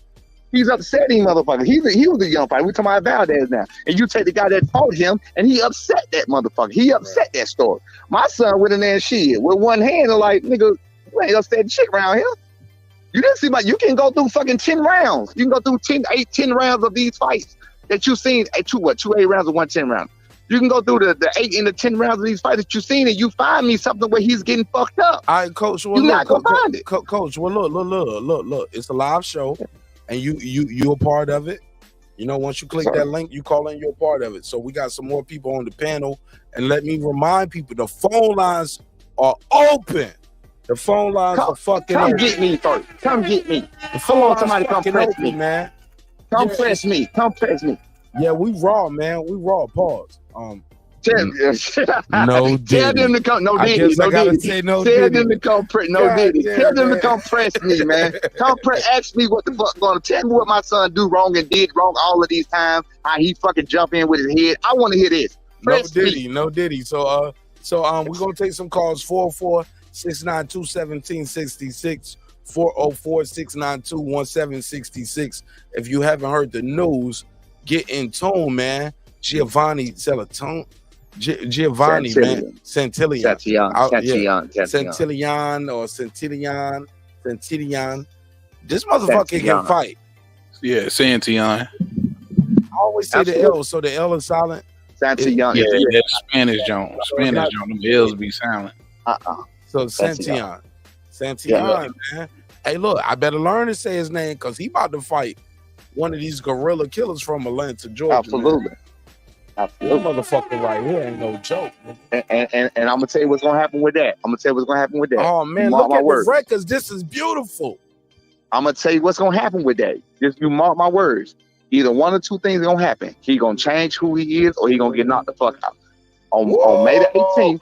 On May the 18th, mark my words, because we're gonna be in shape. We're gonna be in shape for whatever he wants. He's going to change. He's going to change who he is that night and go to a Survivor. He's gonna go to a Survivor and it's gonna be an ugly fight again, and they're gonna talk about how my son have ugly fights and shit. Wait, listen, you're gonna talk about how my son had ugly fights because these niggas don't want to never survive. Talk that shit. They don't want to never fucking survive. They don't want to fight. Hold on, Senior. We ain't big capping. Because you know I got my Martin Nash big cap right here.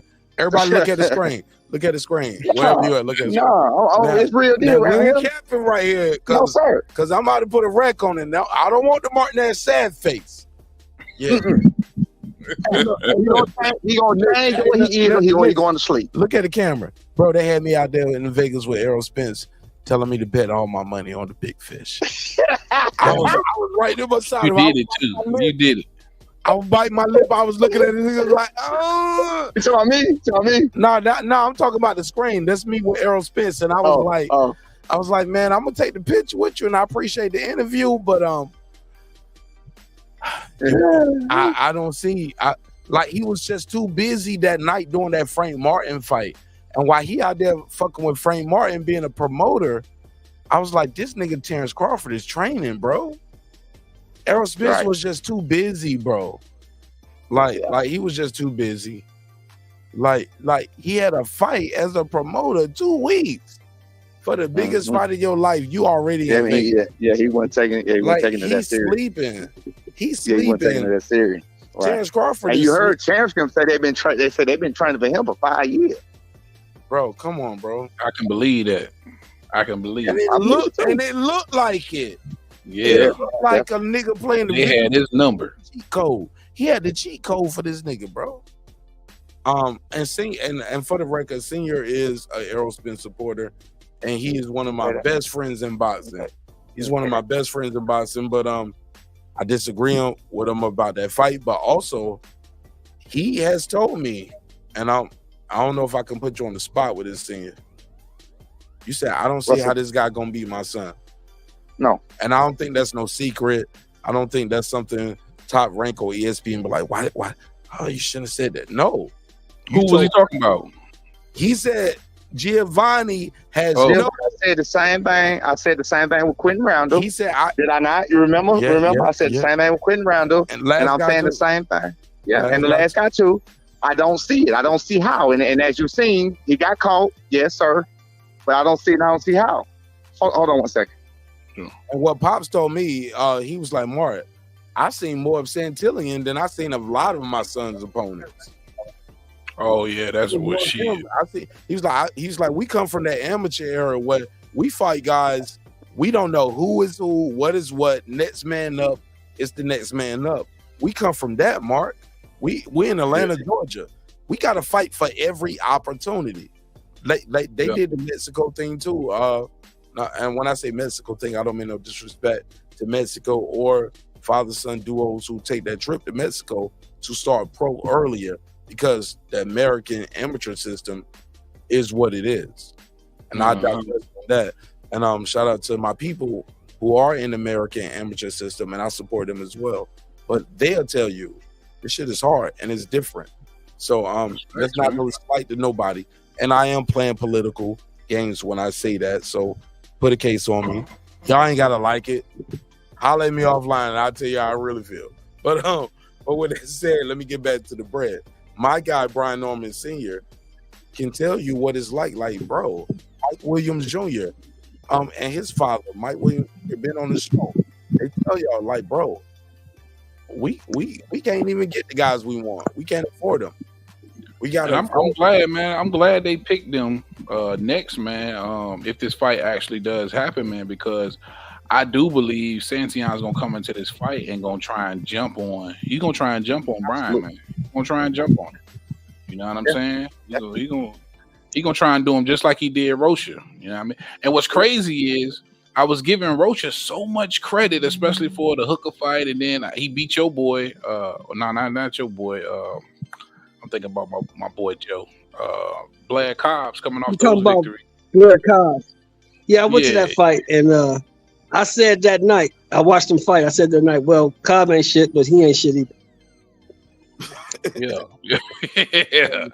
Fuck, man. So, but you know, having that little bit of momentum, you know what I'm saying? Yeah, For Santiago yeah, to come in yeah. and do exactly what he did, I was like, wow. Yeah. So again, man, this is just a huge fight. Santillion, And I just hope people understand how big this fight is for Brian Norman Jr., man. well, what Santillion did was show you exactly what he did was show you exactly who Alexis Rocha was. He just showed you who he was. That's all he did. Now, my question for Brian Norman Sr. is this: Do you guys consider this a step up fight? Oh, okay. I want to know if he considers this a step up. Man, I absolutely, and I'm loving the person. I'm loving it. Yes, I do consider it a step up fight. I hope the boxing world considers it a step up fight. Yes, absolutely, we do, and we're taking it very serious. So y'all know what's again. in front of y'all. We'll be in Dallas for a month. It was a little bit short notice, but we had already just fought anyway. So my boy stay in shape. You know what I'm saying? You stay ready to go 15 rounds. I promise you. So we'll be in Dallas for a month with Derrick James and Frank, trying to piggyback off some where they got it in, bringing in what we got too, and we're gonna make it work, man. We're gonna make it happen. You said short notice. Let me ask. Matter of fact, go ahead, Tio. Go ahead. Yeah, I was just gonna say he said short notice. So if this fight does happen, what's the date? Oh, it's May the 18th. May the 18th. Allegedly. I just want to make sure because I didn't know that. Okay. Yeah, May the 18th. May 18th in San Diego. Get your tickets. Allegedly. Hey, but I tell you what though. You can go ahead and not allegedly get them tickets if you want to see it. Right. Because that is the Navarrete card, correct? Yeah, absolutely. That's a Navarrete You guys fight. would possibly, maybe, not confirmed, but possibly, maybe, could be maybe the co-main or co-feature. It's going to be right. Absolutely. Okay. That's dope. All right, man. So this is one to see. This is Mexican versus Black. Mexican versus Black. If you know the show, you know where we at. I say it off beat on purpose, so everybody can join in with the chant. Mexican versus Black. Mexican versus Black. But y'all already know. I'll be like Mexican versus Black, Black versus Mexican, white versus everybody. Global dominance. Yeah. Jerry be like, I'm here for the whites versus everybody show. Shout out to my homie Jerry in Baltimore. Man, this, bro, you know when this news broke, everybody called my phone. Yeah. I'm about to say it, man. Can I be a real nigga? Yeah. Gonna be a real nigga. Look at Tio with all his R&B singer teeth smiling. Go ahead, niggas. Sing us a song. Go ahead. What? Say it. You want me to say it? Oh well, yeah. I called him. when I got the news. Shell Moore look like the OG in the pen with the white tee on. Like, he like, one of y'all young niggas don't say it. I'm gonna say it to this nigga. This is his first time here in the walls, nigga. I'm gonna tell this nigga. Oh well, yeah, I ain't giving him no source, but when I got the news, go ahead. I came straight to Mark like, yo, because I know y'all's relationship. You know what I'm saying? I wanted to confirm. That's all. You know what I mean? I was excited for him. You know what I mean? That's a big fight. I appreciate that. We're gonna toast the glass to that. That's exactly what I said. Come on now. That's a nice version. That's a nice version of it. Shell What Moore. Shell Moore. What was your first response when you heard Brian Norman Jr. is fighting Giovanni Santillion? Tell the truth. All right, Shell Moore froze up. All right, it might mute it. He froze up. I see him right there. He's about to put the phone down. All right, he about to call me. Now, Shell Moore always eating, or that nigga, like, he an old school G. He double stuff his black and miles. Like, he want the niggas to take a black and mile. He'll take all the filter out, that bitch put the filling out, restuff it. Freak that joint. We call it freaking. Yeah, he freaked the shit. Yeah, there you go. He freaked the joint. Like, for him, it's a whole process. And we all experience that on every episode when he's on the panel. Respectfully. Go ahead, OG. That's my brother, though. And then that happens. Then he freezes. Damn, man. What he say? Spit it out. Nah, he froze, man. I gave him the alley-oop too. You tell us what he say.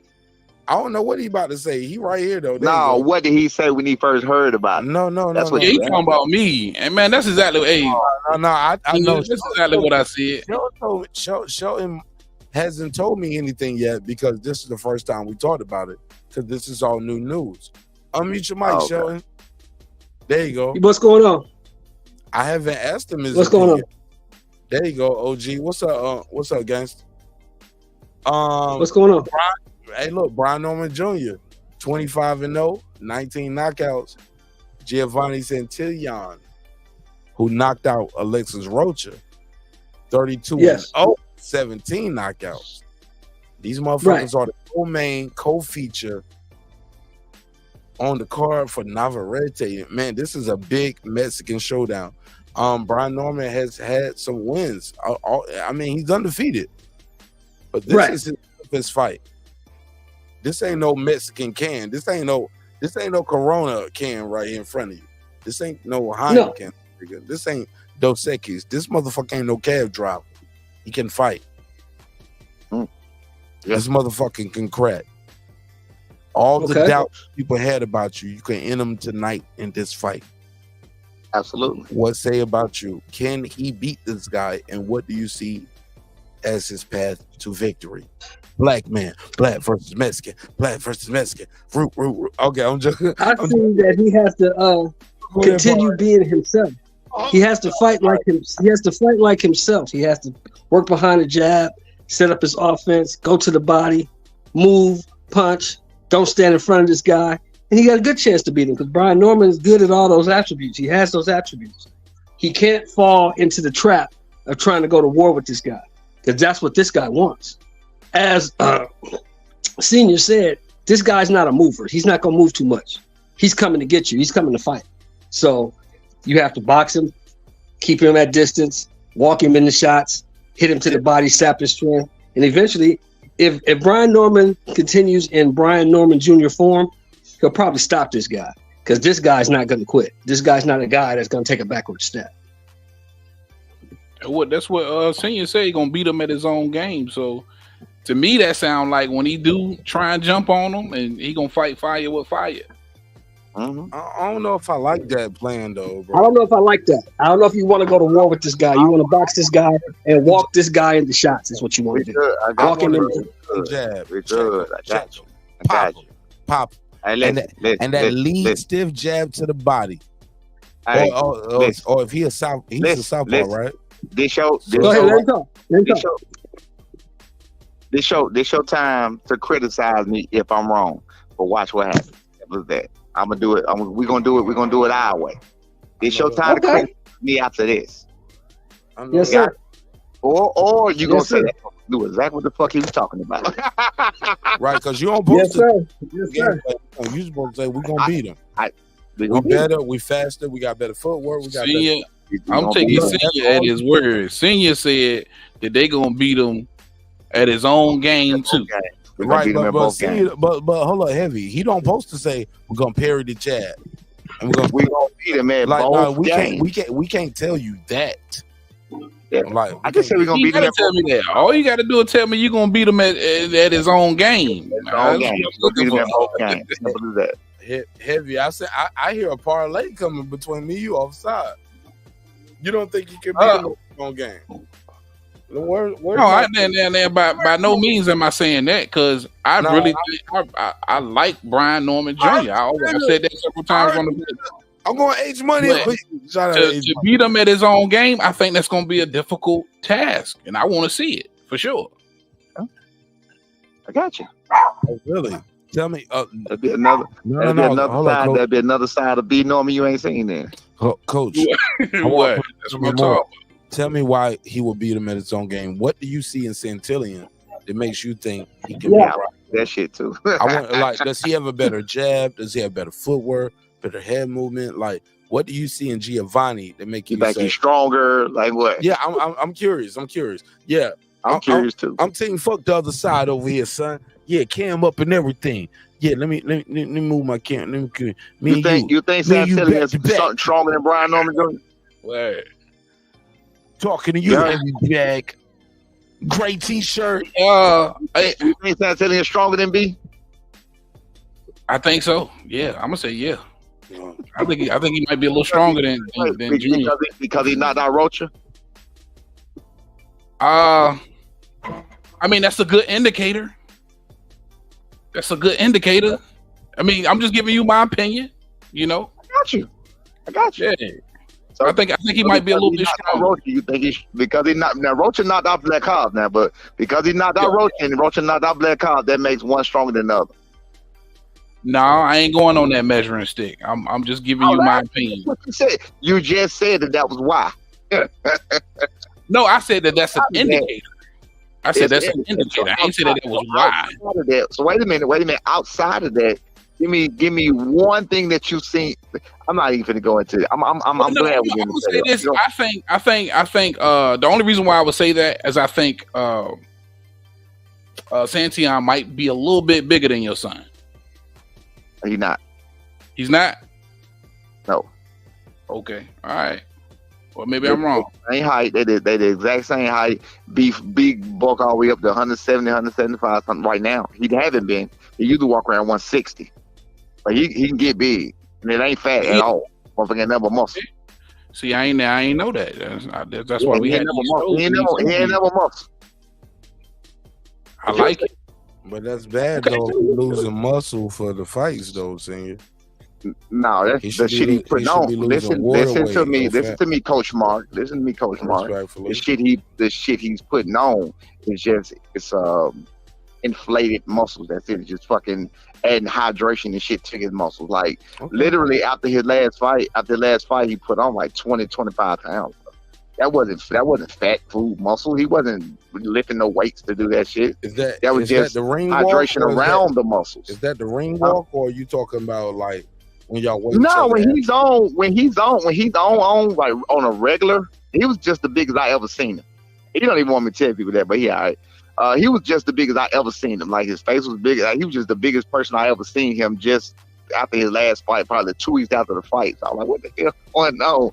Now he back in it. He back at it. He back down to himself now. He usually walk around about 160. Yeah. Okay. Either way it goes. So should we expect for him to get physical in close quarters and be able to kind of manhandle Santion if it come to it? You talking about a 23-year-old kid and a 32-year-old man? Yeah, he can do it. True that. He can do it. His dad is a fucking gorilla. We go at it all the time. Trust me. No doubt. That's what I'm trying to be with my son right now, man. I'm trying to get them together now. Not heavy. You missed why you chumped me off it. Excuse me, Coach Mark. Like nigga. Like your daughter doing 4 years. Oh, you still over there? You still over there pondering on that shit? Yeah. My daughter. You held on to that shit. Hey, look, my daughter doing 4-year-old judo and karate. You know what I'm saying? She still don't even know what candy she like. So I'm doing 40-year-old boxing, judo, and karate right now. So for the people who don't know, when they be like, "Damn man, where you be at?" Like, I don't even promote that shit because like.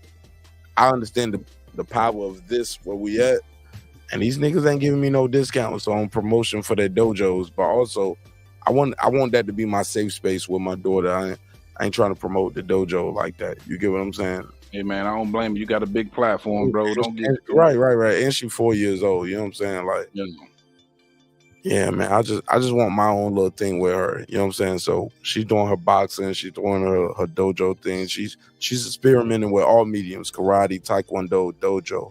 I mean, on judo, jiu-jitsu, Brazilian jiu-jitsu. Like, she gonna be ready to bust somebody up, man. She gonna be ready to bust somebody up. My biggest thing is I gotta keep her off her mama because she thinks she can whoop her mama ass right now. I'm like, yo, your mama gonna fuck you up, shorty. Like, you better stop. Like, I let you do all your kicks and blocks on me. You hit the heavy bag. I let you beat me up. I put the headgear on. I let her she can hit me as hard as she want to. I take kicks to the face. You know what I'm saying? I let her do pull down knees. Her mama Gotta get it in now, because in about another year or two, you ain't gonna be able to take that. Mama gonna whoop her motherfucking ass, dog, and she don't realize that at 4 years old. Yeah. You just think everything is like, well, I'm playing with daddy. I'm like, you gonna whoop your ass. Look, you ain't playing with daddy. Like, you are not a Tyler Perry super ninja black character. And like, maybe I should write a pilot. Maybe I should write a pilot. Send him. You might have to. I'm gonna call him Mr. Perry now. Mr. Perry. I should. Hey, Senior, you know what though, Senior? What's up, Doc? The reason why I'm giving y'all such a great chance, and listen, and I'm being 100% real here, man. A couple minutes ago, my G, respectfully. That's why I changed that's why I changed the subject, bro, because you was kind of like making the guests feel like they had no chance in hell of winning. That's why everybody he don't feel like that. Come on. Look, you the only one that stayed on the panel. Everybody else dropped off and Clips is asleep. So Clips is asleep. Nah, man. Everybody else dropped off. So hey, listen, I'm giving them a hell of a shot. I think they got the better IQ, man. I think they got the better IQ. Listen, at the end of the day, with the youth and the IQ he got, I'm giving them a hell of a chance, bro. I'm giving them a hell of a chance, bro. I just had to put, I had to tell them that, man. I think they got the IQ game down. Okay, hell of a chance. Am my guys gonna win or gonna lose? What's your early prediction, Heavy? The fight is May 18th. Make a pick right now. So you gonna just put me on the spot, bro? You got that's what we doing here, nigga. Hey, I talked to you about this before the news, bro. You called me and was like, we did. We had a 2-hour conversation. Like, yo, the news, bro, nigga. I was like, you want me to call Senior now? But you ain't asked me no prediction then, nigga. Now all of a sudden it's a prediction. Hell yeah, call him. I was like, he ain't answer the phone. I didn't call him. You ain't asked for no prediction then, nigga. Now you asking for I lied. I told you I called him. But no, I wait for him to be on the line and you right here with him. Yeah. I'm a fucked up nigga, huh? yeah, you fucked up. But I'm gonna keep it all the way a buck. Yeah, I'm a fucked up nigga. And I don't want nobody to think this just because listen, man, I keep it. I keep it funky. That's why I said the things that I said. Go ahead, Virginia. I think Junior got the youth and the IQ to win this fight. I would rock with Junior in this fight for sure. I'm rocking with Junior in this fight. I want to see him do it, man. I think this is a hell of an opportunity. He's still young enough to gain a lot of clout, and I think this positions him, very, very well, man. And I want to see the kid win. You know what I mean? So yeah, I'm gonna ride with Junior. All right, shout out to the Virginia niggas. You gotta watch them though, cause they killed my cousin out there. So I still watch all these niggas with a side eye, and I mean that respect. See what I'm saying, man? There ain't no joke. I always look all you. I'm like, where you from? Virginia? What part? I'm like, how old are you? I gotta see if they was in the street around that time too. You know what I'm saying? But rest in peace to my cousin, man, Brian Jordan, man. But fuck all y'all fuck all y'all niggas out there with G. No, I'm joking, but I'm serious. But Heavy, you did not say that before, so I am turning cold. I will turn heel on you like WWE. I didn't say what though. What is you talking about? Nah, man, you ain't say that before. You called me and you was like, man, I don't know if your boy got. You didn't even get into the specifics as far as who would win the fight. What are you talking about? Nah, we said you told me you don't know if he got what it takes, man. You was talking about his last fight, so looking kind of shaky, baby. And that's okay, but you did say that. You got me confused. We just spoke today, Mark. You come on, how you gonna confuse me with somebody we just spoke today? We never talked about the specifics of the fight or how I felt this fight was gonna go. That's you. You got me confused. Okay. Yeah. I called you, nigga. We started talking about real estate, nigga. I called you. You couldn't get him on the phone. We started talking about real estate. I don't know what you're talking about. I told you I'm gonna turn heel on you. I'm gonna flip it on you right now. Oh, that's you a dirty bastard. You knew was gonna happen. Are you prepared? Content. Yeah, sure, matter. Nash versus Heavy. YouTube beef. That's how we started YouTube beef. Hey, I ain't mad at it. That's what them niggas want. They want fake YouTube beef. They want fake YouTube beef. Yo, this nigga Martinez told me he didn't even say that. Hey, look, I'll give you the line of notes of our future YouTube beef. Bro, what are you talking about, man? Hey, I got a question, man. Do them Spanish channels be having like YouTubers and shit like that where they over there doing the same shit? Yes. Yeah. They be doing the same shit in Spanish and shit. Tell him, man, this nigga, he thought the blacks created this. The blacks didn't create it. No, I know y'all ain't created. No, we I just was curious. These niggas do this shit all day long like that. That's all I was wondering. Yeah, nigga, we do our shit with a kente cloth. They do their shit with tacos. Yeah, they over there talking shit. I ain't supposed to say that, did I? Nah, you were supposed to say that. Hey, what they came back like, we do not eat watermelon and chicken and shit. Man, go ahead, Heavy, man. I'm fucking up our friendship. It was like, I ain't get the joke, man. He said, you didn't feel me all the way in on this part. Nigga, I'm lost. What did you talk? I ain't hear you. What'd you say? At the end of the day, man, we just trying to figure out how much bread you gonna put on Brian Norbit versus Antillian. What's your bet? You want me to keep it funky? Check this out, Mark. Go on and lock in on it. Yeah. I'm gonna be funky. I'm gonna keep it real. I'm hedging. I'm fucking with him. See, hey, look. Yeah. Heavy. I got the power of the mouse. I gave you the big screen. That nigga started smiling off me. Oh shit, man. You be putting the nigga on the bigger screen, man. You on the spot. Heavy. You ain't no one. Y'all, look, I'm gonna keep it a buck with you. You ready for some real shit? I was talking to Pops, right? Like, this was a couple weeks back when he first told me about it. And I swear for God, that's some country nigga shit. I swear for God. Word. Pops. True or false? Did I not tell you? I was like, well, you know you're the underdog, right? Yeah, of course. I already said that. Facts. You know that. I told him to his face. I was like, but I told him, I was like, finally, I can make some money off y'all niggas. Oh, yeah. Because any other time y'all fight, y'all always the favorite. I was like, this is the first time where Brian Norman I'm happy about that. I'm happy about it. So a motherfucker shut the hell up about, man, he need like with Tim Bradley, with his lame, man. Like, I'm looking at it like, you got a whole network, whole fucking network. You got a whole network picking fights for the fighter. They're picking fights for the fighter. We're fighting who they tell us to fucking fight. And he on this motherfucker tomorrow. I'm trying to understand when is he gonna step it up. Bitch, we ain't around here calling for these niggas. You know what I'm saying? We ain't around here now. We want to fight such and such. We ain't around here doing that shit. You feel me? All we doing is fight who they put in front of us. That's it. If that's who they choose to put in front of us, then that's what it is. You got a certain caliber fighter's worth a certain amount of money, that's what they're gonna pay. You feel what I'm saying? And that's the caliber where we was at. So you know they want. Well, again, I think that right hand was his lightning in the bottle, and I take that. Hey. Yeah, man. So anyway, people can shut the hell up after this. Hopefully. Yeah, I think you run through Santion, you gonna shut up a lot of people. Facts. Yeah, now what's gonna happen? What's gonna happen though? Is they gonna say, who Santion beat? Then they gonna be like Rocha. Well, who the hell Rocha beat? Cobb. Well, who the hell Cobb beat? That's what's gonna happen. That's what's gonna happen. That's what's gonna happen. Why? Can I ask you this, Senior? Y'all got a deal in place with Golden Boy, or is it Matchroom? Who was Santion with? Who comes on with? With Santion with Top Rank. Top Rank. Oh yeah. Oh, so they came together to make that Rocha fight. That's right. Yeah. You know, and I was asking about that anyway. Like we would have loved to fight Rocha. That's what I was thinking. Hold on a second.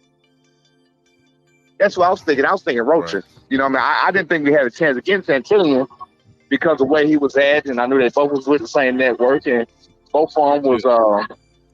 I think you misspoke. No, you didn't think y'all had a shot to get the fight. So, to get the fight, right? Right. So soon, especially not so soon. Yeah, we didn't think we had a shot to get that fight. Honestly, did. Yeah, and that's where it was at with it. This was a top ranked fighter who came over and he upset the apple cart. He wasn't right. It was set up. He was supposed to win. Yeah, he was supposed to win. he was the sparring partner fighting Rocha. It was Rocha's party. He was the headliner, and Centillion upset the apple cart. That's what happened. Yeah. That's how everything lined up the way they lined up, and no matter what, it's still lined up for us to get the opportunity that we have now. Man, it's all about what we do with that opportunity.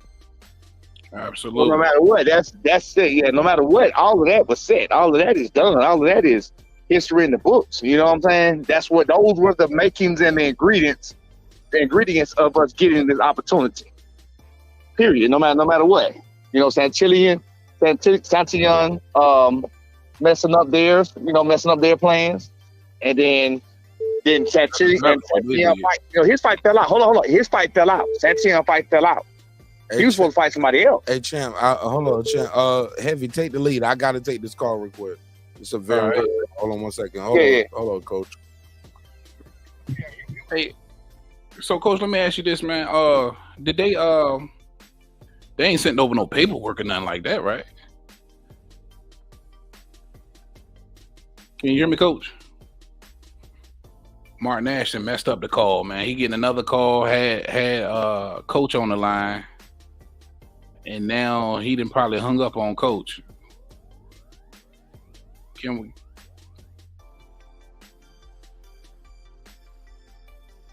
you hear me, coach?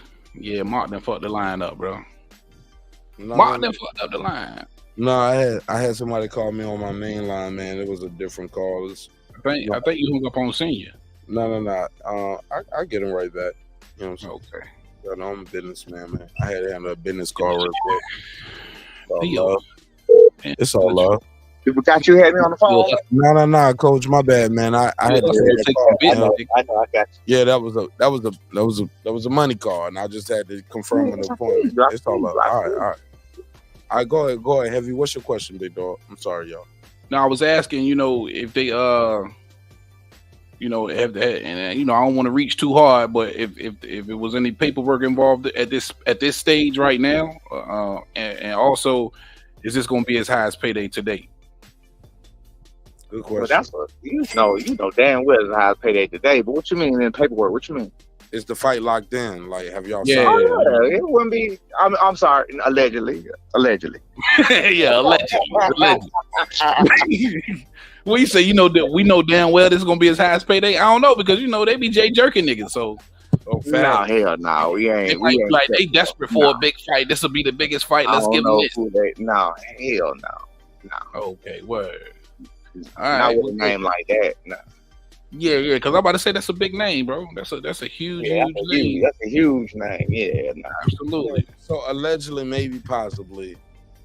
Right. Allegedly, if the fight is actually real or not, or fake, this is the biggest fight, biggest opponent. And right. If what we're talking about is even anything, like it could be a nothing burger. We could be just on the phone. We can just go on the phone, wasting time, blowing hot air and some shit, wasting people's time, man. That's what we could be doing. We could be doing that, or y'all could have y'all a flight already booked to go. I got this shit. I got it. I got one thing before I leave. Y'all could have a trip already booked. April Fool, motherfucker.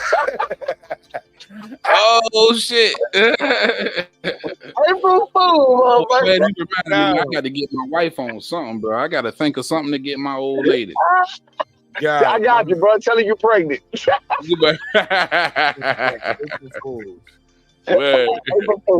right, well, Coach, before I let you go, I got to get your taking opinion about some other business in boxing, right? Yeah, what's up? Yeah. But I appreciate you being over here to talk to us about this, possibly, maybe, allegedly. So, no doubt. Major NABO WBAO. This is their version of kind of like an interim belt. Like the guy who got this NABO is next in line for the WBO. So this is a big fight.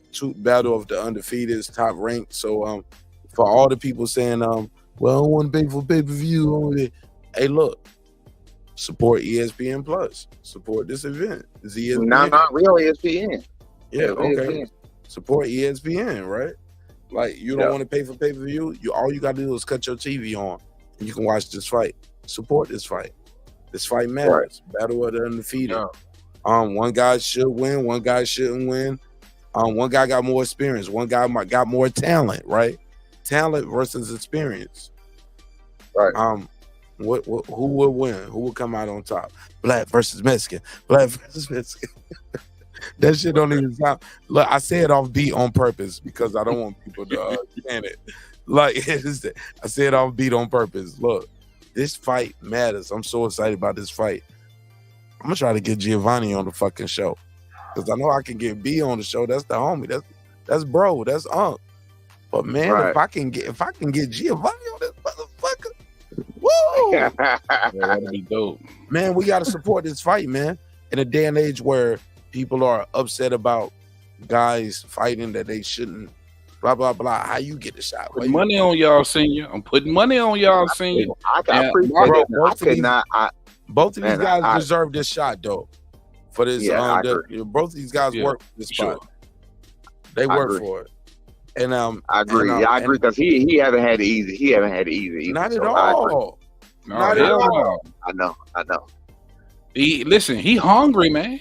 He hungry. I know, big time. He's been around for a long. He's been around for a long fucking time. Allegedly, he's been around for a long fucking time. Yeah, hell yeah. Right, man. This ain't no, and I know some people ain't gonna like it, but I'm riding with the home team. And I look, and the ones who don't and sitting on there like, now Brian gonna get his ass whooped.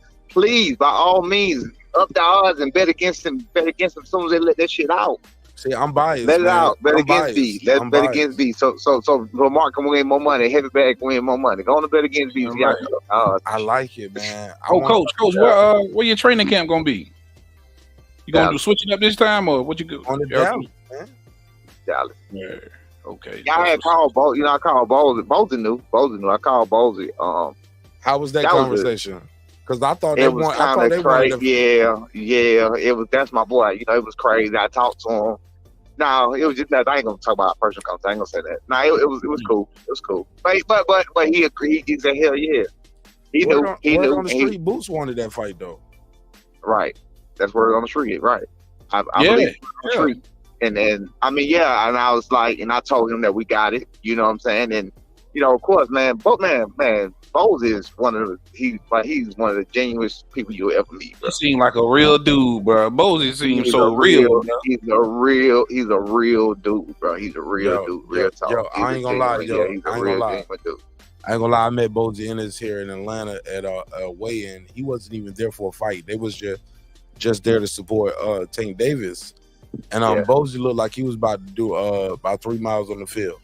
Nigga had the skull cap on. Man, had his I know, bro. I know. That's crazy. That nigga was dressed. He was dressed to like he's something else. And he my daddy age, bro. He's 68. He's 68 years old. Man, he young, bro. He a young looking 68. He's 68. He's about to be 70 years old, bro. That's a anomaly. Bowsy is a fucking anomaly, man. Bowsy whoop your brother ass.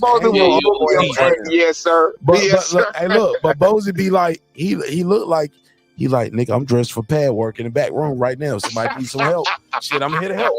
I'm here to help. He the coolest, man. He was like, I'm here to help. What y'all want me to do? I wanted to make a joke a minute ago. But I even got to give. Wait. I even got to give it to him on this. I was gonna say the only other realist motherfucker that I know than Bowsy is myself. But I was gonna be like, you know what, bro? He's been real for 6 to 8 years. I would imagine. So he still got that shit too. You know what I'm saying? Yeah, I ain't been real for 6 to 8 years, bro. Bowsy was one of my first interviews, man. And I interviewed Bowsy. I interviewed Farah, and I talked to Boots, but they was kicking us out the building at that time. So I got a conversation with Boots. Hold on, let me take. Hold on. Let me take another. Make sure you don't hang up on Norman. No, I got him. 330. What's your name? Where you from?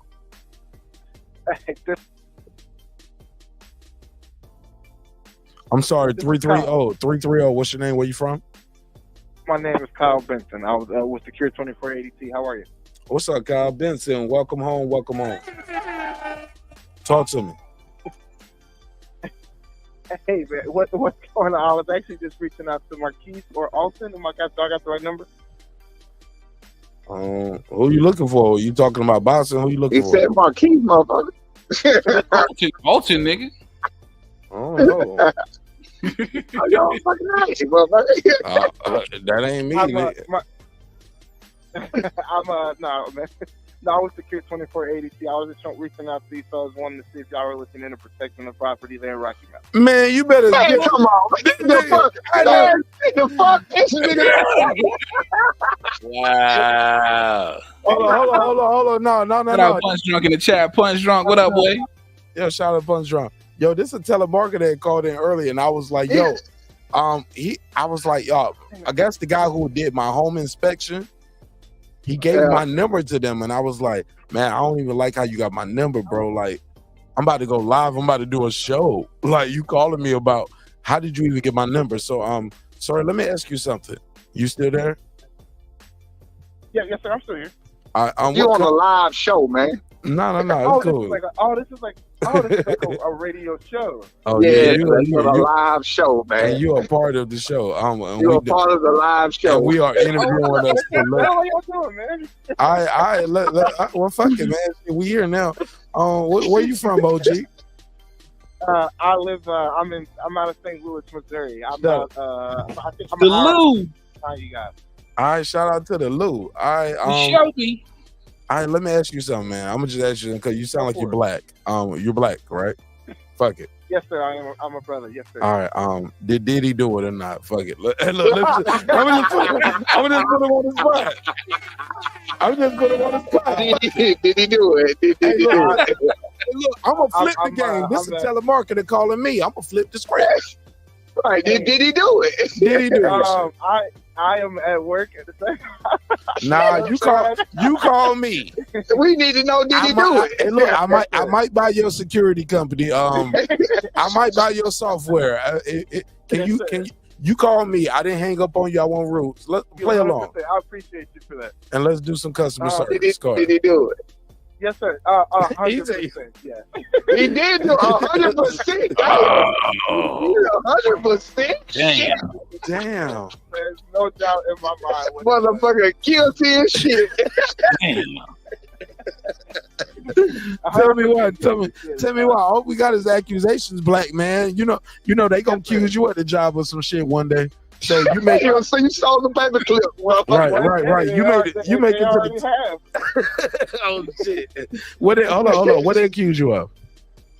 You know how it be like if it, come back a little early from lunch or clock out. You stole an hour. You stealing hours. You stealing hours and shit. Stole some hours. Hold on. Let me ask you something. So give me another example because everybody does that. Give me something else. Like what? How they fucking with you at the job? Well,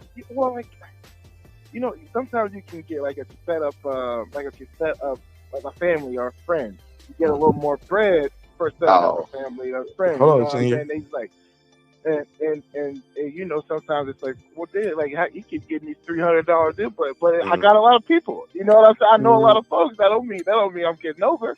So I done had that talk before. I done had to go into the HR room before. Yeah, you go in the HR role for doing what you're supposed to do. How did that work though? Hold on. What did they say when you walked in there?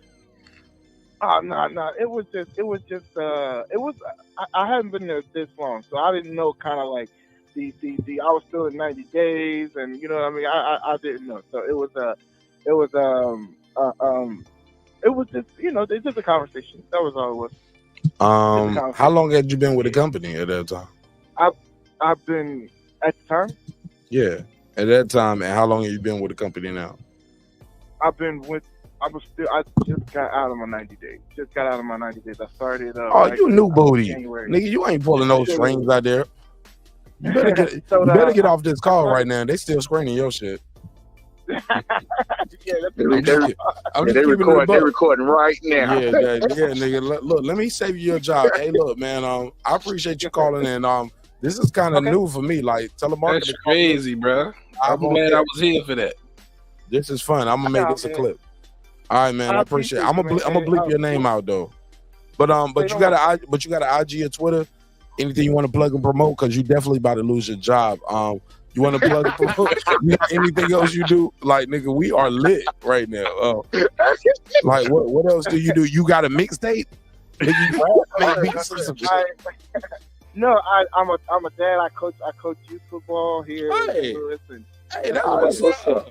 That's what's up, dog. That's what's up. That's what's up, man. Shout out to the Lou. What's the name of your team? We coach for the Lutheran North Saints. So I'm the head coach of 12U this year. 12U. What'd you say? Lutheran what? Saints. The Saints. Lutheran North Saints. Lutheran North Saints. All right. Saints. How can people support you and the team and everything y'all got going on? Y'all got a PayPal or a Cash App? Anything we can do to support you and the team? Oh, that's awesome. You know what? I never have it. This is my first year. I mean, look, you gotta get it together, man. You gotta get it together, man. Look, you about to lose your job anyway. Might as well. Yeah, nigga. I'm about to sue y'all. For this call. You gotta get this shit together, man. I'm joking. I'm not about to sue you. I promise. I promise. Nah. I do want you to. I do know they are screening these calls. You will be fired though, sir. Respectfully. but fuck it, make it worth their while, nigga. Plug your Cash App, your IG, your Twitter. You got child support, nigga. Like, get all of that shit off. Child support. I got full custody of my kids. So. That's what's up, man. Just doing your thing. That nigga said I got full custody. That nigga, hey, look. Shout out to my none of that shit. Listen to my special guest. He cheering you on. His son is a professional fighter that get hits in the face for a living. You don't want that. That's a tough life, nigga. Hey, and I was a single father too. Of 4. Real talk. Hey, look, but he also was a pro fighter and got punched in the face for a living. You are on the phone for a living. You don't want your kids to get beat up and have to beat niggas up for a living. I'm joking respectfully to both callers, but caller, before I let you, hey, that's some real shit, right? This nigga is like, I'm a professional fighter, and my son is a professional fighter. Mm-hmm. At the highest level, they fighting on ESPN. They signed with Top Rank. Like, this is big deal shit, and you don't even know what you just interrupted. That's why you're gonna lose your job, respectfully. But can I sue for this shit? Should I be able to sue for this? Man, let that man alone, bro. Yeah, your shit, man. What you selling, security? Yes, sir. With Secure 24 ADT. Man, fuck them, man. Secure 24 ADT. Nah, hell no. We fucking with it, man. Secure 24 ADT. What we need to do to sign up with you, man? Give us something. Shit. Man, I will give. So if you want to look up my Instagram, it's I don't go on it very often, so I do apologize. You'll find me on Facebook, Kyle Benson. Kyle Benson, KYLE, last name BENSON.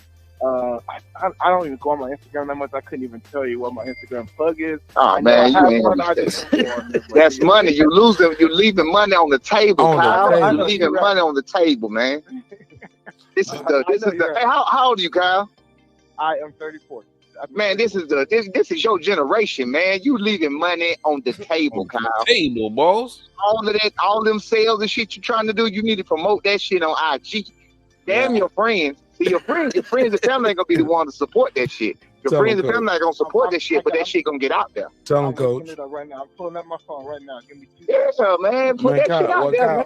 Well, Kyle, you are a member to the neighborhood now, and I don't know what else your next call gonna be. Does your phone automatically go to the next person when I hang up? No, sir. I come in every about 100 leads, and I dial out. Oh man. Well, Kyle, call into the show more often, man. And I promise, man, you are a member to the neighborhood, and you got my number. I ain't got yours. So, so Kyle, write it down on a piece of paper and text me your email. And I'll send you the link to the show, and you can join the panel. You can be cammed up with us, talking some shit. You can plug and promote, and we're gonna help you get to the new level, bro. Because you are 34, bro. He's 34, shit, man. Bro, life is single daddy, 34, man. The football coach, man. I'm proud of you, Kyle. Black man, I'm proud of you, bro. Yeah. Shout out, Kyle, man. Shout out, Kyle, man. I want to be a mentee for him, man. I want to be his mentee, man. You right, shit, yeah, man. I see some cash app that's on the love, man. No. Send me the cash do app that? to keep Okay. the show That's open. too far. We gotta Okay, keep the show. all right.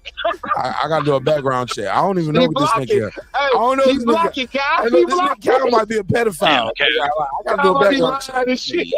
Hey, He look, welcome you with open arms, then he undercut your ass, Cal. no, Damn. but I gotta do a background check on Cal.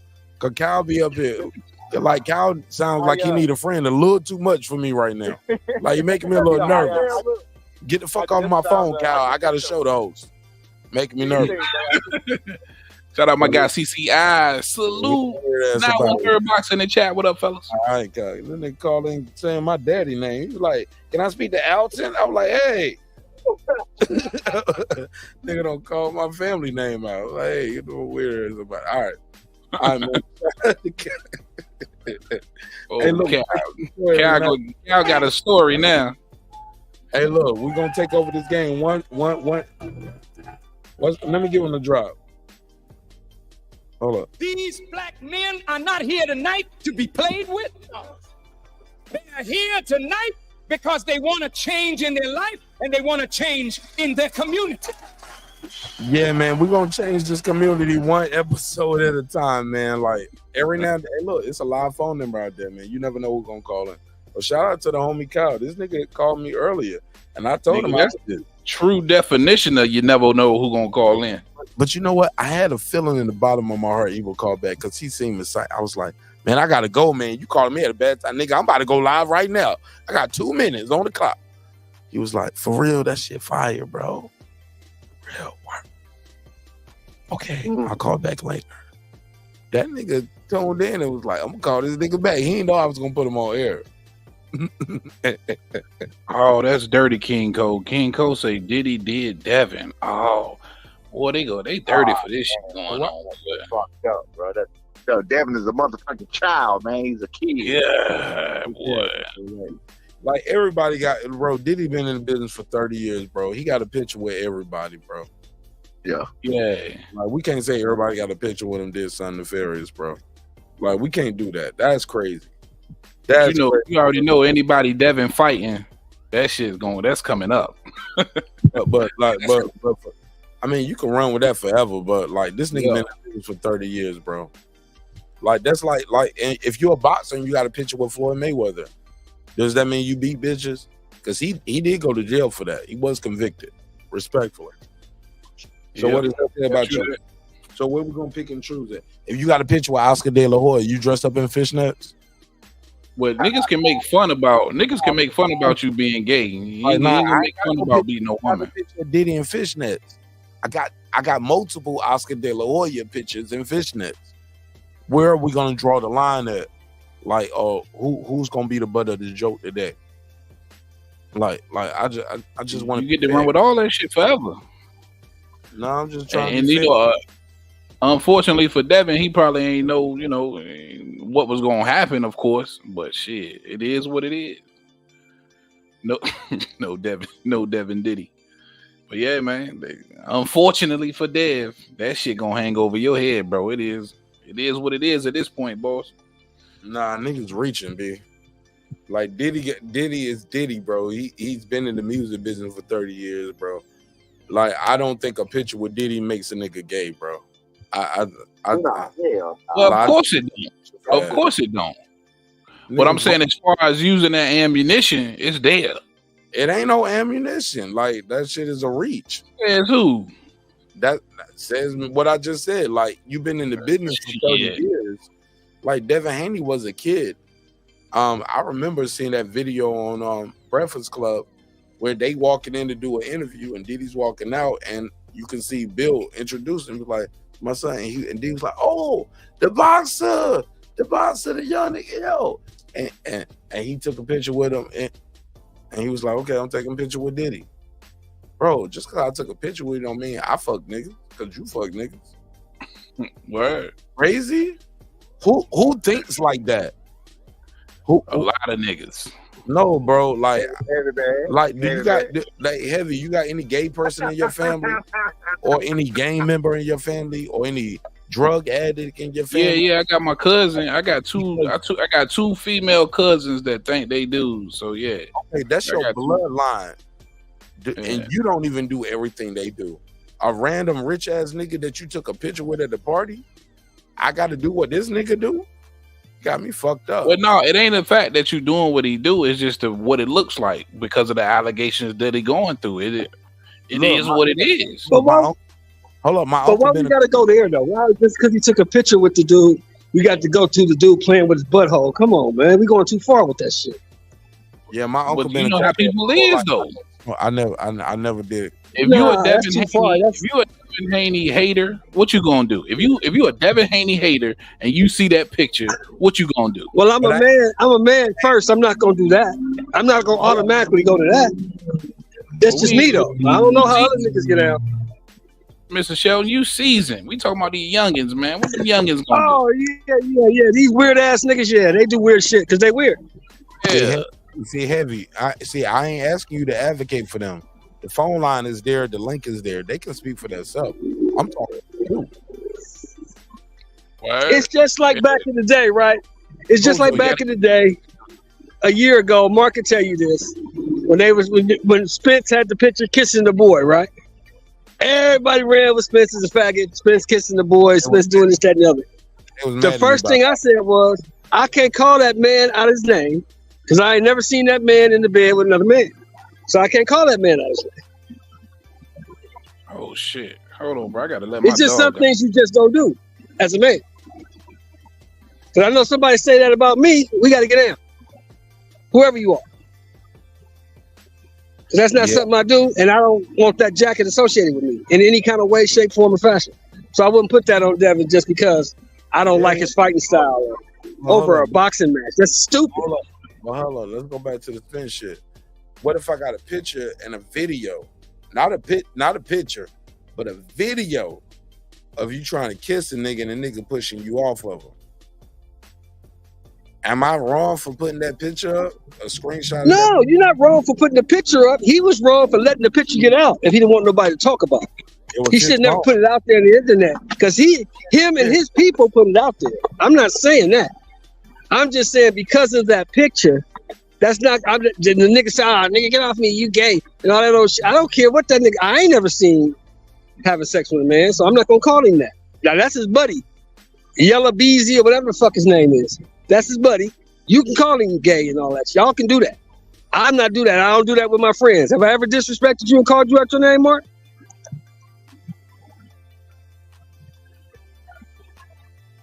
Because I don't do that. Sheldon, you my man, but I'll beat your old ass, Sheldon. Stop playing with me, nigga. You can try. I would love to see you try, and I'll be down in Atlanta soon, so I'd love to see you try. Figure it out, man. We'll find a way. It might not work out well for you, but you can try. Nigga, I'm gonna punch you in your pacemaker, nigga. and here's the old question we asked in the hood, right? And what am I supposed to be doing while you punch me? Right, nigga. You better call for because I'm gonna be running if I hit you, nigga. Shit, I ain't trying to stay around and see what happened. I'm gonna flee the scene. Bo, what up?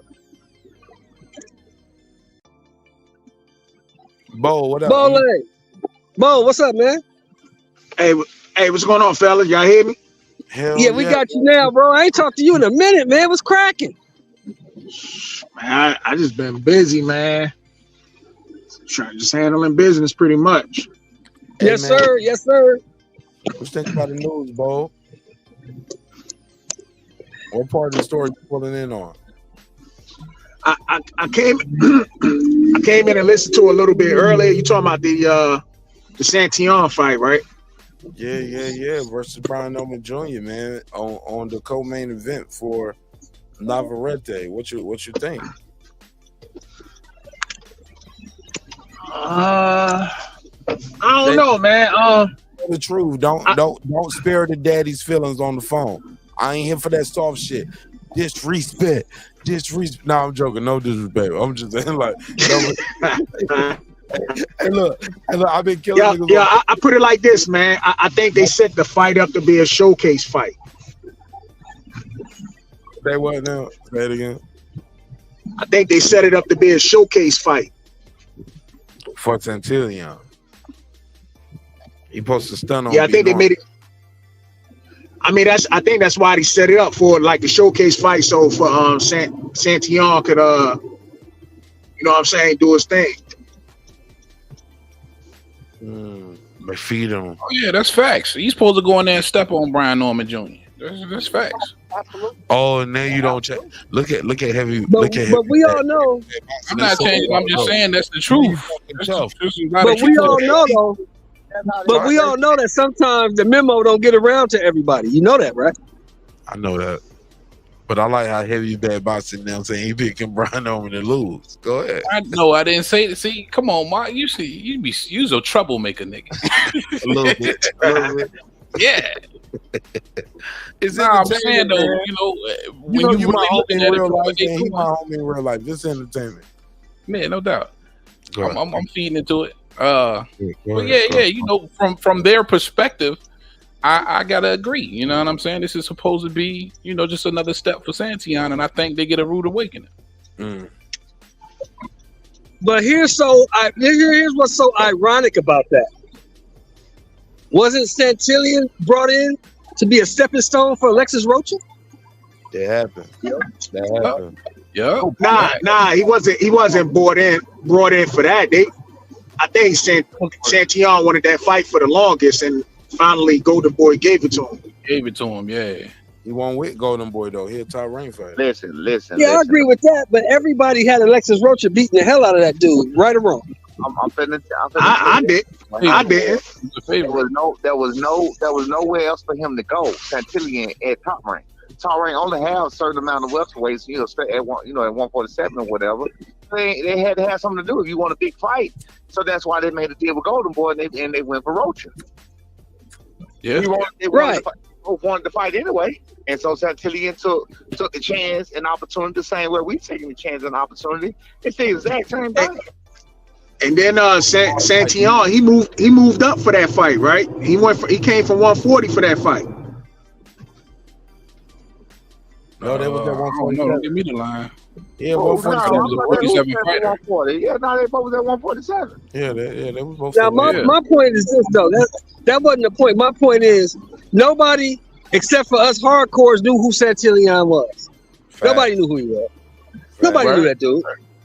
They brought him in.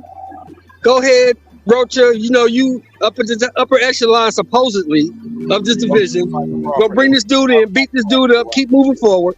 And it didn't work out that way. And that could be the same scenario here.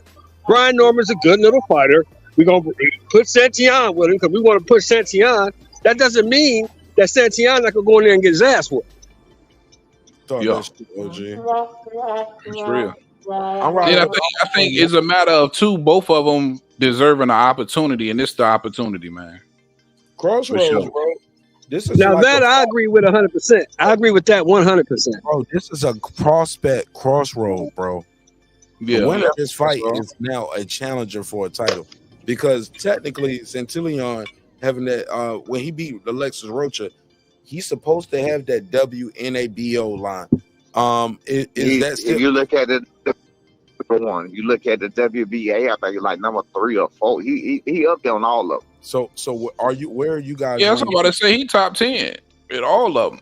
WBO, I think we 10 or 13, 10 or some shit like that. But are you guys fighting for the NABO, which is like going to put you in line for the WBO? Man, they have not. It's a 10. Okay, allegedly, first of all, it's a 10 or 12 round fight. They haven't even figured that. No, it got to be 12 if it's the WNABO. You ain't hearing. Yeah, I was just about to say that. You ain't hearing what I'm saying to you. I heard you, but yeah, I they're just trying to figure clear. out. I know what it has to be. That's why they're trying to figure out what they're going to do. They're not sure what they're going to do. They're not sure what they're waiting on. Terence Crawford. They're not sure what they're going to do about whether it's the NABO. They're not sure what they're going to do. Hold on, Coach. Let me ask you a question. So is Terence Crawford holding up the division, or yes? Okay, yes. put a case on it. Yeah, hell yeah. So Terence Crawford's holding up the division. Hold on. My bad. Hold on 2 seconds. And I'm bad. Okay. Now, is that because we don't know? Is that because we don't know what's going to happen this week with Fundora and the WBO? I mean, no matter what, we know Terence Crawford not going to come back to 147. 47, yeah. I don't even know why you're doing that. Me neither, coach. I think a lot of champions do that when they first move up because it's trying to like. But him being an independent isn't that leverage? So like I can't just let this go until I know. Right. It's a because if I just blood at 47, no land. Like you don't want to be a man with no land, right? Right. Only thing for Bud at 47 is boots, and you're not doing that, man. You might as well give up the belts, bro. But he's not a man. But right now, if he was to do that, like. But how were they able to make Bud the Mando in order to fight? Because Bud held on to that belt. Am I correct? WBO, WBA, WBC, Bud still is the champion at WBC. I mean, at welterweight, he got everything except the IBF. Yeah. He can't. He used the WBO super champ status to get that fight. But geez, what I'm saying is he can't relinquish all that leverage as an independent until he knows where his next meal is coming from. Like facts. There you go, Mark. Facts. Would you do that? Would you do that, Heavy? I don't necessarily think he's. I told you about giving up any real leverage. You're a smart man. It's a negotiation tactic in this type of business. Before you know where your next check is coming from to feed your family. Right. I don't know. I just don't. I gotta say, I don't know just how much leverage. You know who Bud Crawford is? He's 2 times undisputed. It's Bud. But I don't think you really need to hold on to some titles that you don't intend on defending to have any extra. Well, so just let him go without a fight, without knowing who you're gonna fight next to make. There's nothing for him at 47. Well, who is he gonna fight at? So 50? you just want to turn him into Jamal Charlo then? Just let's hold on to the belt forever for nothing. For nothing. That's crazy. No, that's not. I'm quite sure once get the. No, that's not what I'm saying. I passed the mic. I'm not saying I want him to hold on to the belts, quote unquote, forever. But he hasn't even had 12 months. We've seen niggas go years without defending. But why hold on to him if you ain't gonna do nothing with him? Let me finish. My point is, let these other people decide what they're gonna do, because right now he has no network, he has no promotional company, he's solo dolo. He out here with all the accolades but no home. He could be a man with no land, but right now he's a man with some land. Right now, he has the WBA, the WBO, and the WBC, that leverage.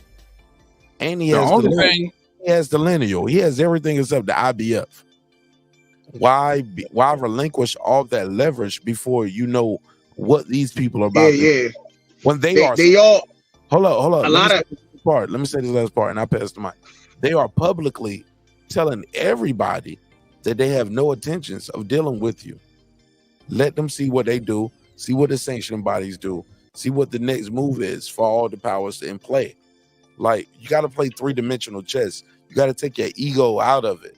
You can't just say, well, I'm going to drop all the belts then because I don't plan on. No, y'all can't move without me. Your company can't move at this division, and y'all can't move up here at this division without me. Facts. I matter, even as an independent. Without all the bells and whistles. I ain't got top rank. I ain't got Golden Boy. I ain't got Mayweather. I ain't got Tom Brown. I matter. I am a 2-time undisputed. I beat the top guy on your fucking stable. Your other top guy got beat by Canelo. I'm numero uno. I'm pound for pound. 2-time. You got to see. And on top of this, it forces the promotional companies to work with you because, like you said, it's leverage. Move around with no titles. Right. So you got titles. You could be like, well, shit. If you ain't gonna work with you at 47. I'm saying, but like if they like how they talking, like you heard how Leonard Ellaby and these guys are talking, like, oh nah, Errol Spence's family. Well, at 47, he like, okay, all right. So if Errol Spence your family at 47, I'm gonna force y'all to work with me one way or another. Hey, G-Trade, corporate mode. Can I break it down in layman's terms? But it's hard because. Can I break it down in layman's terms for you? Hell else is you gonna fight at 47? In layman's terms, it's like this. If you want me to fight at 47, fight this dude, pay me. If not, I'm gonna go to 54, and they gonna pay me. Somebody's gonna pay me. I'm holding on to these belts. Facts. They all do it. To be honest with you, they all do it. Like every you can't name a champion that doesn't do it. Like they all do it. The only reason I feel like, yeah, I mean that's a good point. I like that point. I can't front. That kind of forces him in a corner, or wait him out until he gets script. You know what I mean? It is what it is. Or, you know what I mean? And people might think it's far-fetched. It's a Teofimo Lopez fight out there to be made. You know what I mean? That's a payday for Crawford. Nah, that's Man, T.O. fighting some. I don't even know who the hell he fighting, man. You Claggett? Claggett. Yeah, that's what I'm saying. I don't Ain't even know who nobody that gonna is. buy that fight, and you know it. T.O. finna fight fucking, what's his name? Jabberwocky? What's the dude named Jabberwocky he finna fight? Steve. Ain't nobody paying for no T.O. and Bud, man. Come on, man. Stop that. Ain't nobody paying for that shit. Go ahead, T.O. You got T.O. did all that clout chasing, and he fighting a straight up tune-up. Nah, hold up. Let me get my boy T.O. the big screen up here. Go ahead, T.O. Make this shit make sense. What? What's the question? What was the question? You said something? I'm talking to you right here, nigga. Right here. Didn't you say it was a T.O. fight out there to be made? Yeah. Can you please? No, I was saying as far as Bud holding on to the belts. You know what I'm saying? You get if he really wanted that smoke and they wanted to make that fight happen, that would make sense for him holding on to the belts. But other than that, but I do understand that point as far as him holding shit up and trying to force somebody to pay him. But I don't know, man. I just feel like he holding shit up. Go ahead and move on, bro. Okay. I mean, if you look at it though, like how long Errol Spence held the belts up? Errol Spence held the belts up. Rebuttal to that, do you think Charlo holding this shit up? I mean, Charlo didn't hold that belt for 4 years. They did shit with it. Both of them. Yeah, he's supposed to be got script too. Shit. Both of them held it up. Listen, I'm all about the sport of boxing moving forward, man. I want to see fights. I don't want to see niggas hanging on the belts for a year, 2 years. Ain't fought nobody. You sound like an Errol Just Spence. this shit moving. Let you know, respectfully. You sound like an Errol Spence was just then. And I wish Brent was here to give you the test. Mark. Yeah. I'm about to hit the gym, man. I'm gonna let y'all later on, man. I appreciate you having me on, big dog. Hey, hey, one more question, Coach. Can I get you one more question? I need to be on the way to the gym with the camera, nigga. Like, hey, Coach, I had one more question. I mean, hold on. How many more days y'all got here in Atlanta? I'll leave on Wednesday. When do y'all leave for Texas? We leave Monday. Nigga, I'm on my way right now. Yo, the show over. I'm about to pull up. Can I pull up with the camera and get some footage and a quick interview? Yeah. All right, look, I'm about to end this shit, man. I'm gonna go holler at the homies, man, and get y'all some inside. All right, do that, man. Hey, good luck, Mr. Norman. Good luck on your fight, man. Hope y'all come out successful. Talk to you soon. Thank you. I appreciate you, boss. Who's been asking me something? Let's everybody ask a question or get our final thoughts of the champ. We bringing back that NABO, nigga. Hey, let's go. Let's go. All right, I hope that's what I don't know what they're gonna do, but go ahead. Nah, I'm wishful thinking because that's what it's supposed to be for. Unless Centillion don't still have it, because he could have dropped that shit. Right. As long as he won it. Because he won it that night versus Alexa Roach. Yeah, he did. No, I just wanted to ask, but why he dropped it? Once y'all get past, listen to what I'm saying now. Once y'all get past Santion, right?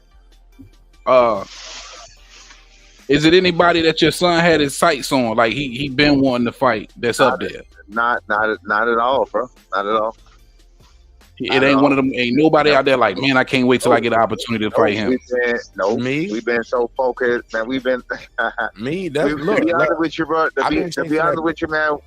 What we've been at this whole entire time, and how hard it's been to just fucking get out the mud and get out the quicksand. Yeah.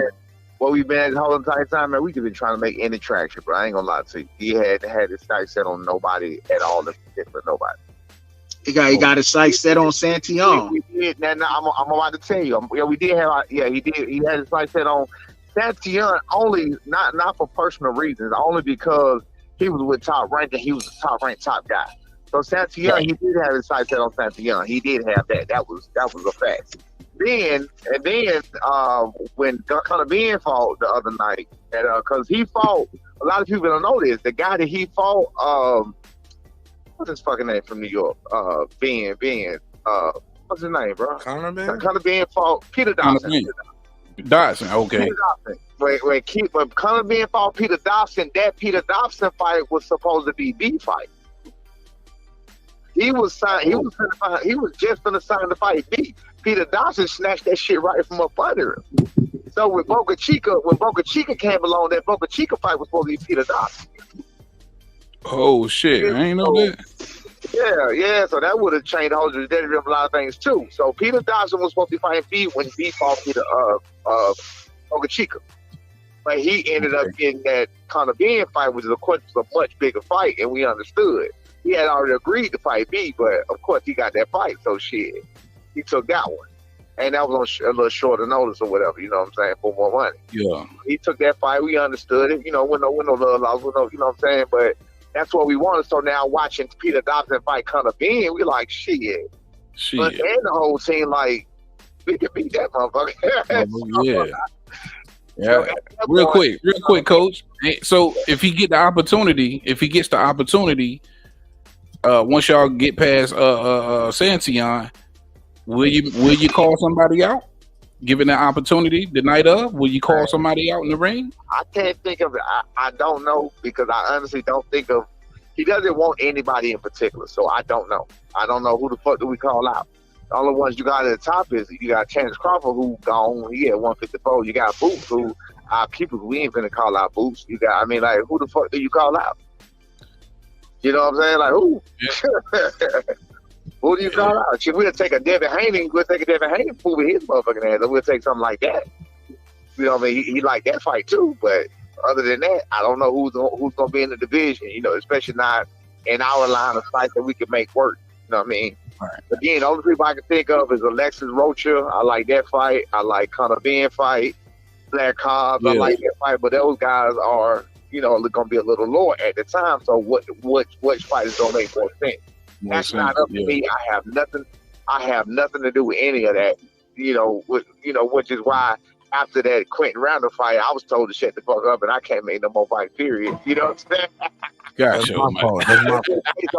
Yeah, they put a case on me. They put a case on me and told me shut the fuck up. You know what I'm saying? So they said let the matchmaker, let the Hall of Fame matchmakers. Right. They let them do that shit. Exactly. Yeah. So Michael Fox got called out by he wasn't called out. He was brought up by Nest at the boxing boards and blah blah blah. And it just got all ugly. And of course, when that shit went, and I was like, yeah, we'll fight. You know what I mean? It's just crazy, man. They was like, for what?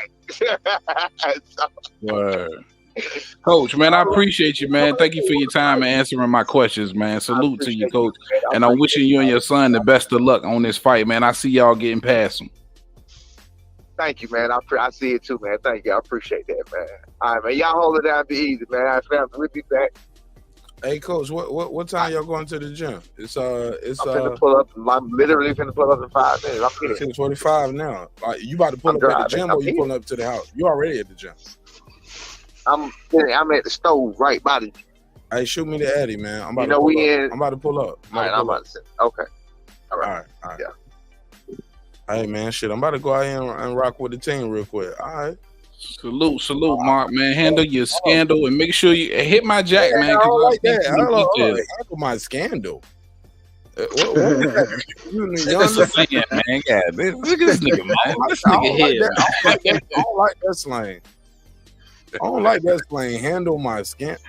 Did you just put a case on it? Put a case on it. You just made that up? Yeah. I'm gonna let you get to it, man. I appreciate that love, bro. And hit the jack for some details, man. I appreciate you. Yeah. Okay, yeah. I was gonna say, go get some head and twist your dreads. Like that. Like I shouldn't say stuff like that to somebody. Like what? Like my wife might be listening. Like that. It's like going into your skin too. I was like, get some head and twist your dreads. Like that's what hey, look, I just might do that. Hey, man. Life is beautiful, ain't it? Yeah. Shout out to the married gang. Hey man. And shout out to the whole man, I ain't gonna hold you up. And shout out to the Salute, whole my guy. watching the show. Hey man, did you plug your channel before I let you go?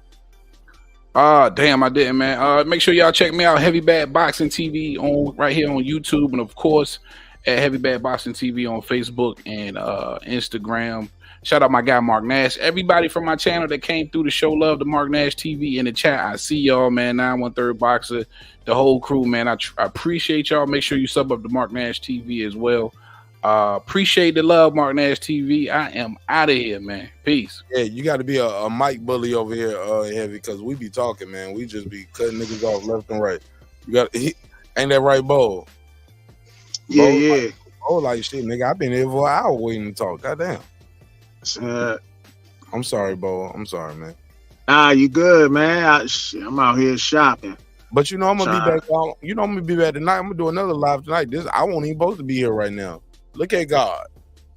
I don't even supposed to be here. Man. I was shocked, man. You usually the night guy and shit, man. I'm gonna be back tonight because I'm gonna do another show on Tuesday because after that I'm gonna be on the drop for a couple of days. I got to go back and handle that business. You know what I'm saying?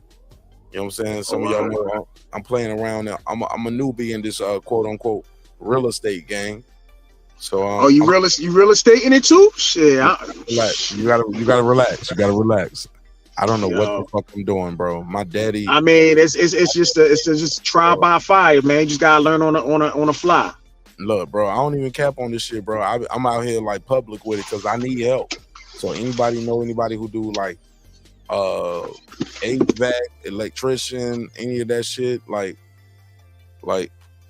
I'm out here. I need some help. I need your help. But more importantly, I might have some contacts in Georgia, man. I might have some contacts. It's in North Carolina. The properties are in North Carolina. Oh, your properties in North Carolina? All right. I got contacts out there too.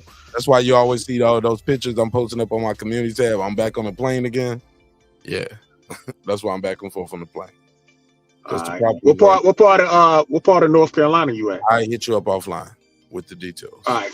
Cool. You know what I'm saying? But yeah. Mark Nash 27 at Gmail is the email, and Mark Nash 27 at Gmail. Hit me up, bro. And but I need some help, my nigga, because I got a lot of trees. I need to clear these shits out, and I found out I can make some money off these trees. I was like, yo, I can hire a logger and they will pay me for all these trees. But it's a couple acres your boy got. So damn. Man. So I'm still trying to figure this shit out, bro. But I thank God for the opportunity. Thank God for my family, for blessing me and believing in me to keep this torch going. But shit, nigga, like it's a lot. I'm still trying to figure it out. So shout out anything you want to plug and promote before I let you go. Because I definitely man, thanks for having me on, man. Bold and understanding, you know what I'm saying? That's the channel. I gotta get on my grind, man, because I get so busy, man. It's like I hop on when I can and shit, pretty much. But other than that, man, whenever you hear it, bro, it means a lot. It means a lot. Shout out King Girl. That nigga funny as hell. He said, handle your scandal was sus as fuck. Absolutely. Yeah, nigga. I'm like, my family's listening, nigga. They can see me. I don't hide who I am, bro. They see me. We're like, yeah. Handle your scandal to your face. I was like, what? Get some head and twist your dreads. Like, that's how we talk. Like, we just be making up stuff all the time. Whatever. There's no side babies involved. Never heard of it. Never heard of it. Yeah. All right. But all right, man. Let me go to the boxing gym real quick, man. I'm gonna go holler at the homies real quick. Talk some shit, get some footage real quick before they hit Dallas. They gonna leave. All right, man. When I turn on Wednesday, bro, I got a new lack, nigga. I got about to bring that my granddaddy's lack, nigga. When he bought this shit, when he was pimping G, respectfully, when he was a pastor of the church, he never dreamed in his wildest life I would be riding that bitch down Peachtree and Industrial, nigga, with that candy paint on that shit, with that white red top, nigga. He never dreamed of it. I gotta keep my granddaddy's dreams alive. I gotta keep his dreams alive, nigga. I gotta candy that bitch. Oh, I'm about to candy that motherfucker for the summer. So, but yeah, man, God is good, man. Like, I've been sitting here moving around my garage all day after I did my runs, and I'm like, damn, man, like, where I'm gonna candy this bitch at? Cause you know these Atlanta niggas, they steal that shit. Nigga, you better have a kill switch. You better be able to snatch that steering wheel off, put that shit in the Louisville back. I ain't gonna lie, these young niggas be stealing Kias now. Like, what did the game come to? We used to steal Lexuses and Caddies. These niggas stealing Kias and Ford Fusions. Put a case on these young niggas. All right, final thoughts, man, before I let this shit go. Anybody? You good, Bo? Yeah, man. I appreciate you having me on, man. I'll catch you on the next one. All right, man. I'm gonna do a pop-up later on tonight. Well, actually, I'm gonna do my main show tonight. So pull up, man. We're gonna have a good time, all right? My brother. All right, man. It's your man Mark Nash. Another great episode of Breaking Beats, where we break down business, entertainment, art, technology, sports. Man, if you made it through 4 hours and 50 minutes of this shit, man, you the real nigga, man. All right. I love y'all. Hope you love yourself. If not, guess what? God loves you. So does Mark Nash in the neighborhood here at Breaking Beats. Hey, look, always remember, dreams require your sleep. Goals require your effort. Go out there and get your goals. I'm on to the next episode, homie. Sometimes we're going to agree. Sometimes we're going to disagree. But one thing for certain, two things for sure. Never, ever forget that. I built this shit. Me. Brick by brick. And I'll be damned if I let you tear it down just because you don't like the way another nigga talk. And I mean that shit. Drive, motherfucker. Hey, it's Antonio Tarver, champion. You watching Mark Nash at Breaking Beats. I usually don't do drops, but I'm going to give you one, bro. I'm going to give you one. I love you, champ.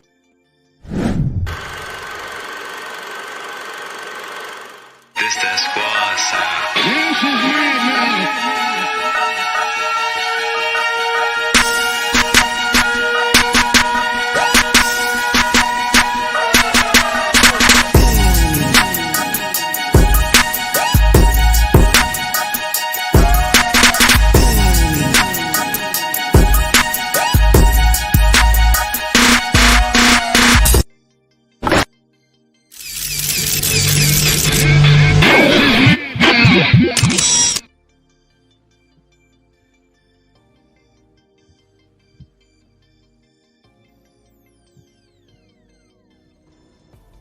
Subscribe. I don't care how many subscribers he has. Support him.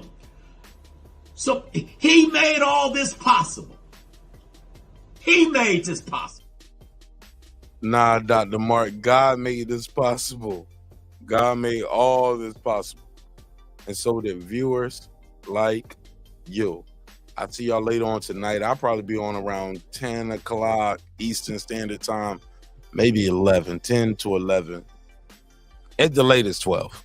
So look for me anywhere. Hello, I'm like Comcast with live streams. Look for me between 10 and 12 p.m. Eastern Standard Time. I'll be back on your live stream tonight, 10 and 12 Eastern. Somewhere in between that bitch, I'll be up here. So if you're on the West Coast, y'all gonna have a good time because I'm gonna be real lit by midnight tonight. But if you're on the East Coast, you're gonna get a good show too.